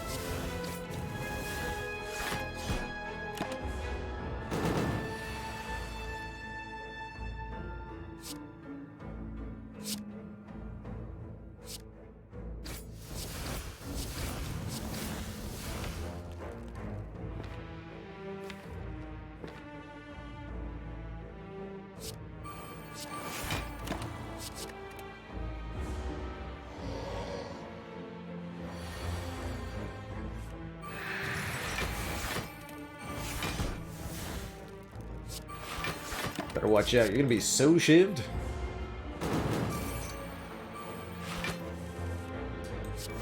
Wish I hadn't shivved you so hard. 54 damage from one shiv. And a Whetstone, which will upgrade our Sucker Punch for us, and the Endless Agony. Those are the only two attack, or the Dagger Throw. Actually, it might not upgrade our Sucker Punch. That would be sad. It did. Good. Very good.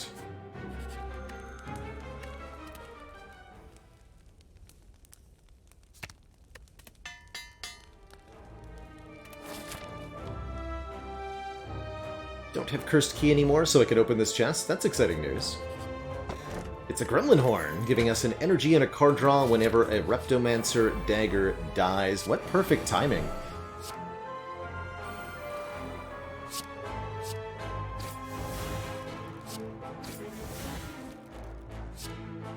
Turn 1 Repto kill?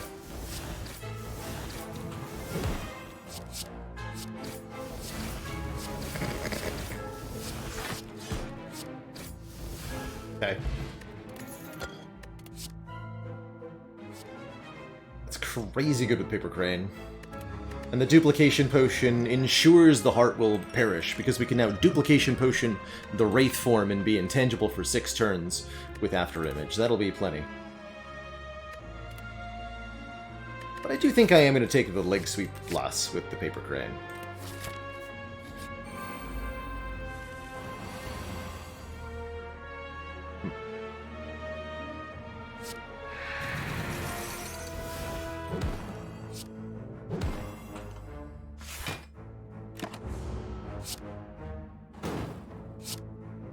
Dupe Nightmare and get 6 Wraith forms. That's right, we can also Nightmare the Wraith form. That's a thing.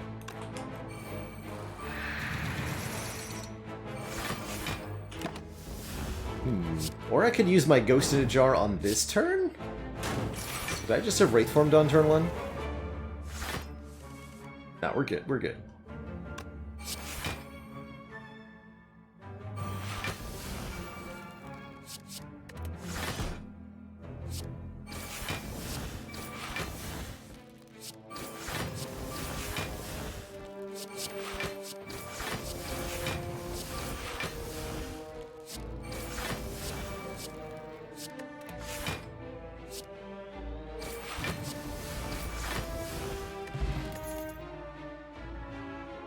This is also vaguely helpful, but I think overkill at this point to take a backflip. Or really anything. This deck would be a reasonable candidate for an upgrade all, although there's not that many unupgraded cards remaining, right? 1, 2, 3, 4, 5, 6, 7, 8, 9, 10, 11?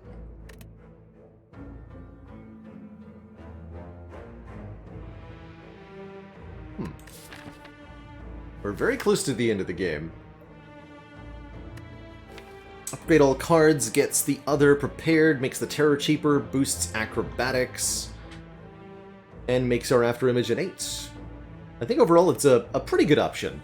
If you're getting more than 10 upgrades, generally speaking, I Am Awake is quite powerful, and if you're at full health, you should think about it.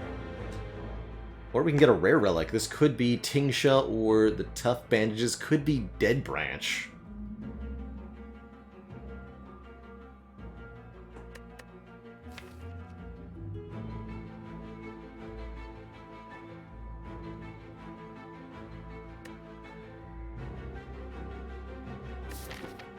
About Time Eater, I am not concerned about Time Eater.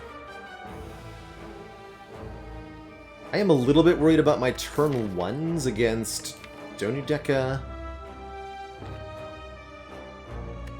Overall, not too afraid, and we have potions to mitigate. But it's... We're also getting to upgrade, well, just one more card, I guess. I've allowed chat to talk me out of it.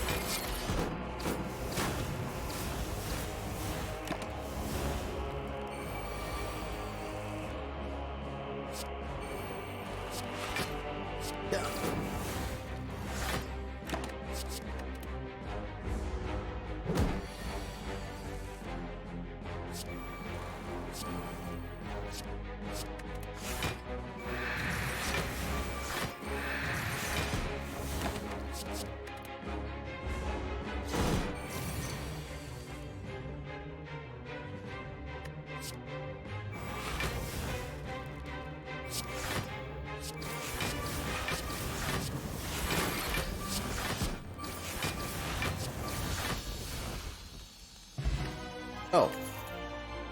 Okay, well now the after image is completely irrelevant. Because we have Tungsten Rod. Whenever we would lose hit points, lose 1 cure.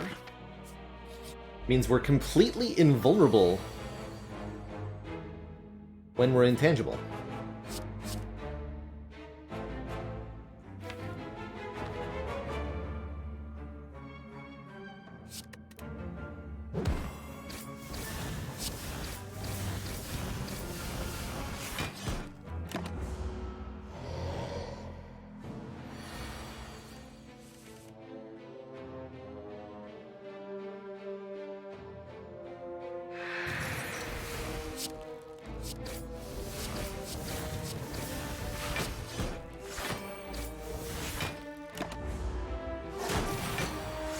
Damage.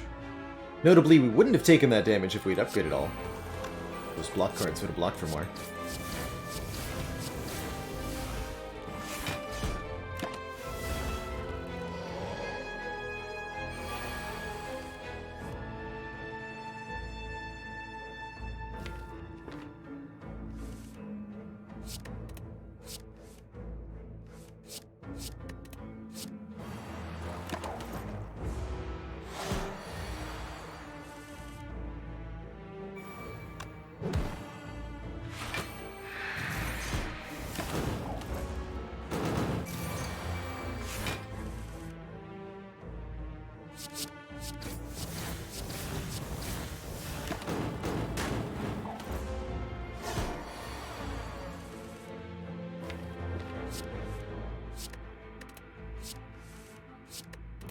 Enjoy your mail.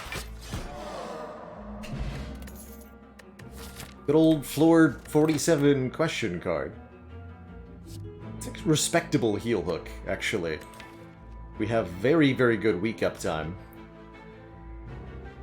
With 4 different weak applying cards. Helps us skill the shuriken, but feels like a little bit of overkill. Warped Tongs gives us pain. We're actually immune to pain. Because of Tungsten Rod. So we can just go ahead and take this and get the Warped Tongs. Or we could take the targeted upgrade and not have to deal with removing the curse.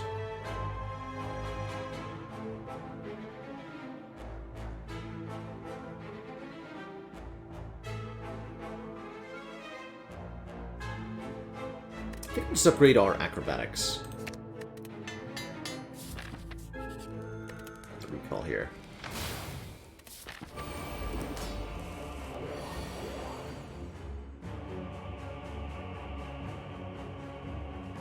Interesting turn 1. I guess this is exactly the kind of turn 1 we were afraid of when it came to thinking about upgrade all from Mind Bloom. So, good on us for not doing that, because I would have had to maybe use one of these potions. Instead, we can just get weird with it. And I'm going to Nightmare the accuracy for funsies.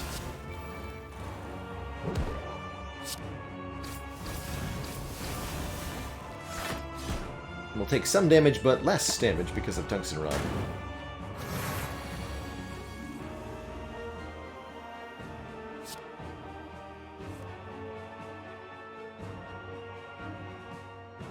See, this brings them to 9x2. This will be... Let's see, what's 15 times 0.6? Also 9x2. Okay. So they're both the same.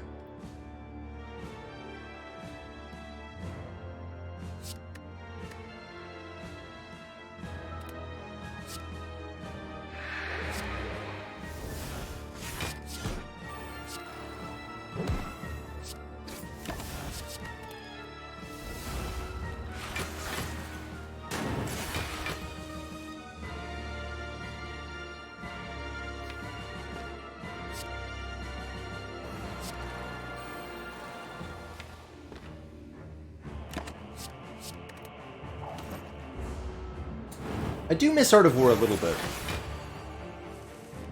Just a little bit.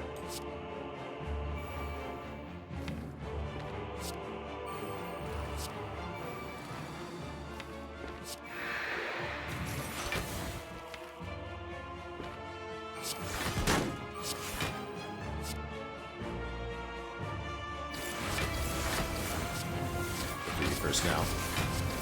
Since Donu happened to be attacking on this turn.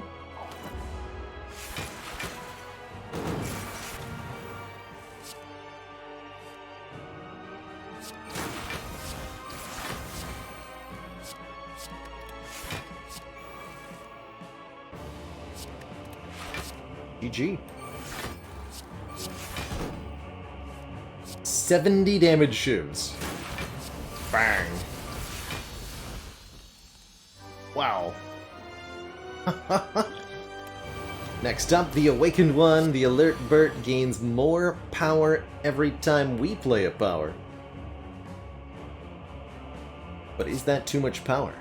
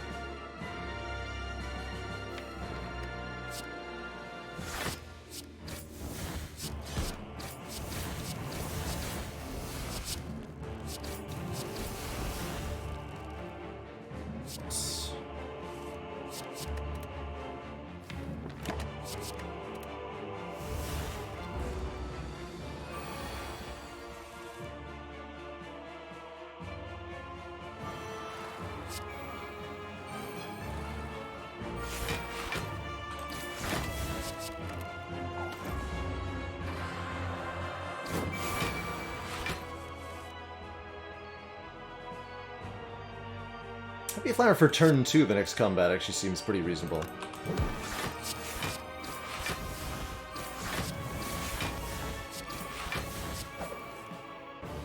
Although...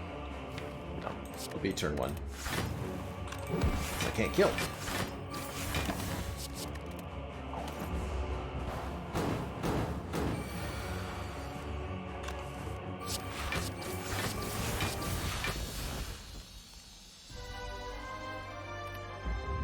Thump, two thump. Deep pulsing dread can be felt throughout the room. Is this the heart of the Spire, the source of this cutting-edge technology that has powered us to these lofty heights?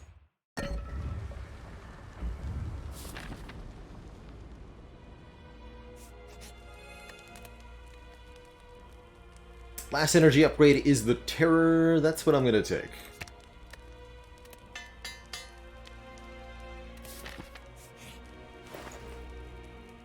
There's the Tincture.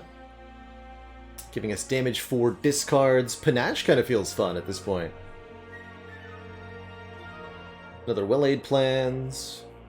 Various Shivs, potions rather. I think the Shiv potion's better than the Essence of Steel.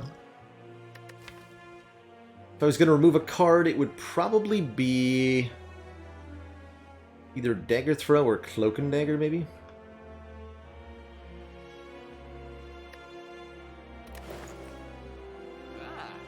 Panache sounds like a fun conclusion to this run.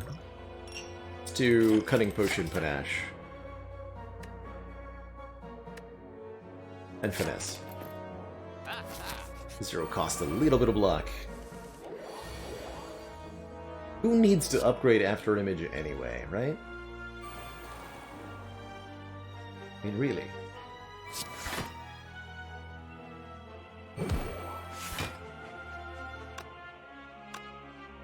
My damage to go on to Spire's shield. We'll look to kill shield by turn 3.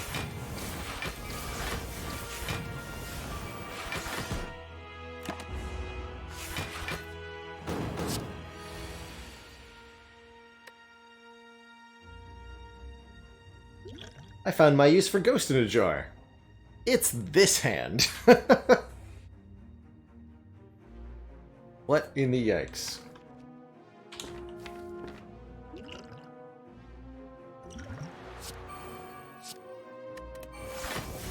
Then we Nightmare to Burn by accident.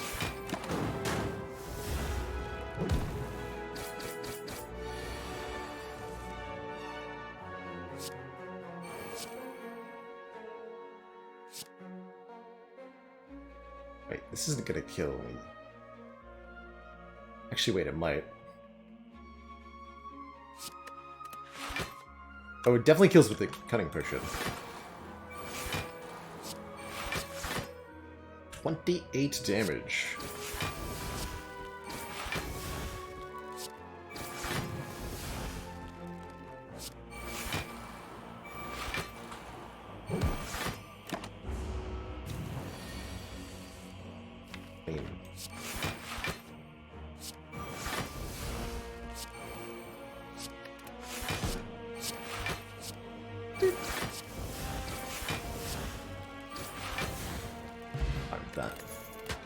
Calcum gives us block if we would have none.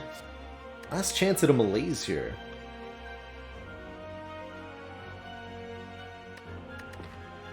Honestly, feels like we probably don't need it.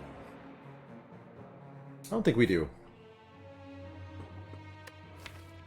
We have the 2 Piercing Whales already. And of course we're just going to Duplication Potion Wraith Form. And that is probably all we need to do. And there's bonus Nightmare to do anything.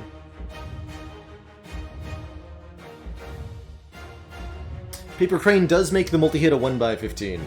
Yes.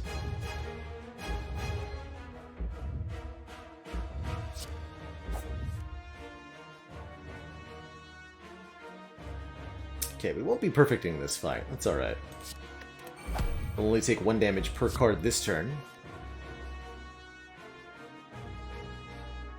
So I'll just... not.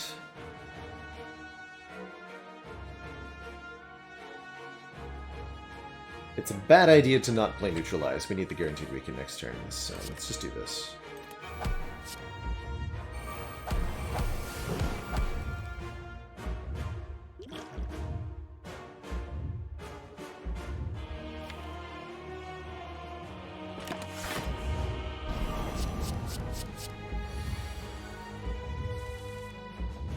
Right, this is why. Oh, never mind, we're good.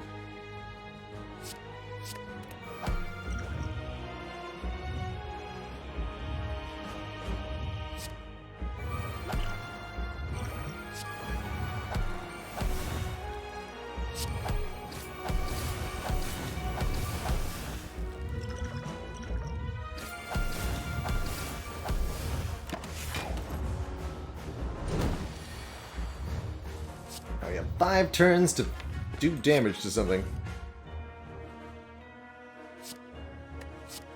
Guess I'm just gonna Nightmare the Endless Agony.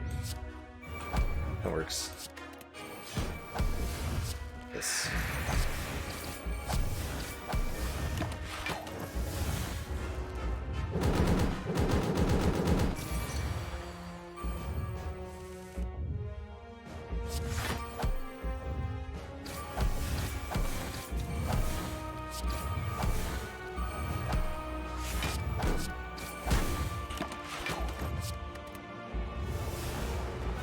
One more full cycle of intangibility.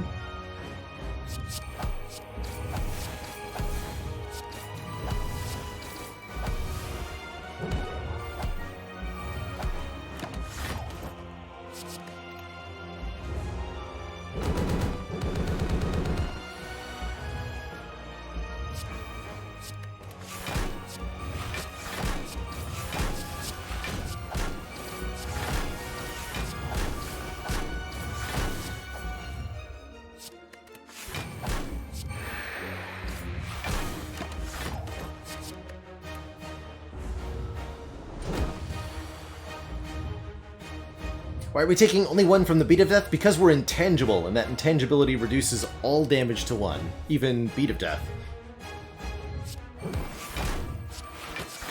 So the 2, or even once the heart buffs it up to 3, we still only take 1 damage while intangible, and that's what allows the Tungsten Rod to be total immunity when you're intangible. GG. What a knife run.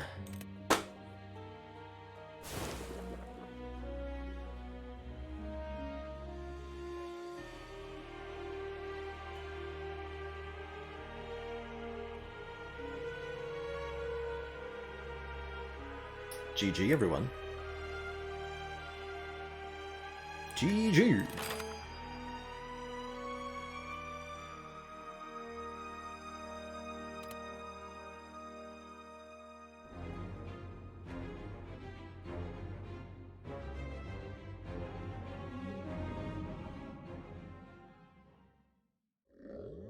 Spire sleeps.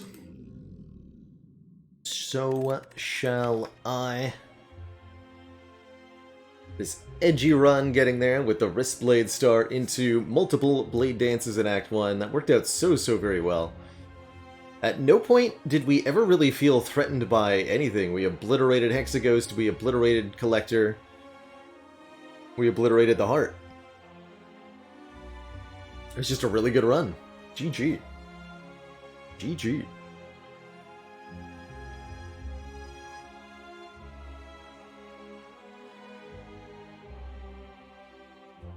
That means we get to mark off 1 more.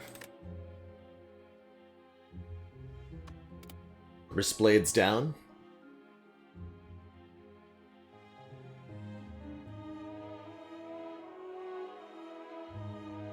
So only the Defect and Ironclad have class-exclusive relics remaining.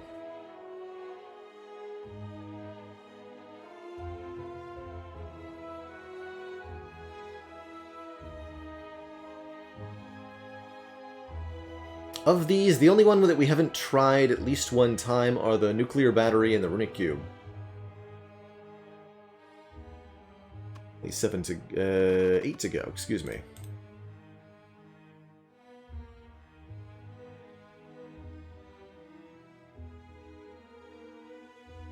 That's right, Stanikin, you cannot get the character upgrade relics from the boss swap. The Black Blood, the Frozen Core, the Ring of the Serpent, and the Holy Water.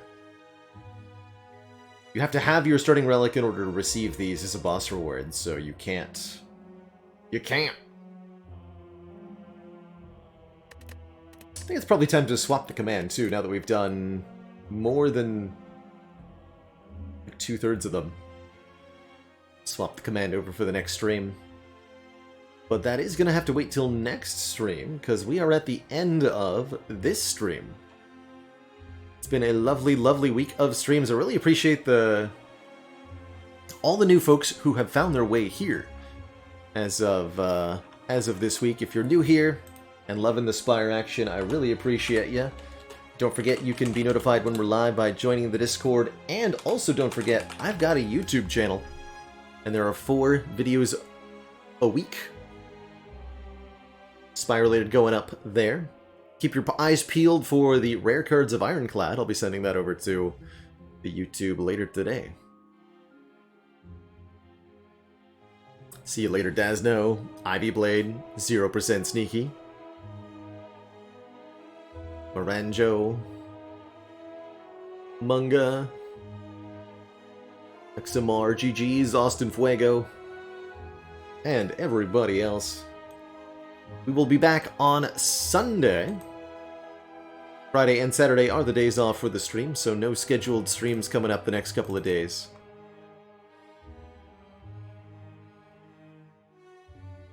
I'm gonna throw a raid on over to Legendary Gamer Merle61.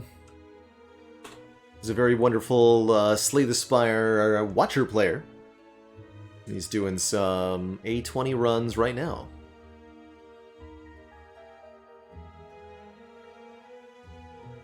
Enjoy, thanks so much for watching, and ta-ta for now. See y'all later, everybody. Toodaloo.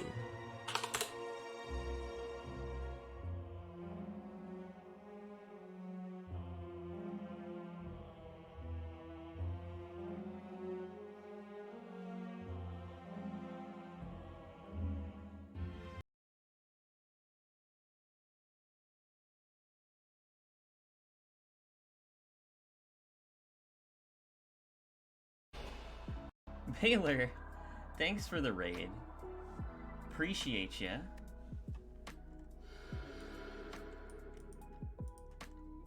Welcome to all the lovely faces from Baylor's stream. It is a pleasure. Brought me some gamers. Excellent. Thanks for all the follows, everyone. Was able to catch a little bit of the Baylor stream today. I'm assuming that Wristblade Silent one seemed like it was destined for victory, but I don't know. It was possible for that run to lose, certainly, but it seemed pretty good. Nice. Yeah, Wristblade is honestly one of my favorite swaps, especially with Blade Dance. So yeah. If you guys don't know me, my name is Merle. I stream pretty infrequently, although I am attempting to make a concerted effort to stream more. I play a lot of Watcher, and generally speaking, try to go for really tight decks. And yeah, just have some good fun playing the Watcher. If you have any questions about the Watcher, I am more than qualified to answer them. And yeah, we're chilling here in Act 2. Got a pretty decent deck going. Have a couple cuts, a weave, a lesson learned, a tantrum, a meditate, and pyramid bag of prep, which is one of my absolute favorite relic combos. yeah, just a really solid run going here. Yeah, until you get Wristblade into zero, no zero costs. Yeah, I mean, it can happen, right? Like, there's bad things that can happen at any point, but, you know, overall, I would say Wristblade is, like, one of the more premium swaps on Silent. Like, people say, it's not energy, but, like, it kind of is energy, because it's just extra damage, and, like, what are you trying to do with your energy anyway, right? You're just trying to deal damage.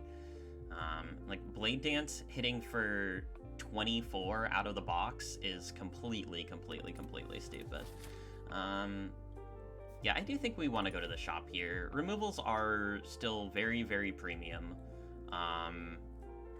And yeah, I think at this point we can remove a strike and not feel too bad about it.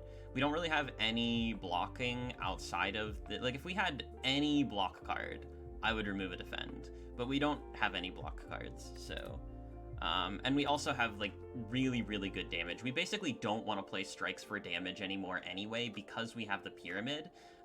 Strikes are just inefficient, and we're basically like, we almost never want to play these for damage, because we're basically always going to be able to pump our energy into cut pluses and tantrums. So yeah, we'll go here. Medical kit, slightly tempting. Fasting on 3 energy pyramid is a certain no-go, unfortunately. Does look like removal is going to be probably the only thing that is purchased in this store, and that's completely fine. Eternal Feather, I'm not even that sad about losing out on, because we have Lesson Learned, so we can pretty much afford to rest whenever we need to anyway. Consecrate for future Wristblade. Yeah, Consecrate's like not awful here. It's not awful. I just think it's unnecessary, but it's certainly not bad, right? It's certainly not bad. I would consider buying a potion if we didn't have full potion slots. Like, generally speaking, if you have full potion slots, unless you're really like towards the late game and wanting to select a very specific potion, I would say that you don't really want to go for like, you know, even though Fairy in a Bottle is like, you know, people say like, Fairy in the Bottle is a good potion, or maybe like Stance Potion, or whatever potion you think is good here, right? Like, throwing away a potion in order to purchase a potion is really bad. Pressure points is sadly bad here. Yeah, pressure points is usually bad. Generally, just not a great card. Yeah, unfortunate to not see like any cards that are gonna be useful at all. But that's fine. We really don't mind saving money for going into the next shop. We'll probably end up removing at this shop, and then we'll also probably end up, like, you know, we'll end up with however much money we get in these 1, 2, 3, like in these combats in this elite, in order to maybe buy a card. So yeah, very happy to leave that shop alone. It's the Thieves. Let's see here, what can we get done with this hand? We can take 12. I really don't want to take 12. Not a super huge fan of taking 12. The question is, if we're not taking 12, what are we doing? I think the plan would be to try to kill this one and enter Calm, which can happen. Let's see, we have 9 plus 16 plus 18, so 27 plus 16. Which is 43. 27 plus 16, 43. Yeah, pretty sure that's how that works. And that's 43 damage and 2 energy. If we cut into Vigilance, then we would have to deploy the Fire Potion in order to save us 10 HP, which with full potion slots, and considering that we have not received a potion here, which means we have 50% potion odds, I would absolutely use a fire potion for 10 HP. Let's say we don't cut into a calm source, though. That's like the scariest possible thing that can happen, right? Then we'd have to gamble brew, basically. But yeah, we're gonna lose way too much tempo in the fight if we don't. If we just do like double defend or something like that here, we just lose way too much tempo. Have you ever fought the thieves? I have fought the thieves. The question is, if we're gonna be fire potting anyway, do we potentially want to go for this guy? Because if we do 43 here, then we can... I think that's fine. I think we can go here. I'm not gonna like analyze all the possible permutations of it, but it seems acceptable.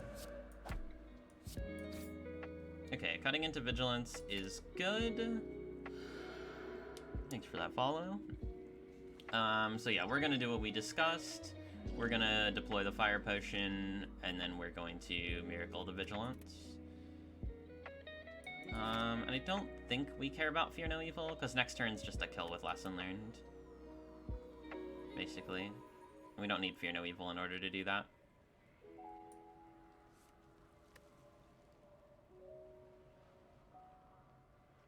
I guess we could have... Yeah, no, this is fine, though. I mean, we're still using the potion for hit points anyway, right?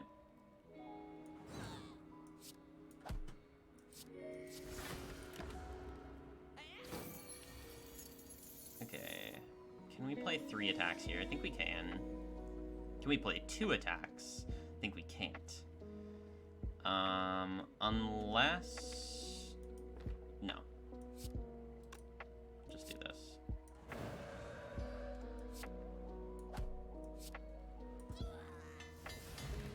Weave getting upgraded is great. Another cut through fate is, I think, like, potentially pushing it a little bit. The thing is that we don't actually have a ton of energy in the deck. Like, energy is what's limiting the deck right now. And basically nothing else. It's not like cut through fate is actually going to allow us to deal more damage, right? Like, the amount of damage that we're able to deal is essentially entirely reliant on how much energy we have, and cut through fate